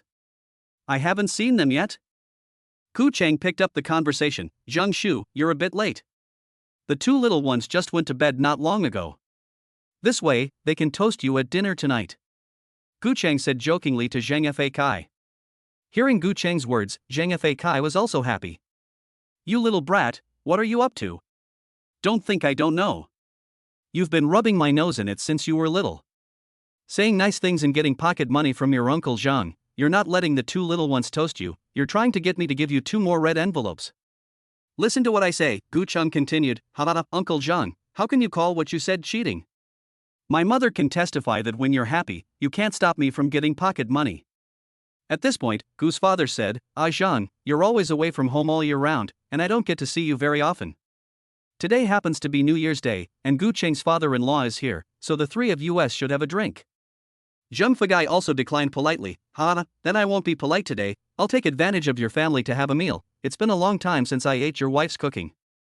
Gumu was also enthusiastic and said, good, stay for dinner tonight, I'll cook you some good dishes, it's been more than half a year since you all got together, it's just about time, you'll be leaving after the new year, right? Zheng Fafa replied that he would not be leaving. He would not go out after returning this year, and it was time to go home to spend his old age. From now on, I will have to come here often for free meals. Gu's mother also said enthusiastically, just come and eat. You and Gu are childhood friends, so consider this your home and come for dinner every day. Zheng Fafa also praised the Gu family for their kindness. His own parents had passed away early in his life, and after getting married, he never had any children. He also got divorced in his middle age, and now he is all alone in the world. Chapter 71 4 Men Drinking and Bragging. At dinner time, the table was full of a dazzling array of delicious food. The dishes that Gu's mother had carefully prepared were mouth-watering, including the steamed white fish, which was fresh and tender and full of flavor, the garlic prawns, which were attractively colored and overflowing with the aroma of garlic, and the winter melon and ham stew, which was steaming hot and full of rich flavor.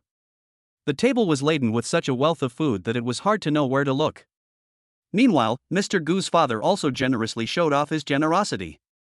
He carefully took out 2 bottles of 10-year-old Maotai from the wine cabinet, which had been carefully preserved for a long time. These 2 bottles of Maotai are Mr. Gu's father's beloved possessions, which he is reluctant to show to others easily. At that moment, Gu Chang was enthusiastically pulled to the table to drink with the 2 fathers and an uncle. On the other side, the 2 cute little ones, Qingqing and Xian Xian, were held in the arms of their grandmother and mother, respectively, and were drinking milk obediently. Zhang Saifa, an interesting elder, would occasionally raise his wine glass and gently touch it to Qingqing's baby bottle. Little Qingqing clings to her own bottle, snuggled in her mother's warm embrace, with her big eyes staring curiously at this strange-behaving grandpa in front of her. She must be wondering, why does this grandpa keep touching my bottle with his cup? Does he want the grandma in my bottle too? Gosh, this is really annoying. And little snack lover Xian, while drinking his milk, kept staring at the adults drinking and clinking their glasses together, so he couldn't say anything either, otherwise he would definitely have said to his grandfather, "Give me a glass too." At this time, Gu Chang was also toasting his father, father-in-law, and uncle. First, he toasted his father-in-law, "Dad, thank you for trusting me to take care of Qingning. Here's a toast to you." "I'll drink it, you go ahead," he said, tilted his head back, and drained the glass in one gulp. His father also took a sip from his glass, and said, "Chang, I'm relieved to have entrusted Qingning to you, and you have proven with your actions that we were right to do so." Then he poured himself another glass, and said to his father, "Dad, thank you for raising and nurturing your son all these years. You've worked hard." He then drained the glass in one gulp. Gu's father was also very gratified to hear this, took a sip of his wineglass, and said, "Dad, as long as you and Qingning are happy and live a happy life, I will be content with everything." Then he poured another glass and said to Zhang Fai, "Zheng Shu, you have taken special care of me since I was a child. You are like a relative to me. Although you don't have any children, don't worry, I will take care of you in your old age." After saying this, Gu Cheng continued to drink the wine in his glass in one gulp. Zhang Fai was very happy, and he raised his glass and finished it in one gulp. He said with emotion, "Good boy, I haven't raised you in vain. With you saying such kind things, I have no regrets." After 3 glasses of white wine, Gu Cheng still looked the same, and he sat down to eat. It was clear that Gu Cheng's drinking capacity was still quite good. After 3 rounds of wine and 5 flavors of food, the 2 little ones had already fallen asleep after finishing their milk. At this time, there were only 4 men at the table: Gu Chang, Gu's father, Ye's father, and Zhang Fafa. They kept pushing cups and glasses, continuing to drink and eat, chatting, and bragging. These 4 men, after 3 rounds of wine, were shoulder to shoulder, calling each other father-in-law, son-in-law, and brother. Yi Qingning and the 2 mothers watched as the 4 men bragged about their past glories. It was time for Gu's mother to step in. Okay, enough drinking. You've all drunk too much and are still talking about the past. This dinner is over, so gather up the dishes and go brag on the sofa over tea." Hearing Gu's mother's words, the 4 men didn't say much, supporting each other as they went to the sofa, and then reminisced about the old days. Yi Qingning made a cup of strong tea for each of the 4 men to help them sober up, and Gu Chang and the other 3, each holding a cup of strong tea, gathered around the sofa and continued bragging. Gu's mother and Ye's mother were busy clearing up the dishes and wine bottles. The 2 mothers were chatting and laughing as they cleaned up. Gu's mother chuckled and said, "It's been ages since Gu and Chang have had so much fun together. Look at Gu, acting like a little kid." Ye's mother also said, "Yi, you've been filling Chang's glass with wine, and you're not acting like a proper father-in-law." At this point, Yi Qingning also came over and said with a smile, "Mom, look at Dad and Gu Chang, these 2 are about to become sworn brothers." Upon hearing this, the 2 mothers turned to look at the 4 men on the sofa. They were talking passionately, admiring each other, and were just waiting for a peach garden to go and become sworn brothers. Gu's mother said with a smile, "Don't worry about them, they've all had too much to drink and are having a good time." At that moment, Zhang Fafa was talking about his past experiences. He said that in 1998, he went to the Ural Mountains in Russia, and that the Russian girl was so fresh and tender. Just as he was about to continue, Gu's mother's voice came over the line, "Don't tell me about your trip to Russia, it was a complete scam, you almost didn't have any underwear left." Upon hearing this, Zhang Fafa quickly changed the subject, "Let's hear the story I heard in the Northeast. It is said that before the liberation of the Northeast, there was a strange legend that was passed down from mouth to mouth in the rural areas of western Liaoning. The story took place in a remote mountain village, and the protagonist was a young man named Lin. Lin was a hard-working and simple farmer who worked hard every day, from dawn to dusk, for his livelihood and his family. However, he always felt an inexplicable and eerie atmosphere in the village, especially every time night fell. The people in the village would hurry home, afraid to linger in the wilderness. One day, Xiaolin worked in the fields until dark and suddenly heard a strange sound. Curious, he followed the sound and found that it came from an abandoned and broken temple. He carefully pushed open the door and saw that it was dark inside, but in the corner he saw a strange light. Zheng Fafa was telling the story with all his heart, and the other three men were also listening attentively to the ghost story. Even Yi Qingning and the two mothers came over and sat down to listen to the story, looking very interested. It was a woman dressed in ancient costume. Her body was floating in the air, her face pale. Her eyes stared straight at Xiaolin, making him feel uneasy. Xiaolin was about to turn around and run away, but he found that he couldn't move. The woman slowly floated towards Lin, her lips did not move, but Lin heard her voice, "Help me." Chapter 72, Men Tell Ghost Stories After Drinking. From that day on, Lin was haunted by this strange woman every night. He tried to seek help from the villagers, but no one believed his story. As time passed, Lin's health gradually declined, and his heart was filled with fear and helplessness. One night, Lin saw the woman again in the broken temple. She was floating in the air, her body twitching. Suddenly, her body exploded and turned into a blinding light. Lin felt a powerful force released from the woman and rush into the sky. After that, Lin's condition gradually improved. He began to return to his hard work, and life returned to normal. However, every night when night falls, he still remembers the strange woman and what he experienced. The villagers also began to talk about it, saying that the abandoned and broken temple would glow strangely at night. They said that it was an ominous place and that it was best not to go near it. Xiaolin also warned the villagers to remain in awe and not to approach the broken temple lightly. As time passed, this strange story gradually spread throughout the village. People were speculating about the secrets of the broken temple and the identity of the woman. Some said that she was an ancient fairy, while others said that she was a cursed ghost. There were endless speculations. At this point, Zhang Fei took a sip from his teacup and looked at the group, all of them intently recalling the story, and he was also feeling very pleased with himself. Zhang Fei said to the father of Gu and the father of Yi, "What do you say, brothers? Why don't you tell one as well?"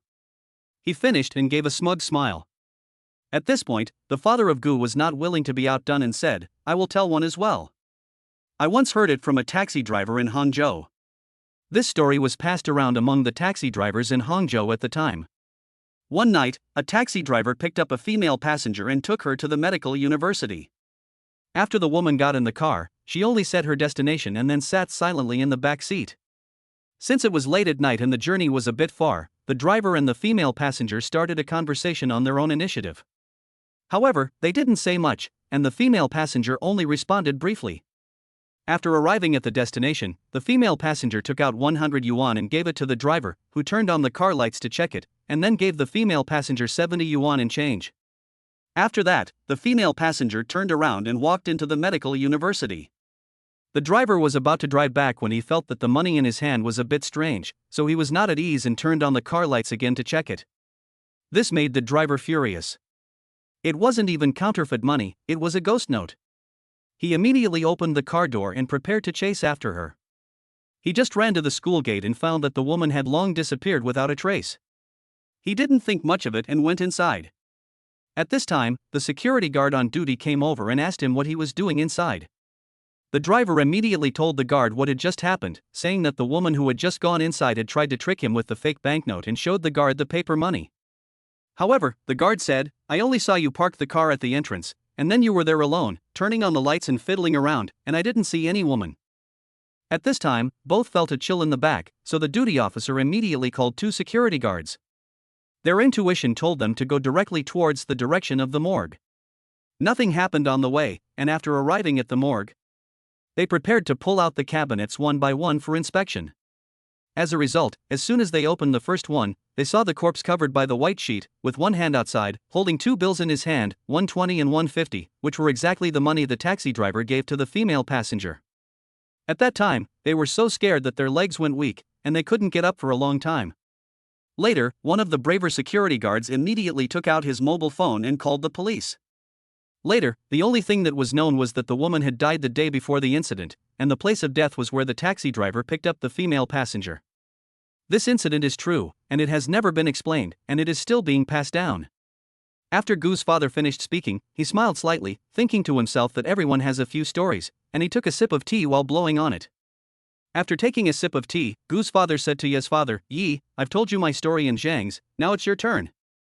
Ye's father said modestly, "Hey, I don't have your experiences or Zhang's, so I'll tell you a story I read online." It was said that during the Song dynasty, there was an old man named Zhang who sold wine in Shaochang. People called him Old Zhang. The wine at Old Zhang's tavern was very good, and the best was Daughter Red, which even the emperor loved to drink. When Zhang grew old, he handed over the reins of the business to his beautiful daughter, and so the Zhang Hotel became known as the Daughter Red and business was booming. But then one day, a hotel opened opposite, called Authentic Daughter Red, and it gradually started to take business away from the Zhang Hotel. Zhang was very puzzled, so he went over there secretly to taste it and discovered that the original Daughter Red there was much better than his own. After returning home, Zhang discussed the matter with his daughter and painstakingly researched the Daughter Red wine, but it was never as good as the wine across the street. Zhang was puzzled.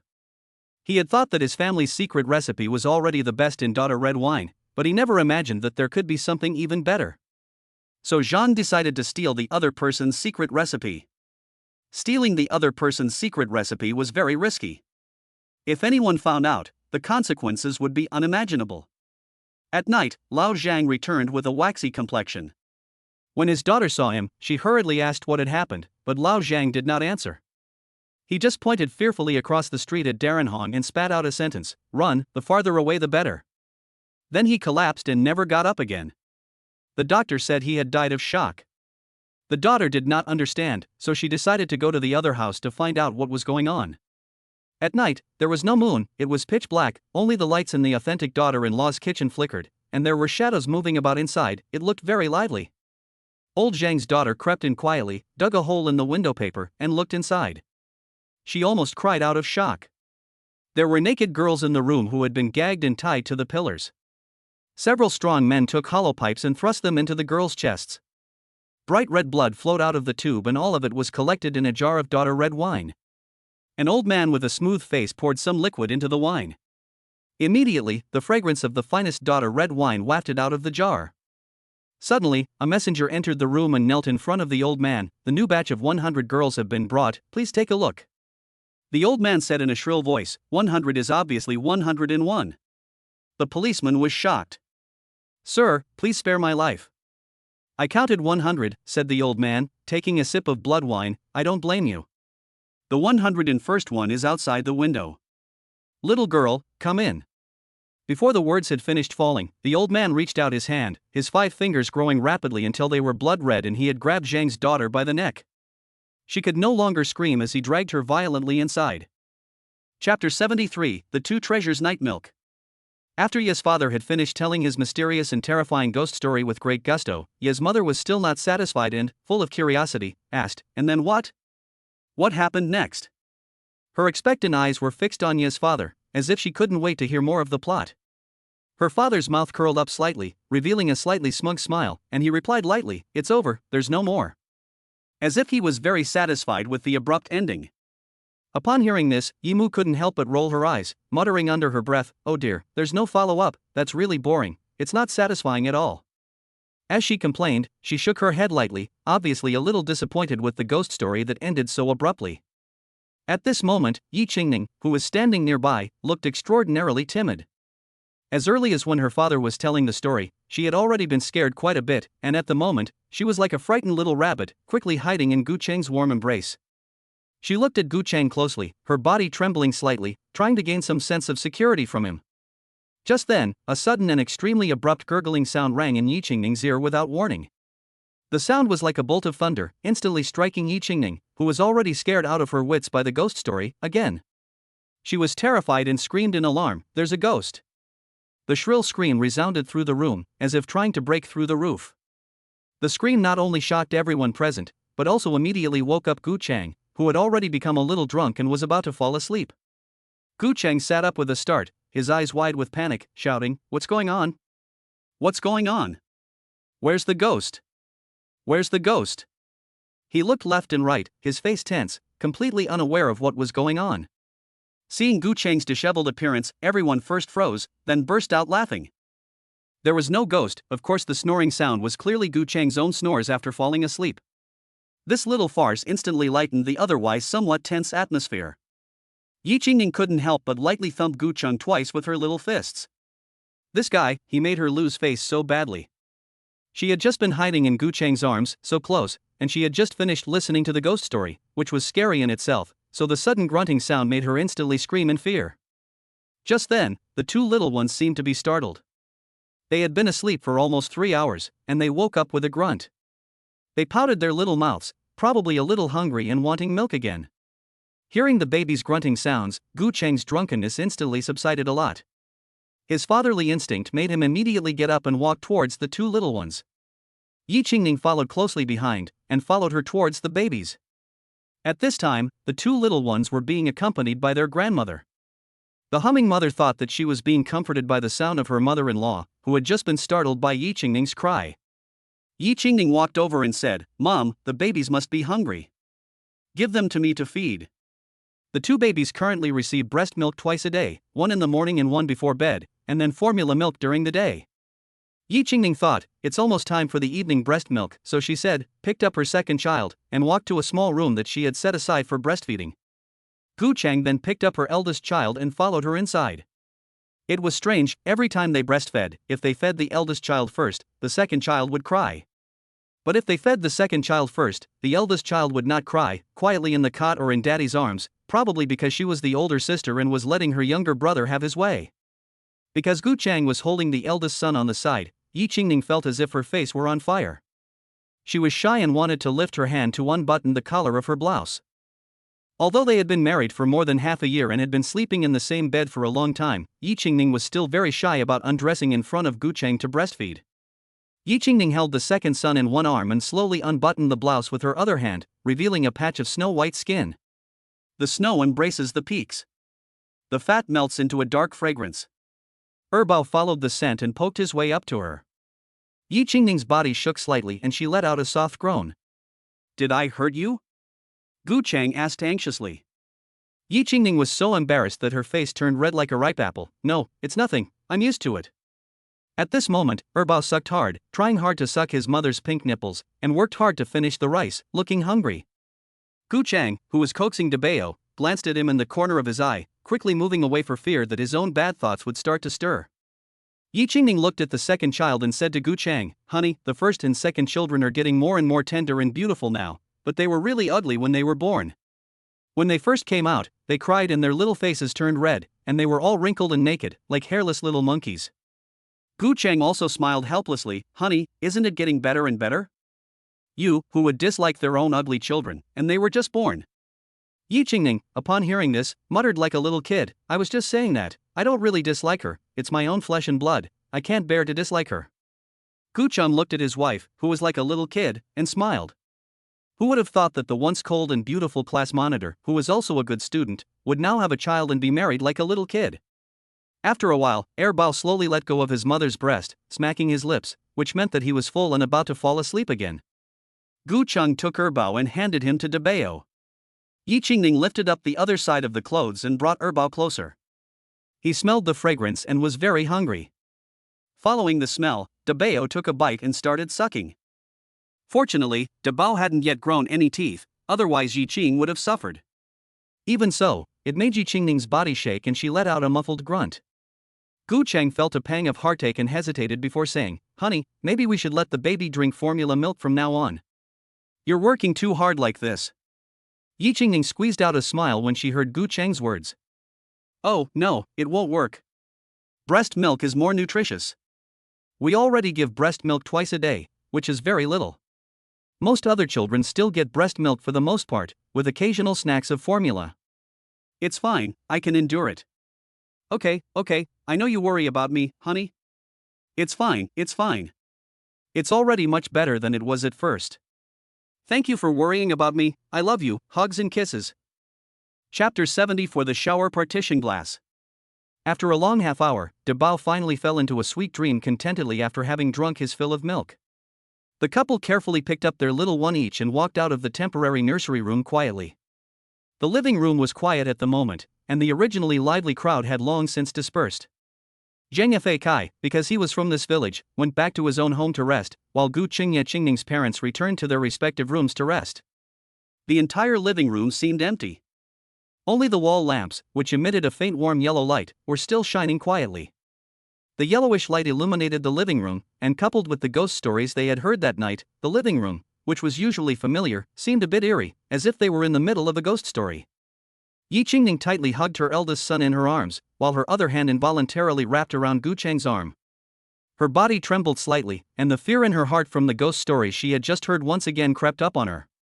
Despite her efforts to suppress the emotion, the creepy feeling was ever present, as if something was following her.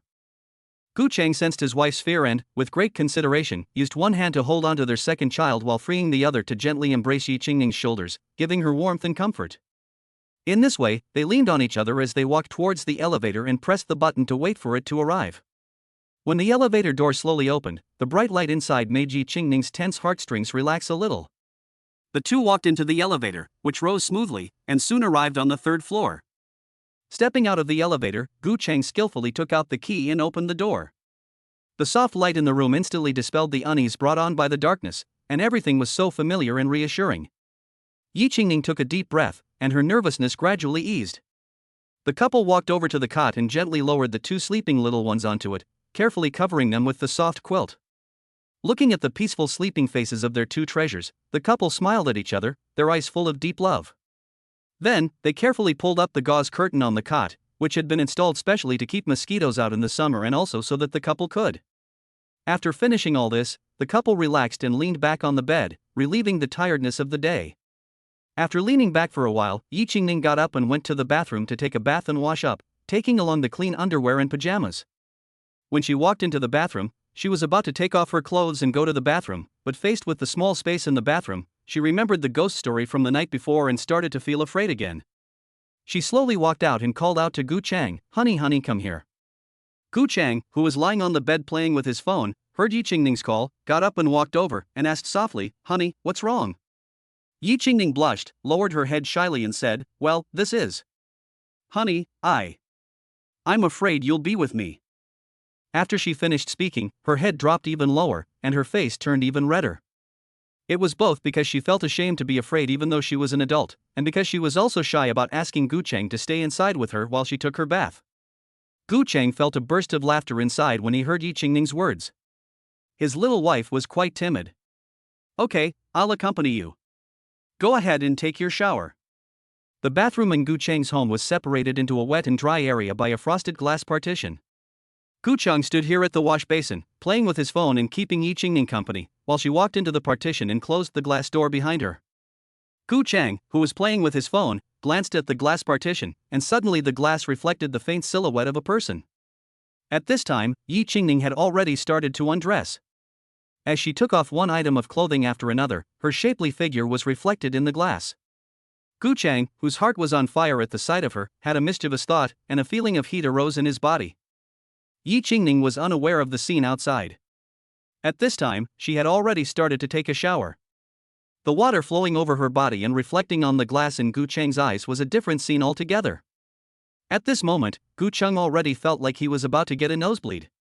He desperately tried to play with his phone to distract himself, but at this point the phone was no longer attractive, and his eyes could not be diverted. He pretended to be looking at his phone, but his dishonest eyes kept glancing at the glass. After more than 20 minutes of suffering through this stirring scene, Yi Qingning finally finished washing up and came out. Gu Cheng also finally let out a sigh of relief and immediately pretended to be playing with his phone seriously. Yi Qingning, who was already wearing pajamas and drying her hair, said to Gu Cheng, "Honey, I'm drying my hair, you go wash up." Gu Cheng didn't say a word, quickly took off his clothes, walked past Yi Qingning naked, and pulled the glass door to start showering, causing Yi Qingning to blush with embarrassment. Yi Qingning was blowing her hair when she suddenly glanced at the glass, and was instantly stunned. At that moment, the glass reflected a faint human figure. She thought about the fact that she had just taken a shower in there, and Gu Cheng had been waiting for her outside. So didn't he see her the whole time? Thinking about this, Yi Qingning suddenly felt hot all over, and her face flushed like a monkey's butt. She kept calming her mind and continued blow-drying her hair. Inside, she kept reassuring herself, "It's okay, we're married and have a certificate, and our child was born months ago. Besides, there's nothing he hasn't seen of me. It's okay, it's okay." Although she kept comforting herself, Yi Qingning felt increasingly restless and agitated. Because she was still breastfeeding and under the influence of female hormones, Yi Qingning was already very restless and agitated at the moment. After a while, Gu Cheng finished showering and dried his wet hair. He wrapped a bath towel around his waist and walked out. Yi Qingning turned her head to see Gu Cheng come out. At the moment, Gu Cheng was wrapped in a bath towel with his upper body exposed, and his 8-pack abs were particularly eye-catching, coupled with Gu Cheng's not too thin not too fat, strong figure. Plus the very provocative thing of rubbing his hair, Yi Qingning's eyes were filled with stars, and it was only a matter of time before her saliva flowed out. For a moment, she couldn't take her eyes off him. Cough cough. Gu Cheng's 2 coughs woke Yi Qingning, who had already had the image in her head. Blushing, she speeded up the hair drying process. In no time, she finished drying her hair, said hello, and then turned around and hid under the covers. Gu Cheng picked up the hairdryer, dried his hair briskly, and returned to the room. At that moment, Yi Qingning, with her back to Gu Cheng, was playing with her phone. Gu Cheng got into bed, moved his body towards Yi Qingning, and put his arms around her from behind. In an instant, Yi Qingning's body tensed, and she felt something staring at her. At that moment, it was just drywood that had met a blazing fire, and it was out of control in an instant. The two, who had been hungry and thirsty for months, instantly went into battle. Chapter 75: The Tranquility and Slow Pace of Life in the Countryside. Early the next morning, as it was still dark, Gu Cheng, who was sleeping, was awakened by a cry. He quickly got up and went over to the crib. At that moment, it was Erbao, Gu Ruishuan, who was crying, while De Bao was biting his finger and looking at his younger brother with disgust. The moment Gu Cheng picked up the second child, he smelled a stench. There was no need to guess that the little one had pooped. Yi Qingning, who was still half asleep on the bed, asked, "Honey, what's wrong? Did the eldest child or the second child cry?" Gu Cheng said softly as he carried the second child to the bathroom, "The second child pooped. Go back to sleep, I'll take care of it." Yi Qingning heard this and fell asleep again without saying a word. Gu Cheng took Erbao to the bathroom, first took off Erbao's diaper, used a damp towel to moisten it with the right amount of warm water, and gently wiped Erbao's bottom from front to back, especially the creases in the buttocks, to thoroughly clean Erbao's bottom. Then gently wipe your baby's bottom with a clean towel to ensure that it is completely dry. Next, apply a protective cream, being sure to spread it gently and evenly over your baby's bottom to form a protective film. Take out a new nappy, fold the front piece upwards to reveal the Velcro, gently lift your baby's legs, place the back piece of the nappy underneath your baby's bottom to ensure that the nappy is positioned to cover your baby's bottom. Finally, pull the front piece of the diaper upwards and stick it to the Velcro. Dress up Erbao and put him back in the cot. Erbao is quietly playing with his hands in bed. Seeing that his father is also smiling, Gu Cheng says softly to Erbao, "Erbao, be good. Daddy is going to make you some milk.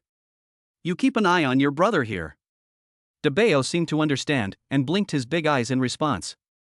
Gu Cheng tiptoed into the living room, skillfully and quickly prepared 2 bottles of milk, tested the temperature by dropping some on the back of his hand, and then tiptoed back into the room. At that moment, De Bao on the cot tilted his head and looked at Erbao, and put one hand on Erbao's body as if comforting his younger brother. Seeing this scene, Gu Cheng couldn't help but praise De Bao. "De Bao is awesome." Gu Cheng first picked up Erbao and placed the bottle at Erbao's mouth. Erbao immediately gulped down the milk, and in no time at all, the 150 milliliters bottle was empty. Gu Cheng put Erbao back in the cot and covered him up, then picked up De Bao and started to nurse. As a girl, De Bao drank milk much more gracefully, taking small, slow sips and looking quite the lady. After about 15 minutes, De Bao finally finished drinking her milk. Gu Cheng held De Bao and put her back in her cot. As he walked over to the cot, he saw a funny sight. Erbao had already fallen asleep. He put De Bao in the cot, covered her up, sat down by the cot, and patted her to coax her to sleep. Little white rabbit, so white. Ears standing up. Loves radishes and greens. Jumping about so cute. After a while, De Bao fell asleep slowly to the sound of Gu Cheng's lullaby. After De Bao fell asleep, Gu Cheng glanced at the time on his phone, 7:08. It was still early and he couldn't sleep. After thinking for a while, he simply got up, washed up, and went downstairs. Gu Cheng went downstairs quietly, as if he didn't want to disturb this rare piece. He was wearing a comfortable pair of cotton pajama pants and a cotton pajama shirt, with a gentle smile on his face and anticipation in his eyes for the new day. When he arrived in the kitchen, Gu Chang began to prepare breakfast. First, he opened the windows to let in the morning sun and fresh air, which added a bit of vitality to the small space. Then, he skillfully tied on his apron and got busy. He first took out the food that Gu's mother had prepared and placed in the refrigerator: rice cakes, buns, vegetable pancakes, mantu, and the soybeans that Gu's mother had soaked overnight.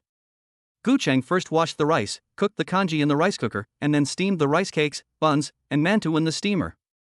He then began to fry the vegetable pancakes that his mother had made in a pan with oil, and the poached eggs would be fried when everyone else got up, otherwise they would be cold when everyone came down. While Gu Chang was preparing breakfast, he heard a noise outside the kitchen and someone approaching. "Chang, you're up early, already starting to make breakfast. What are you cooking?" "I'll help you." The speaker was Gu's mother, who skillfully tied her apron while speaking. Smelling, Gu Chang said to his mother with a smile, "Mom, good morning. Erbao pulled the stink this morning, and the crying woke me up. I changed the diaper of Xian Xian, and I brewed milk for Erbao and Debeo to feed them. After they fell asleep, I just came down to make breakfast. I steamed rice cakes, buns, and mantu, warmed the vegetable pancakes, and cooked congee. It's almost ready." In the meantime, Gu Chang did not forget to boil a pot of steaming hot soy milk. The rich aroma of the beans soon filled the kitchen, making people drool. He also specially prepared some side dishes, including crisp cucumber strips and spicy and delicious pickles, which were hand-pickled by Gu Chang's mother. Before long, Ye's mother came down the stairs, smiling and greeting Gu Chang. "Oh, Cheng got up so early, breakfast is ready already. Where's Qingning? Has she not yet woken up?" Hearing his mother-in-law mention Yi Qingning, Gu Chang felt awkward and touched his nose. "Mom, good morning. Qingning stayed up late last night putting the baby to bed, so I let her sleep a bit longer." Gu Chang was still feeling guilty inside. Yi Qingning had been up with him until the early hours of the morning, so of course she couldn't get up now. As he prepared breakfast, Gu Chang's face was also filled with a smile. He placed the steaming meat buns, rice cakes, buns, and fragrant soy milk and side dishes on the table one by one. Each one exuded a tempting aroma that made people's appetites grow. As the sun shone into the dining room, everyone got up and went downstairs one by one. Father Gu and Father Yi sat at the table eating rice cake buns and drinking hot soy milk. While Gu Chang was preparing breakfast, his mother and father went upstairs to bring the two little ones down, while Yi Qingning was still fast asleep. After Gu Chang finished breakfast, his parents and in-laws ate breakfast together, then went upstairs to change into sportswear and went out for a morning jog. It was still a little cold in the early morning of January, and Gu Chang slowly jogged around the village. The cold wind slightly blew against his cheeks, causing his face to turn slightly red. There is one thing that is very good about the countryside: the air is particularly fresh and rich, exuding a faint earthy smell. Gu Chang particularly likes this natural smell. Jogging on the country road, from time to time he could hear the morning villagers chatting and greeting him, to which Gu Chang politely responded one by one. Compared to the hustle and bustle of the city in the morning and the sense of busyness of the crowd, he prefers the pastoral tranquility and the enjoyment of a slow life in the countryside. Chapter 76. There is no land that cannot be cultivated, only tired cows. Gu Chang trotted along, running, and before he knew it, he had arrived at the front door of Zhang Fegai's house. Speaking of this Uncle Zhang, he has always been busy running around the business world all year round. In the beginning, he would often return to his hometown to visit his relatives, and although those days were plain, they were full of warmth. However, fate is unpredictable. As time passed, first Zhang Fegai's parents passed away one after the other, and then Uncle Zhang and his wife parted ways. After suffering this series of heavy blows, he has become increasingly rare to return home, and now only comes back a few times a year. Looking at the old house in front of him, it has been standing here for nearly 20 years. Although the signs of age are clearly visible, thanks to Gu Chang's father's careful care sending someone to clear the weeds in the yard and clean the inside and outside of the house every once in a while, the old house still maintains a sense of cleanliness and tranquility. In the past, every autumn, Gu Chang would always come here alone with great enthusiasm. The reason was none other than the fact that there was a persimmon tree with lush branches and leaves growing in the courtyard. Every year, from late October to early November, the tree would be covered with yellow, heavy persimmons, which looked like small, delicate lanterns hanging from the branches, making the tree extraordinarily beautiful and attractive. At that time, Gu Chang would often bring a small bench and sit quietly in the courtyard, concentrating on his homework. Occasionally, he would put down his pen, stand up, and carefully pick off a few ripe persimmons on tiptoe. When he gently peeled back the thin, translucent skin, a sweet aroma instantly filled his nostrils. A bite of the soft, sweet texture instantly filled him with contentment, and a bright smile blossomed on his face. At that moment, Zhang Fei was leisurely standing in the middle of the courtyard with a cup of steaming water in his hand, brushing his teeth slowly. Just as he casually looked up and saw Gu Chang, he hurriedly greeted him in a mumbled, unintelligible voice. "Yo, little Chang, getting up so early for a morning run? Have you had breakfast yet? If not, come over to my place and have some with me." Gu Chang smiled and replied, "Uncle Zhang, I've already eaten. I'm just getting up, so I'm going to take this opportunity to exercise a bit." Zhang Feikai swallowed a mouthful of water, rinsed his mouth, and said to Gu Chang, "You've just got up for a bit, but you've maintained your habit of morning running for so many years. That's great, I can't even run for a bit." Gu Chang laughed and said, "I don't run often either. It's good to exercise. Have you eaten breakfast yet? If not, come to my place and have some. I made a lot of breakfast this morning." Zhang Feikai waved his hand. "I steamed buns and cooked congee, but I'm not going over to eat." Upon hearing this, Gu Chang didn't say much, said hello, and then prepared to continue running. "Uncle Fei, I'll continue running then, and when you're done eating in a while, come over and play." Gu Chang was about to continue his morning run when Zhang Fei hurriedly said, "Xiao Chang, when you go home later, tell your father to come over and pick persimmons with you. We'll take them to your house, I can't eat them all by myself." Upon hearing this, Gu Chang responded while running, "Okay, Uncle Fei, I'll tell my dad when I get home." Gu Chang ran all the way, and in no time at all had circled the village once. When he returned home, everyone was teasing the two little ones in the living room. Yi Qingning, on the other hand, was sitting at the dining table eating breakfast. When Ye's mother saw Gu Chang come back, she said, "Hello, Xiao Chang, you're back from your morning run. You must be sweating, so go upstairs and take a shower and change your clothes quickly. Don't catch a cold in this cold weather." Gu Chang smiled and said to his mother-in-law, "Okay, Mom, I'll go upstairs and take a shower and change clothes." Just as he was about to step into the elevator upstairs, Gu Chang backed up and said to his father, "Dad, I just passed by Uncle Fashi's house, and he told you to come over and pick persimmons together." Upon hearing this, Gu Chang's father nodded and said, "Okay." After saying this, he continued to tease his grandson. Gu Chang heard his father say okay, so he also took the elevator upstairs to take a shower. When he arrived in his room, Gu Chang went into the bathroom and started taking a shower. Gu Chang is a very adaptable person. Before, when he was alone in Hangzhou, he liked to lounge around at home. After returning to his hometown, he likes to go for occasional morning walks. Since Yi Qingning gave birth to the little ones Qingqing and Xianxian, he has been busy taking care of them and hasn't exercised for a while. Today's run was also very relaxing.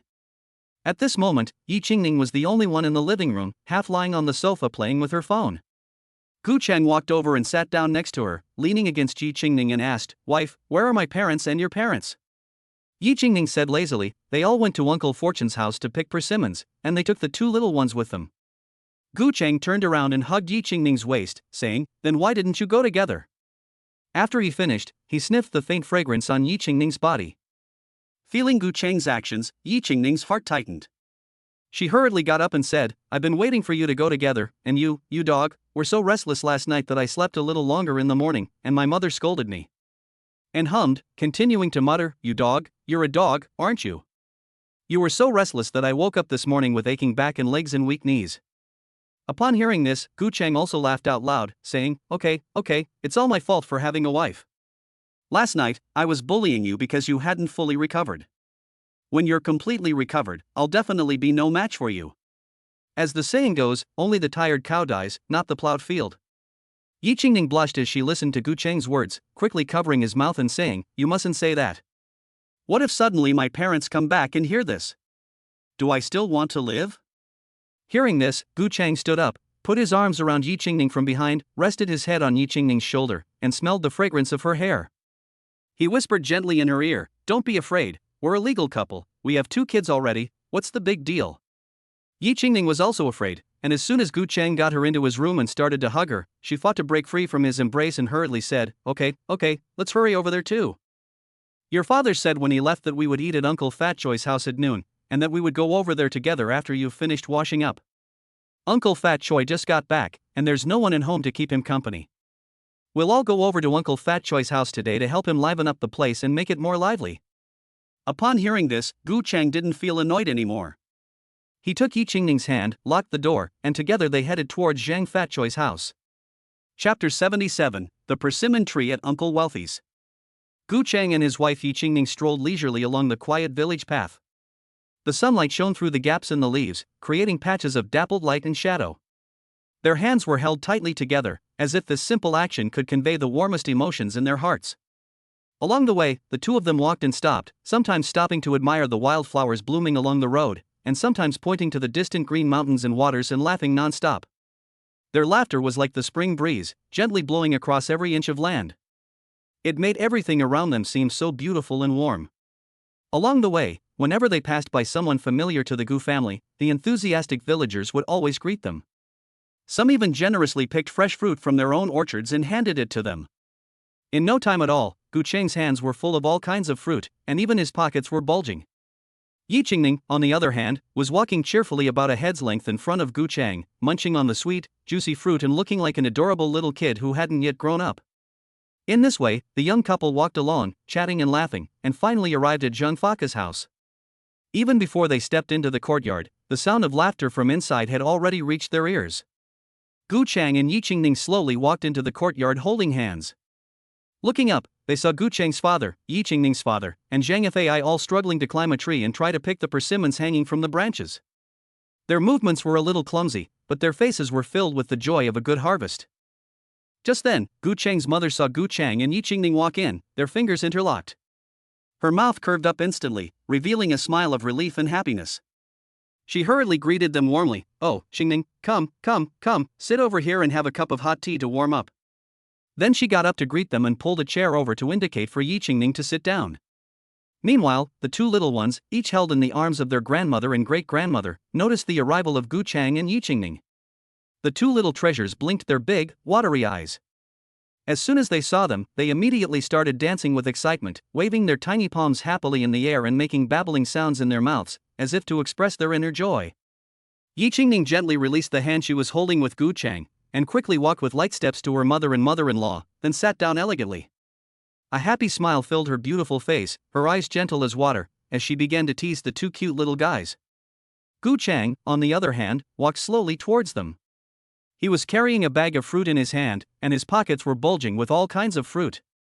When he reached the table, he slowly took out the fruit in his hands and pockets and placed it on the table. The fruit was colorful and exuded a tempting fruit aroma. At this time, Gu's mother saw the various kinds of fresh fruit that her son kept taking out of his pockets, and couldn't help but ask curiously, "Xiao Chang, where did you and Qingning go to pick all this fruit?" There was a hint of reproach in her tone, but more of it was concern and curiosity. Hearing his mother's question, Gu Chang couldn't help but laugh out loud, and hurriedly explained, "Mom, don't say anything. We didn't steal any fruit. Qingning and I walked all the way back, passing by many households. The people there were very hospitable, and when they saw us they insisted on picking some fruit they grew themselves to give us a taste. We couldn't refuse. Before long, our hands were full and our pockets were stuffed, and we really couldn't refuse their kindness." After saying this, Gu was unable to hide the smile on his face.